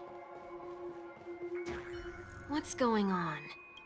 Guide those who have lost their way back onto the right path. Looks like this is an example of the corrective measures that the Bloodhound mentioned. It's exactly what I would have done back then. You've been iron-fisted since you were little. Nah, haven't you? That's too much of an AI Wait a sec. script. If this is how violations are corrected, then everything that I ate just now? I tried to warn you.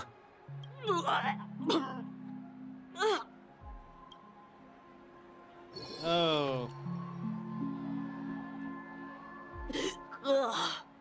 How do you feel? Now, I'm feeling murderous. In any case, say what you will, but I can't sit by and do nothing. Not when I'm the cause of all this trouble in Ideen Park. There's no need to involve the Dreamweavers. I'll fix these distortions once and for all. I wonder if these people like this are using AI art now. What's the plan? Nothing complicated.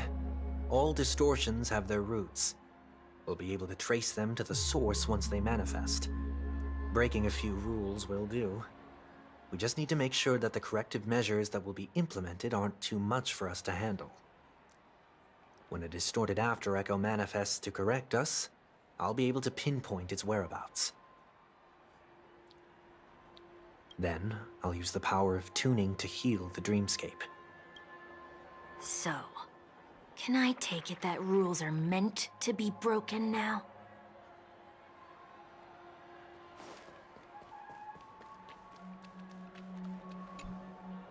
Please do not use Soul Glad bottle caps sold by the Dream Jolt troupe while experiencing the attractions. The Dream Jolt troupe, where? Are they hiding or something?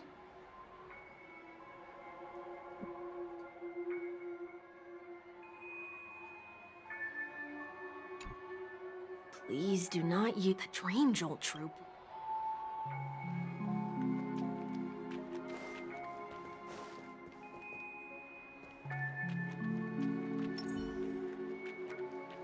Yeah. Oh, there it is. Found a good hiding spot, didn't ya? Just one moment.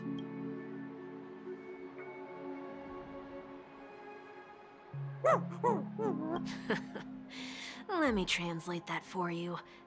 Who are you trying to pay with your spare change? I'm afraid you're going to have to handle this if it isn't enough. Handle this? Handle what? Wait, is that really all you've got on you? May I remind you that I am currently on the run?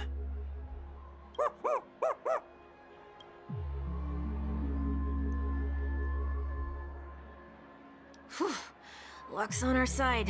Looks like we scraped together just enough.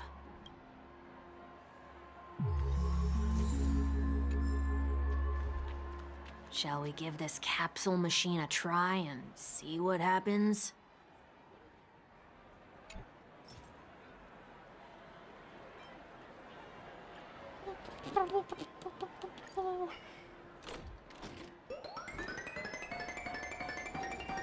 What happens? Will the items spit Soul Glad at us?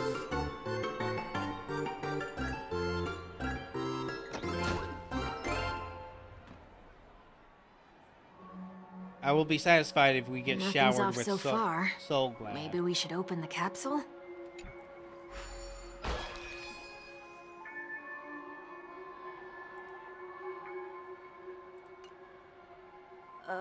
They can't be seriously going that far, right? No. Hey, look out! No.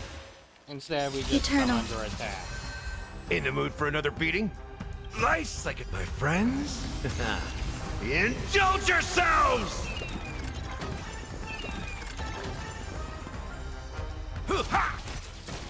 Take your... Let's improvise. Some value, I suppose. Existence is unity. I like that confidence. I need to... Annihilate. Stay in step. Dreams do come true. There's more to life.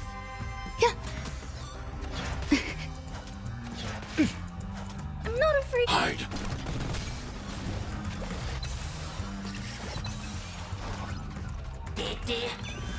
Step up, let's see ya. Multi-part battle? Life second, my friends. Indulge yourselves!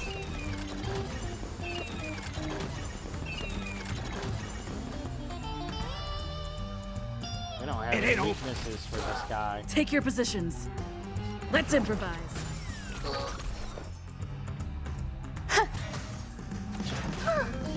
Stay back, Clara. Annihilate.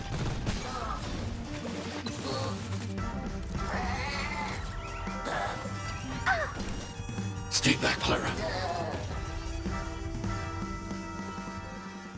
Oh, did they have to do that? They could have just recalled the capsule.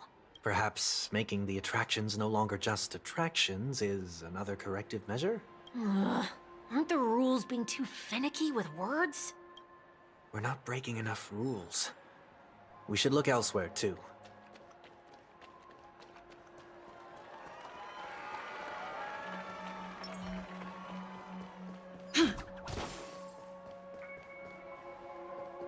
Don't put trash in a trash can. Do not discard trash in trash cans. This is absurd. Did you make this rule too? Children tend to be fascinated by such paradoxes. I was no exception. Forget it. I don't even know how to joke about this. Well, what do you suggest we throw in?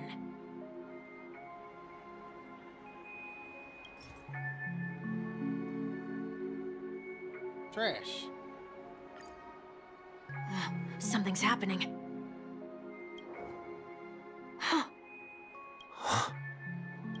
What is this? A woodcutter's trash can? Golden trash? Enough. The location of the distortion is nearby.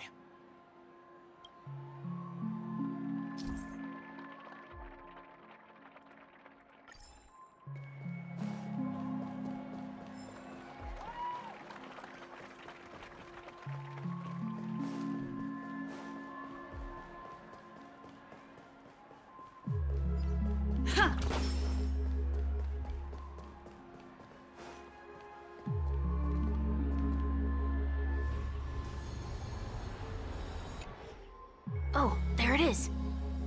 Huh. It does look somewhat like you. What? Time for it to disappear for good. Reveal thyself unto me, as is customary. All creatures endowed with eyes bear souls of equal worth. Whoa. It worked. The IPC totally should have sent someone to keep an eye on you. Aren't they worried that you might make a comeback in Penacony and grow a new pair of wings? So long as there remains a need for me to keep a low profile, I'm no threat to them. That's true. Come to think of it, you had always been in the spotlight, be it as a respected member of the elite or a leader. When was the last time you fell into the mud? All the way back during your childhood days? Sometime before I turned 6. Like most boys would, I tried to fly with my ear feathers, only to fall into a pit. I almost broke my halo. That was sarcasm, in case you didn't realize. But whoa, you actually remember something like that? You never forget times of failure. It's only human nature. Ugh, you're probably the only one who'd consider something like that a failure.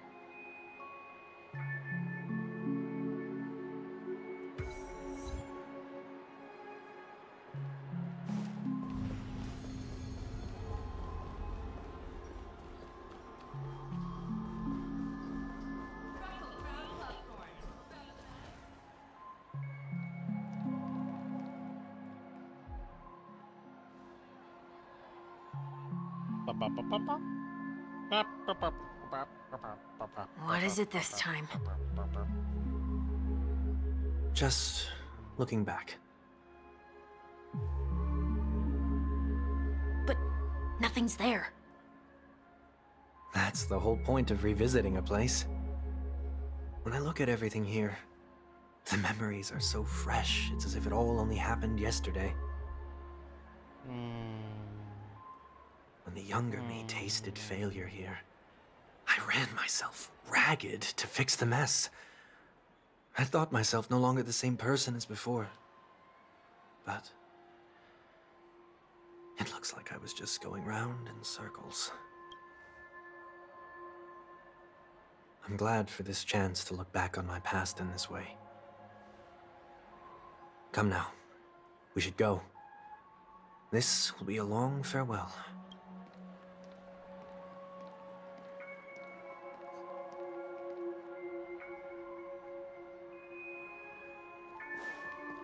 To the dreamscape.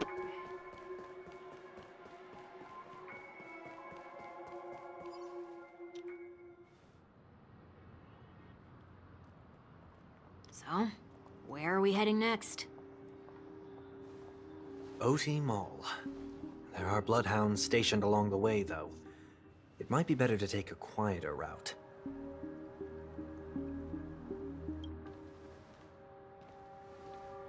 I don't mean to meddle, but I'd advise you to stay away from that place.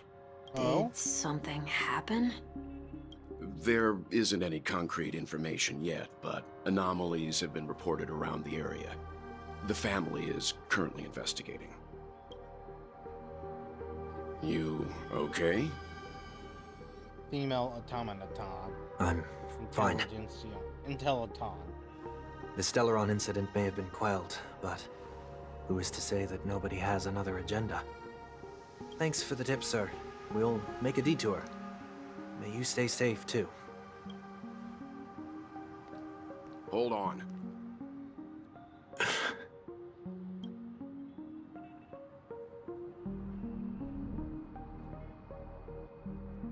Sweet dreams are technically safe, but it would be wise to look out for oncoming vehicles. Thank you. I did look out for oncoming vehicles. Also, I can intentionally run into them. Whew, that was no ordinary passerby. It's a miracle that he didn't see through your disguise. The Astral Express should have departed a long time ago. Why is he still in Penacony? We needn't change our plans because of him.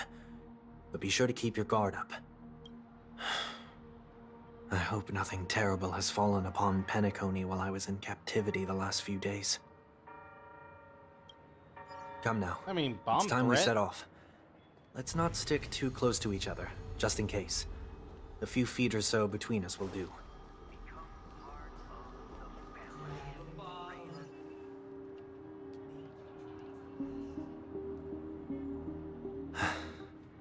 Seems I let my wishful thinking get the best of me. Will you at least give me a chance to explain?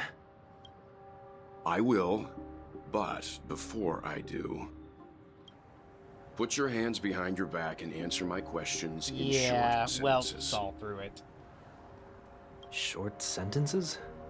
I need to make sure your words aren't concealing any dangerous incantations. Ooh. I can't believe I've left everyone with such a peculiar impression of me. Please, believe me when I say that I didn't come back here with ill intent. Penacony will never experience the Order again, either. I'm afraid I won't be taking your words at face value, not after how you wielded the power of harmony. Answer me. What are you doing here? It looks like there's only one way to gain your trust. Come on out, 1 week. We found ourselves an ally.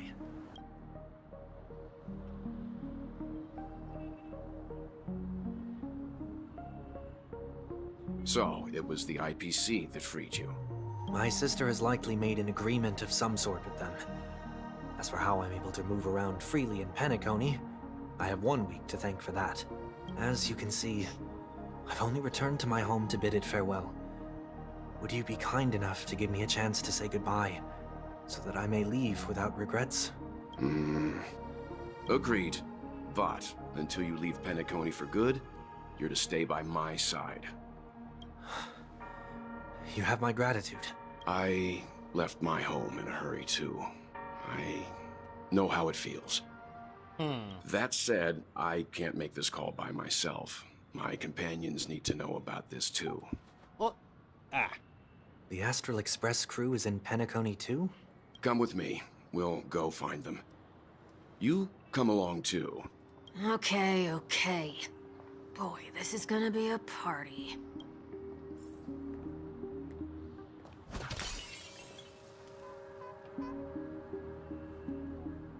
Wow, we're getting to the final step of this quest real fast.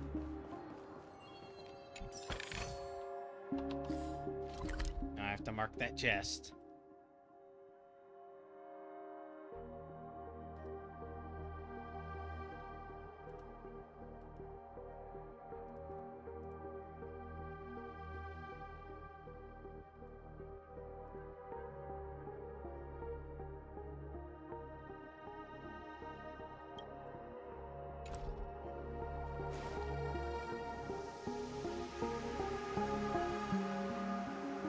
We're here. They should be somewhere nearby.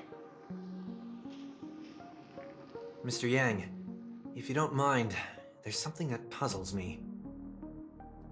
Now that the crisis on the planet of festivities has been averted, shouldn't the Astral Express have departed to continue on its trailblazing journey? Why have you and your companions stayed behind in Penacony?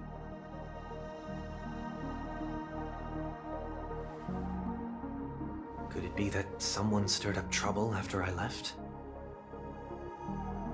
And if that were indeed the case?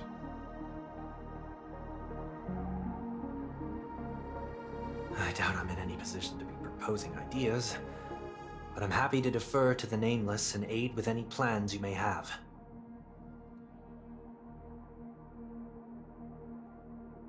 There's no need to worry. All is well in Penacony. Our reason for lingering here is a certain unusual passenger. A passenger? The Express has been commissioned to send a passenger back home. We're just resting up in Penacony for a while before we depart.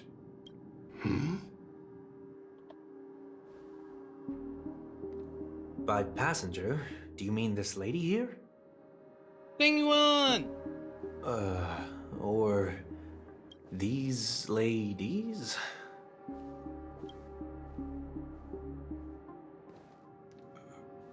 This... how? You're finally here, Mr. Yang. We have a huge problem.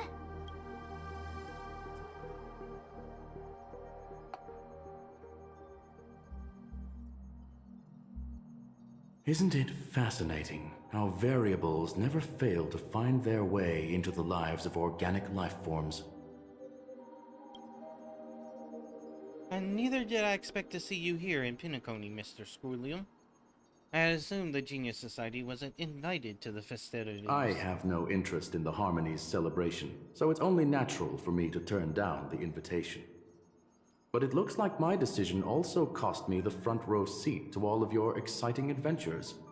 Conclusion: there is likewise a downside to pursuing reason. I'm sure if all of your geniuses showed up to the Charmony festivals, things would have been very much different. I hear that the Astral Express has established a collaboration with the Garden of Recollection for your next destination. They did suggest a destination, but that was all. Did you hear this from Madame Herta? It's a world beyond the knowledge of the Nameless. After all, I wrote to her hoping that the all-encompassing erudition could provide us with some information. Could there be more to it? Yes, there's something else. Miss Black Swan said Amphoris is a world influenced by 3 paths, and the erudition is one such path. Logic. The average Pathstrider wouldn't leave any trace behind in the Garden of Recollection's mirror. You're right. So this has to be related to the Emanators. Perhaps even the Aeons. That's why I wanted to know if the geniuses have any clues. It's a pity we do not communicate much within the Society. Not to mention we've lost most of our members to the Lord of Silence. I have never heard of Amphorius, however. Madame Herta said the same, but it did pique her interest, and she agreed to do a little digging. My guess is that there's a chance that the Garden of Recollection is behind it. She's always had a keen interest in the Remembrances technology, after all. Also thanks to her that we got to make Miss Run May's acquaintance a while back. We even went into that Kalingo Bliss to bring a Leviathan carcass back for our new friend. Speaking of her, this is far too much of an understatement, but none of us ever expected to see an old friend at Miss Run That May's. Foxian girl has indeed been through an unimaginable turn of events. I suppose that's the fate you organic life forms are bound by. Yeah, a bond that truly runs deep. So, is it out of goodwill that the Astral Express volunteered to send her back home? Would the Nameless see a point in keeping work and favors apart?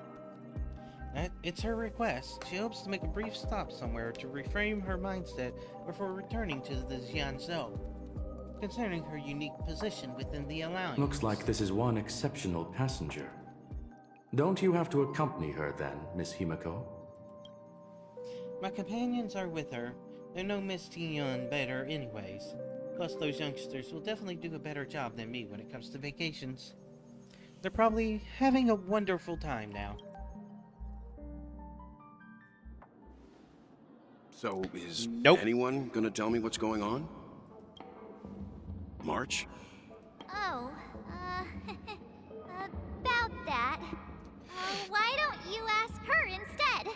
She knows how to present things logically. Sometimes. Sometimes she decides to be weird.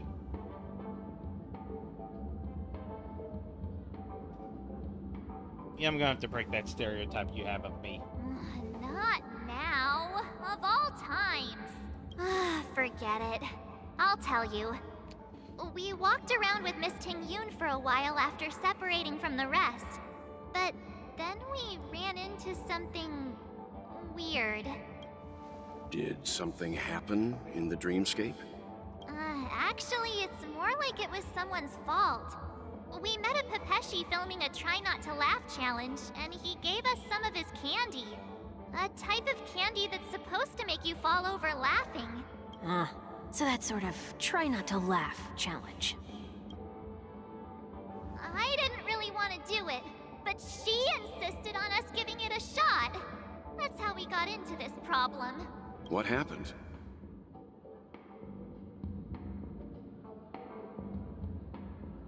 Behold the laughing maniac. Oh, come on, stop interrupting. So, we had some candy, and we're so happy we rolled around on the ground for a bit before standing up. But once we did, we realized Miss Ting-Yun...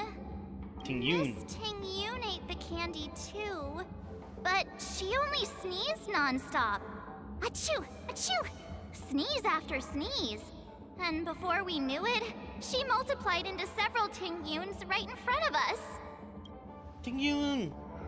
What's your take on this? The dreamscape is a Memoria world. It is likely the candy triggered her hypersensitive mind, causing scattered memory fragments to dissociate and become entities themselves. There is no cause for concern. We've experienced similar incidents from time to time in the sweet dream. Mr. Yang? Who is this? It's Sunday. It's okay. You can reveal yourself now.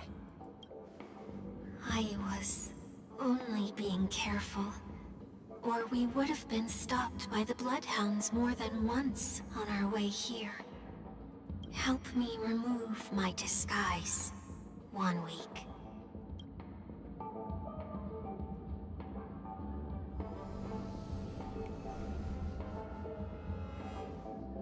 It's been a while, everyone. You! What's going on?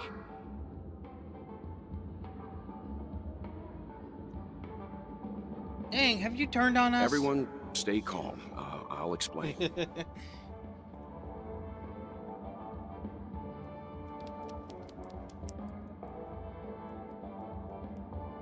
I believe that at this point, Sunday has no reason to be dishonest. But to prevent any unforeseen complications, I'll be accompanying him everywhere he goes until he leaves Penacony. Mr. 1 Week here is an old acquaintance of Sunday's. Pleased to meet you, fair lady. And you, of course. You're the heavyweight who pummeled this control freak.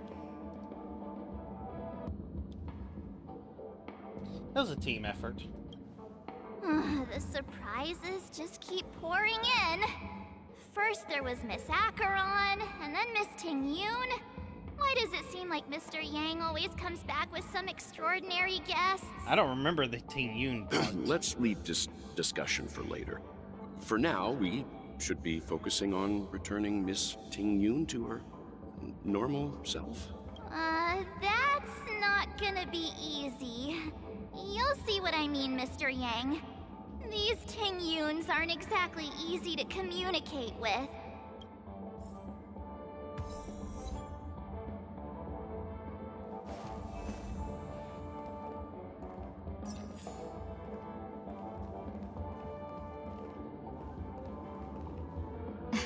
Miss March 7th, have you taken the time to consider my suggestion? Your suggestion? Oh, wait. Which Miss Ting-Yun are you again? It's me! I'm the one who wants every Ting-Yun to come together to form the Ting-Yun Merchant Guild. How often do you get the chance to work with yourself? Just imagine how in sync we'll be with one another. We're bound to thrive and prosper. I know, we can't leave the dreamscape to trade with the outside world, so that's where you come in, Miss March 7th. Your wits surpass many others, making you the perfect person to handle liaison negotiations on our behalf. I guess I can consider it. I hope everything goes smoothly for your guild. There. Now do you see what I mean, Mr. Yang? There does appear to be an element of her talking to herself.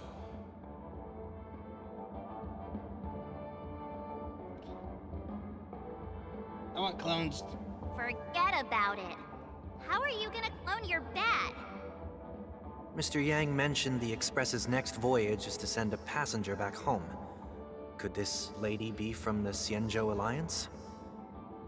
Yes, more specifically, the Xianzhou Luofu. The Luofu? Didn't the Antimatter Legion launch an ambush on the Luofu some time ago? Was she one of the few survivors? Quite the contrary. She might have been the person closest to the eye of the storm. Looks like there's a lot more to this story. Story for another time. As host of the Dreamscape, do you have any suggestions for fixing this problem? I don't have much to go on now.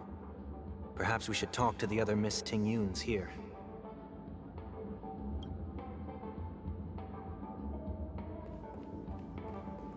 Booty, silver-tongued flower.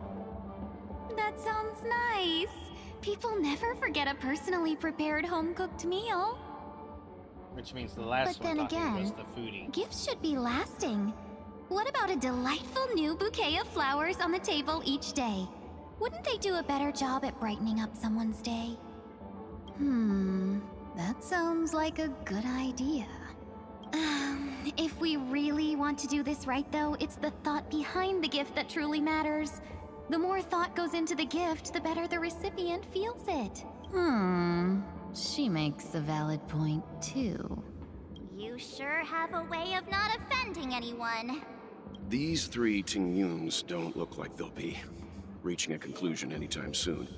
We won't be able to get a word in. So, what do you think, Sonny? Let's try a different name, my dear friend. Oh, don't we sound chummier that way? I took a leaf out of this Foxian girl's book. The problem with Miss Ting-Yun is just as I suspected before. That prank shattered her into notes that are each a part of her. In other words, it means the Ting-Yuns we see here are all different aspects of her psyche. Okay. You just made it sound a whole lot more complicated. At any rate, this is a known occurrence across the dreamscape. Tuning could be the way to fix it.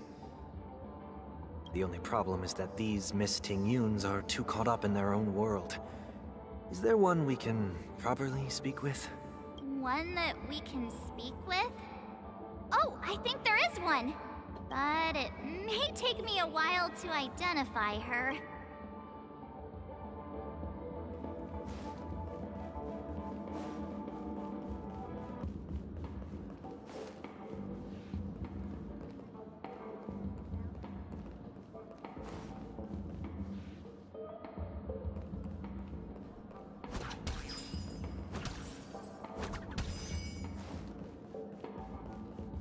Huh?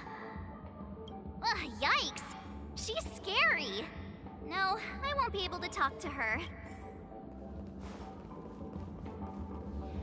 Money grubber.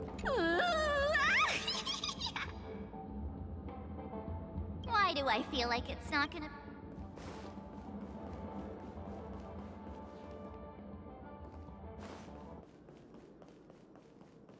Become part of the family. Raise a glass and enjoy feast. Oh, were you all looking for me? Where'd you come from? Oh, were you all looking for me? Found her! If I remember correctly, this Miss Tingyun's trait is... it's nothing special, really. The somewhat normal? She ought to meet your one we can properly speak with requirement, right? Worth a try. My lady, if I may, I wish to perform a tuning on you. Before you start, you should know that we're keeping our eyes on you. If you even think about taking Miss Tingyun hostage...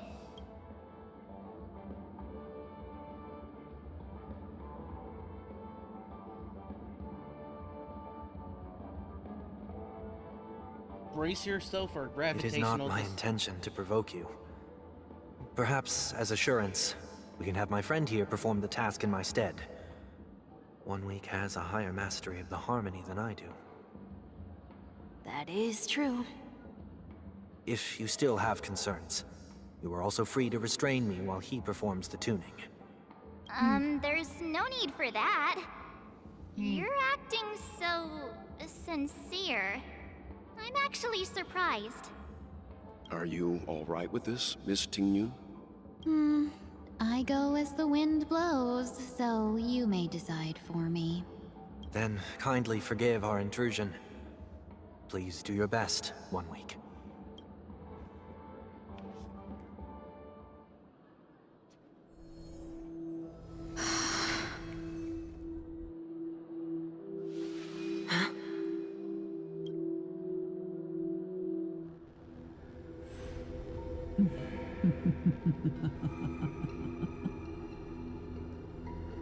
What the... Did any of you hear a voice just now? A voice? A little bit of that emanator. Never mind. Look! It's working!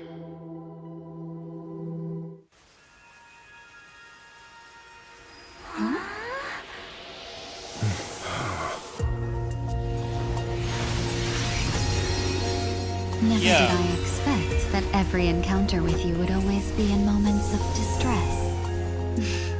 Yo. Did I conduct myself improperly? Yo. Miss Tingyun, you're finally back! You may be small, but you're pretty amazing. Is that a 5-star form? Huh? What's wrong?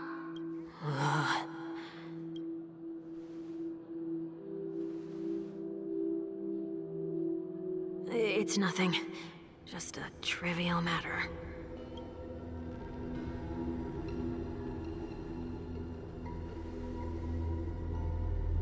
What do you sense? I should have let you handle it yourself. This girl is not as ordinary as she appears. I nearly died. Just now.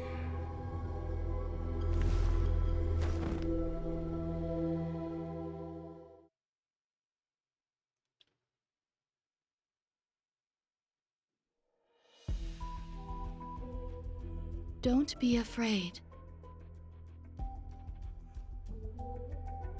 Tingyun. What is this place? No matter what you see, you only need to remember one thing. You're not alone.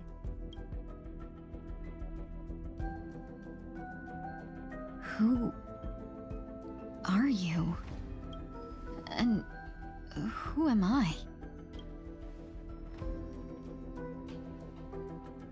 Is that where I came from?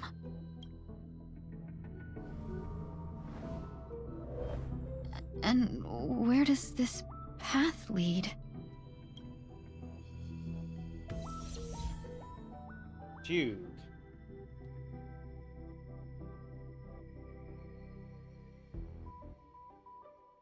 Ah, so that's who Fugue is.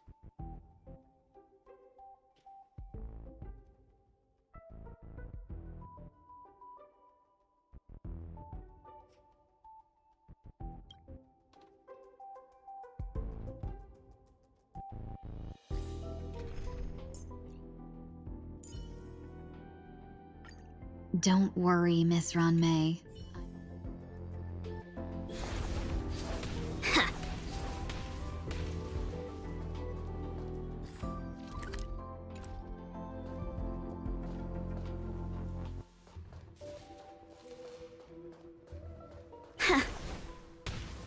This path is so dark.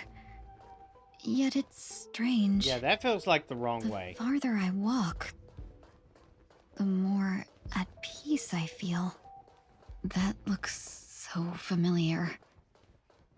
Does she want to lead me somewhere?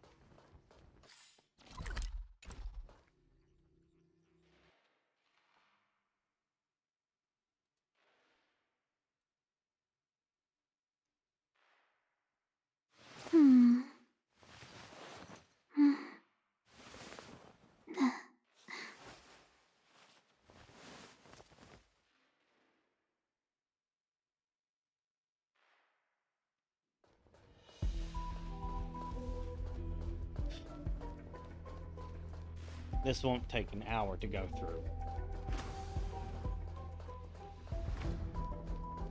Oh. The life support pod is ready. There were only minor issues. That's great. Otherwise, that person from the Xianzhou might not be able to hold on much longer. You're still trying. There's no precedent for saving someone who was destroyed by a Lord Ravager. Will it even work? I'm not a genius, so I don't understand the logic behind it, but if she says it's possible, then it must be.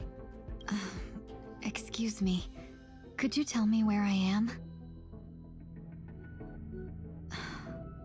Can they not hear me?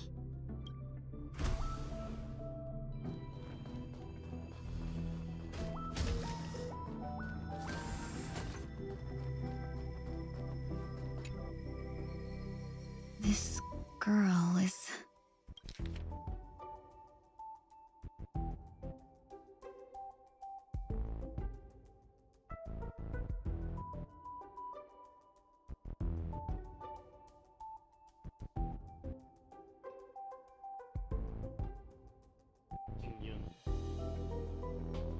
Tingyun. What a familiar name. Do I know her? Don't question it. Keep moving forward. It's you again. Who's talking to me?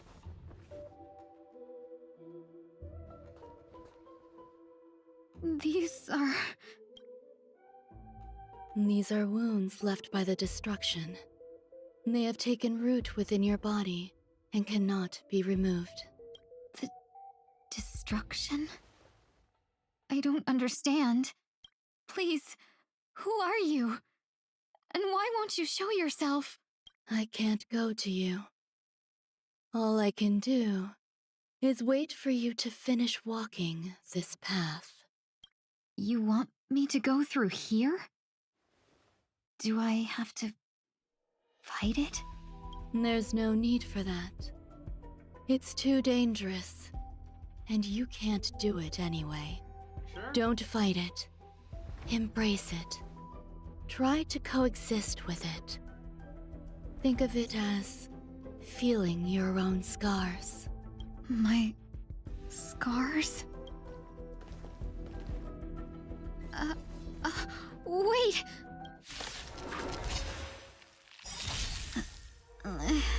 Is this called coexisting? Don't worry. As I said before, you're not alone.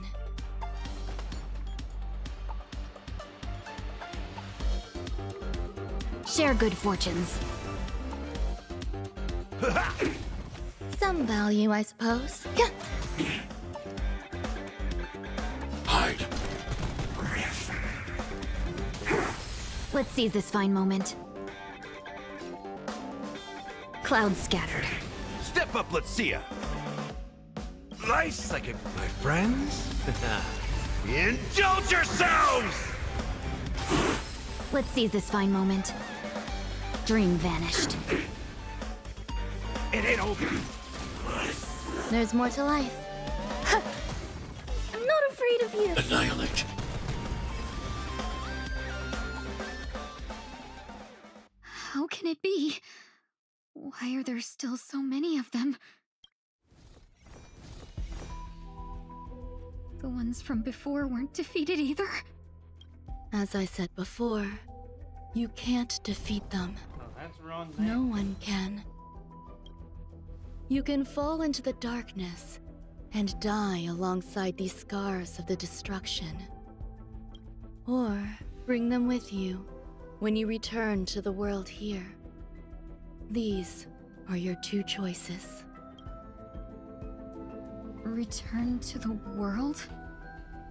What are you saying?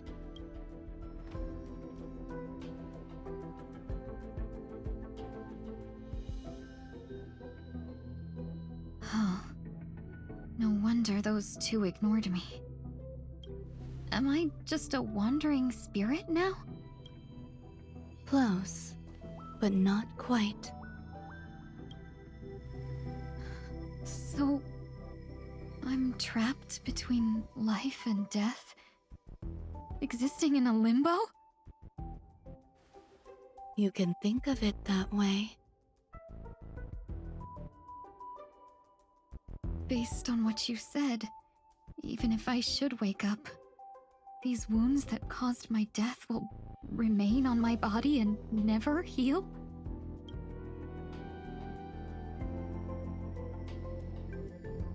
I don't understand. You appear to be trying to save me, Benefactor. But why are you telling me all this? It's a habit of mine. I believe everyone should have the right to choose whether they wish to return to this world or not. Be that as it may, I don't remember anything. There's nothing to help me make a choice. That doesn't matter. I believe the desire to live was born from nothing to begin with. You may also prove yourself to be the exception. I would also be pleased with that result.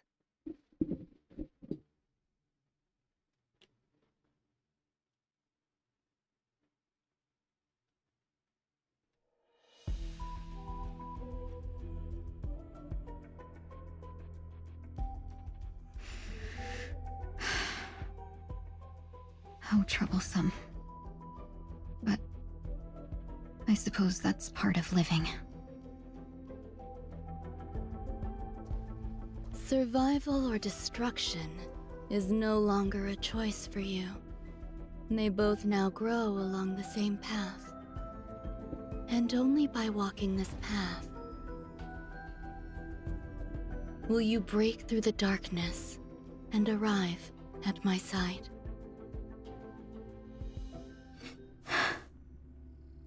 Feeling more awake? Congratulations. You attained your very first victory in this tug of war. It's a good start. This is... Let me explain. You were attacked by a Lord Ravager. By all rights, you should not have survived. But someone didn't agree with that assessment, and it just so happens I was able to fulfill his request. What about the other merchants? I don't know. Why me?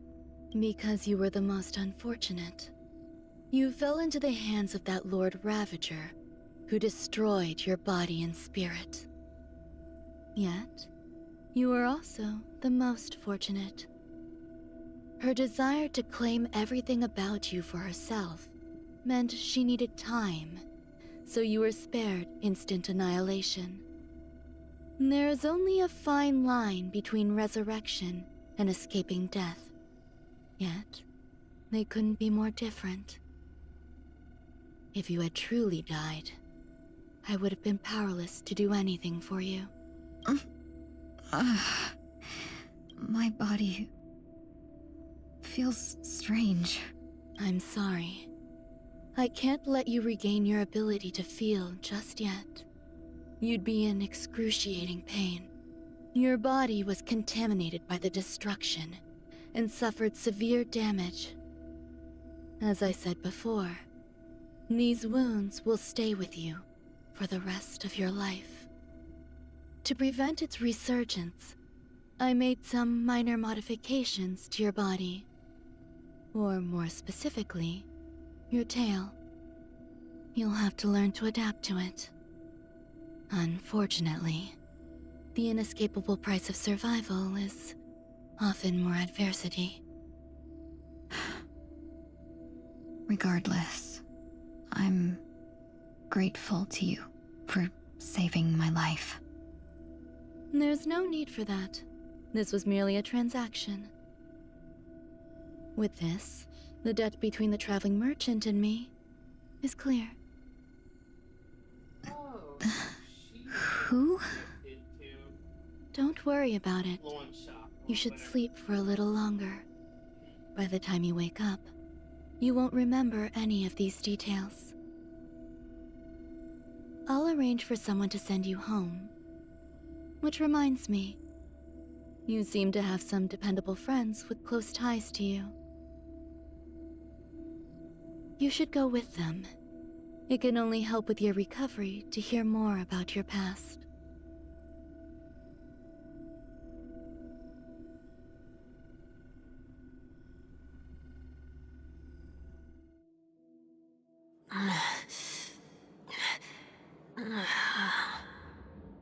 Are you all right? Did I pass out?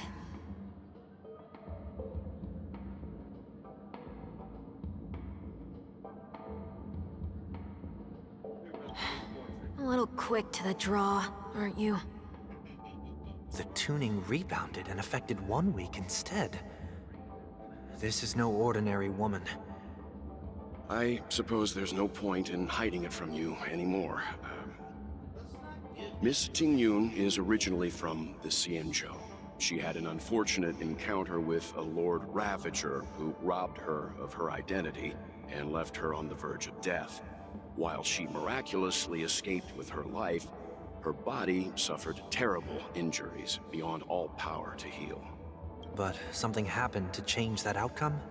Yes, a genius got involved. She's very accomplished in the field of life sciences and managed to grant Miss Tingyun a shot at survival. After that, she asked the Express to escort Miss Tingyun back home. We made a stop at Penacony along the way, partly to allow her some time to convalesce. I'm so sorry. I thought no one would be affected if I hid inside a dream. I didn't expect so many mishaps to happen. That's alright. So long as nobody was hurt. Can I get something to drink? I feel like I've been asleep for 10 years. That's fine. We should find another place to talk anyway. We drew some attention with that commotion earlier.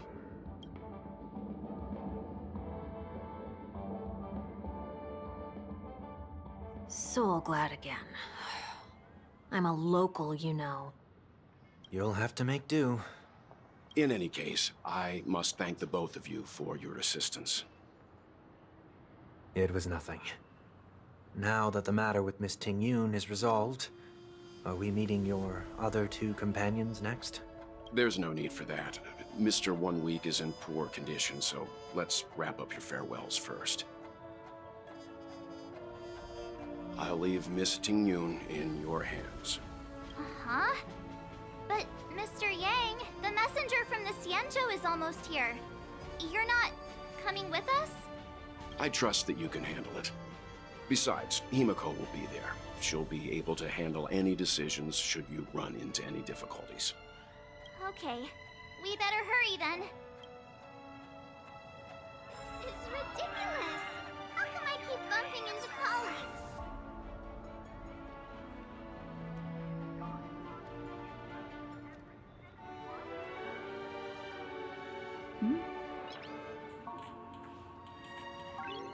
Alright, we're in mission. Alright, we're in quest 4 out of 6. And my time has run out. We're gonna do 3 more quests tomorrow and finally get into Amphorus.